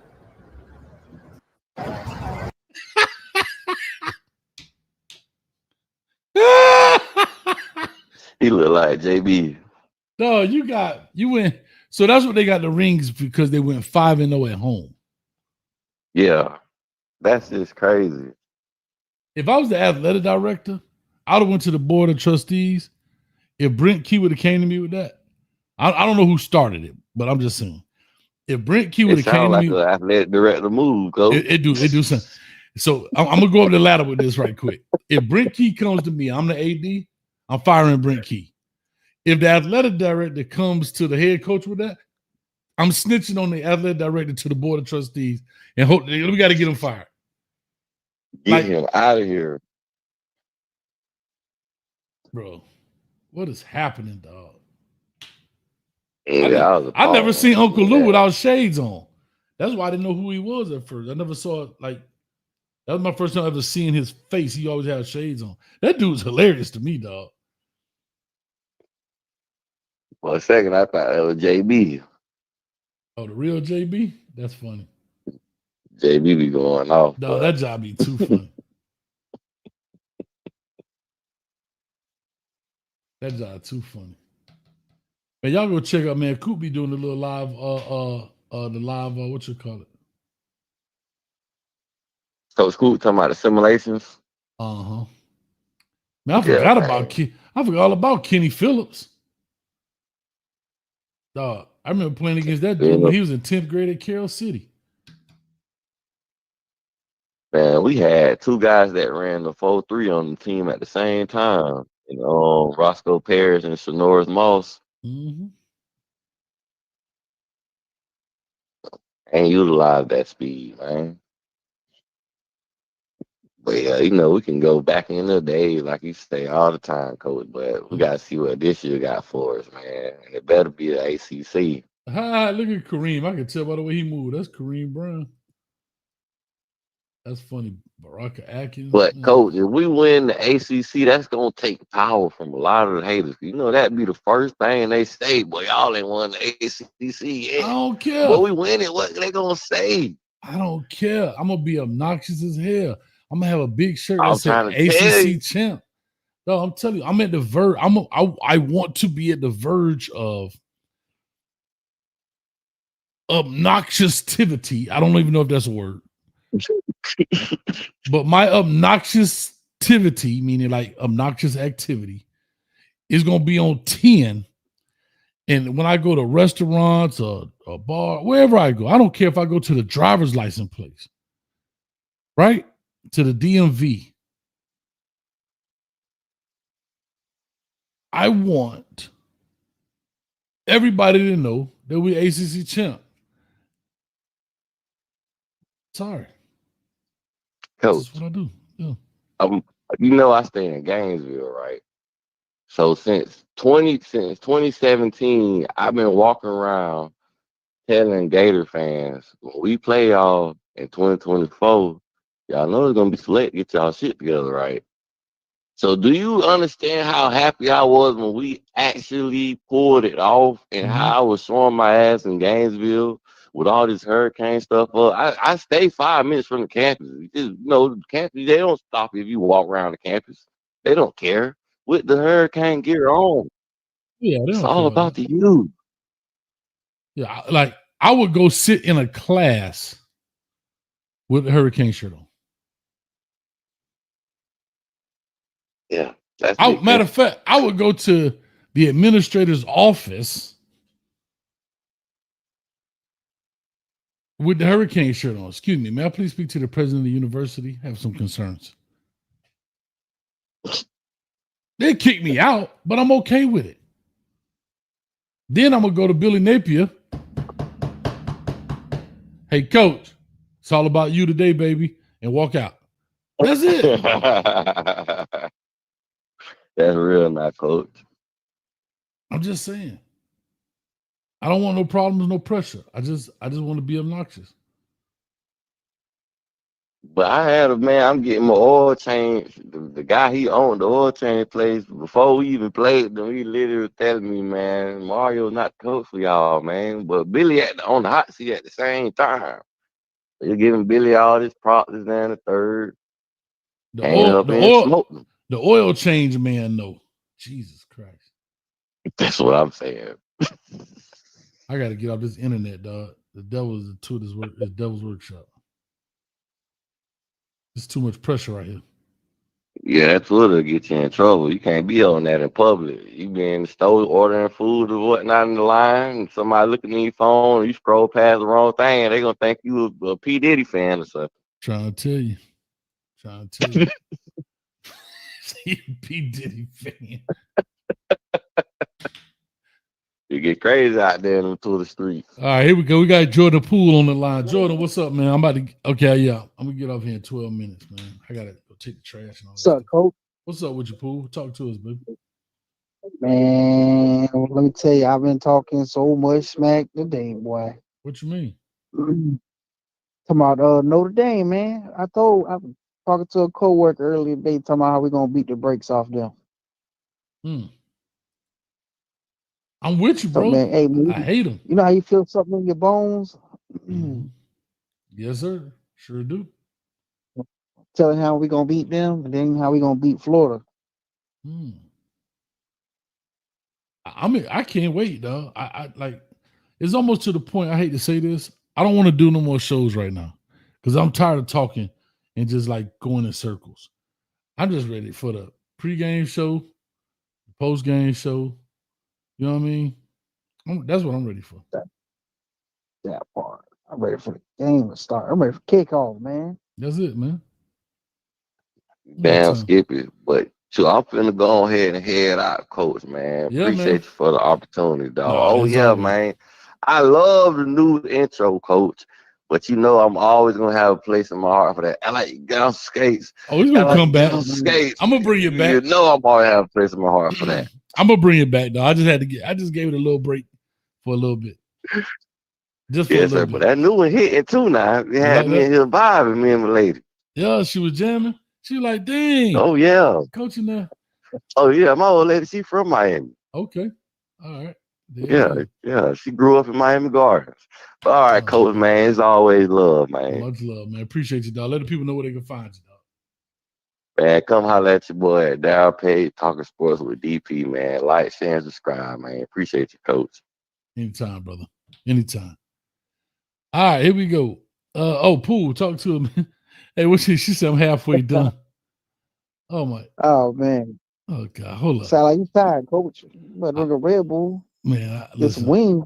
Man, I need to, dog. I'm really starving. Like the show I did last night was long, but I have to be very honest. Shout out to Law Dog and all them boys and Rob and all them that came on there. They actually helped me. I was actually working. I think you did Colorado last night, didn't you? Yeah. But I was actually working. So people like, oh, you did this long. I was working on a project. I had a project due for something outside of football. So I was working on that while this was going. So it worked out fine, but I hadn't really been asleep, to be honest. I'm tired. I ain't gonna lie to you. I ain't even been asleep. So, I stayed up. Yeah. I ain't gonna lie. Sometimes I tune in for those Colorado ones, but then they be talking like they be drunk as hell talking. Oh yeah. And they ain't even had a sip all day. Mm-hmm. They was talking nonsense, tomfoolery. Nah, that's what it is. That's why I'm a little lagging today, man. Because like I said, I've been up since yesterday. I worked on some stuff. I had to take care of. Probably had a deadline, so I got that done. We got it knocked out. Lay down. I lay down about an hour and a half. I'm struggling though. I ain't gonna lie. I'm struggling right now. You've been streaming for a hot minute. Yeah, and I've been on here almost 4 hours. But like I said, I got to give my Hurricane fans some love too. You know what I'm saying? Because I know they like, hey, you did 6 hours for Colorado, so you can't do 2 hours for Miami. They be so trying to give them some love. But I ain't gonna lie. As soon as I hit this button in 8 minutes, I'm a swan dive out this thing. I gotta take the trash out first though.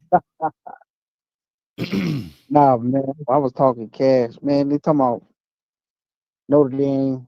Oh, they bring back everybody. I don't care who they bring, man. They bring Sylvester Stallone. They could bring whoever, man. It don't matter. They could bring Bruce Lee back from the grave. It don't matter. They can have Chuck Norris stand on the sidelines. They still catch that beat down. That's it, man. I'm here for it. That's all I can tell you. I'm here for it. I'm here for the foolishness. Like, what they got a running game? They got a running back. That's it. They got a true freshman quarterback, I think, who ain't never started. And then last time they played in the Hard Rock, it was crazy work. It's gonna be crazy work this time. Like the audacity of some of these people to talk. And then it's gonna be an upset. So come on now. Golly. I gotta cut this like off. I'm with Mario, but like I was talking, I got a feeling we gonna beat Notre Dame, we gonna beat Florida, we're gonna beat Florida State, but I feel like somewhere along the line we're gonna fumble one of those games or two of those games. And see, that's my whole thing, dog. We like you're not wrong in your thinking, but that's what we have to eliminate. Real quick, I got to pick on That's really the hurdle flawed. we got to jump because he showed that he can win big games. Yeah, but then you go around and lose the Camilla House game, dog. The Super Kitchen game. The Georgia Tech, you couldn't stop the run. Man, come on, man. The Georgia Tech, everybody, my grandma knew Georgia Tech was running that ball. Why the hell y'all didn't load the box up? Real quick, I can't wait. See, this is what I love. So when people say, why do you like college more than you like NFL? just for this reason alone. You start college off way better than NFL. Yeah, There's more soul in it for college. You got some skin in the game. But it's also you also have the fanfare, the the mascot, all that kind of stuff. The mascot, the fans, the rivalries. Yeah. But when I look at this, think about this. August 29th, actually, Colorado played Georgia Tech. But on the 30th, 12 p.m., Texas versus Ohio State. At 3:30, Alabama versus Florida State. 7:30, LSU versus Clemson. And for my late haters, Utah versus UCLA, and I'll sit there and watch every minute of that game. Yeah, I'll watch it. The Pac-12 after dark. Yeah, but I'm just saying. Is it the Pac-12 gone now, ain't it? So what is it called now? The Big 12? The Pac-2. Big 10? What is it? The Pac-2. The 2-pack. Yeah, 2-pack Shakurs. But yeah. No, I'm just saying, man, that's why I love college, man, because you have so much. You got so much, like it's so many games. And for me, I love it just because I love the game and I love watching different styles of play. Yeah, but it's almost like watching Houston State last year, man. Yeah, but it's like watching a marathon, bro. It's like you ever like binge watch something. Like you ever binge watch like TV shows? Yeah. Football is like that. You start at 12 p.m. and you can watch football till 2 a.m, dog. And it's not just Saturday. It's predictable but unpredictable at the same time. Yeah, but it's Friday. It's Thursday games now. Remember they had Action Wednesdays? Like, oh man. Yeah, and Sundays. They had college games on Sundays. I think like Arkansas State, Toledo played a couple. We're gonna play one on this year. Sunday. We play Notre Dame on Jesus Sunday. Yeah. We're gonna give them the business. Y'all call it touchdown Jesus. We're gonna call them touchdown Jesus. We're gonna give them the business. But man, let me see here. Oh boy, I'm breaking down. I ain't gonna lie, I'm hurting. It's 12:30. I'm about to get up off this joint, man. Yeah, I was gonna call earlier, but man, my girl cooked, so I had to go get some food over at her crib. And what she cooked, dog? Coach a little hungry, man. Just give me a little doggy bag, man. God dang. Man, that's a good hour drive, Coach, before I get to you. But no, she cooked some fried chicken, some cabbage, some macaroni, some cornbread. Ooh. Slow down. Well, I see why you there, huh? I hear you. She know the secret, huh? Oh shoot! I lost my headphones. It's crazy, dog. These women are crazy, man.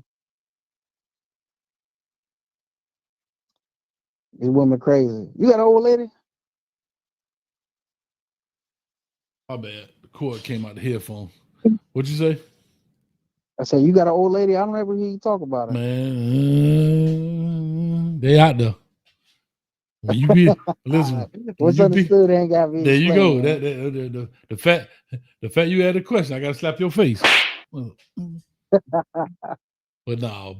anyway, man. Let me get rocking and rolling, man. Get up out of here. I'm tired. All right, Coach. I'm hurt. Yeah, I'll holler at you, man. Much love. When I first watched it earlier, he was talking about that I guess with I can't remember who it was, but he was talking with his son. He gave him A Black chess piece. Yeah, A Black from Storied. Yeah, I seen that earlier, and then I left, and then I came back, and I was like, this old school is still on. I gotta call in real quick. Yeah, we gotta make it happen. Put my 2 cents on the table. Ain't nothing wrong with it at all. But yeah, like I said, I appreciate you. Get up out of here, get this number out of here. We're gonna make it happen, man. Oh, yes, sir. All right, buddy.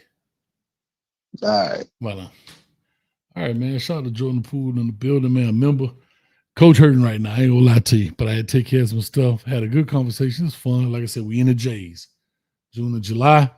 Get a little slow, but at the end of the day, you got to keep it rocking and rolling. I appreciate everybody hanging out with me here for the past 4 hours. I literally got 1 minute to get up off here, and that's exactly what I'm going to do. And it's like I said, make sure you check out the WREs. They're coming out.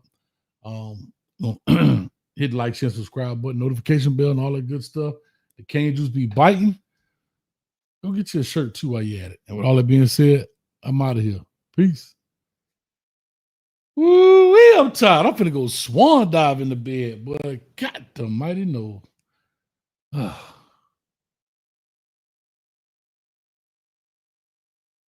Go Canes.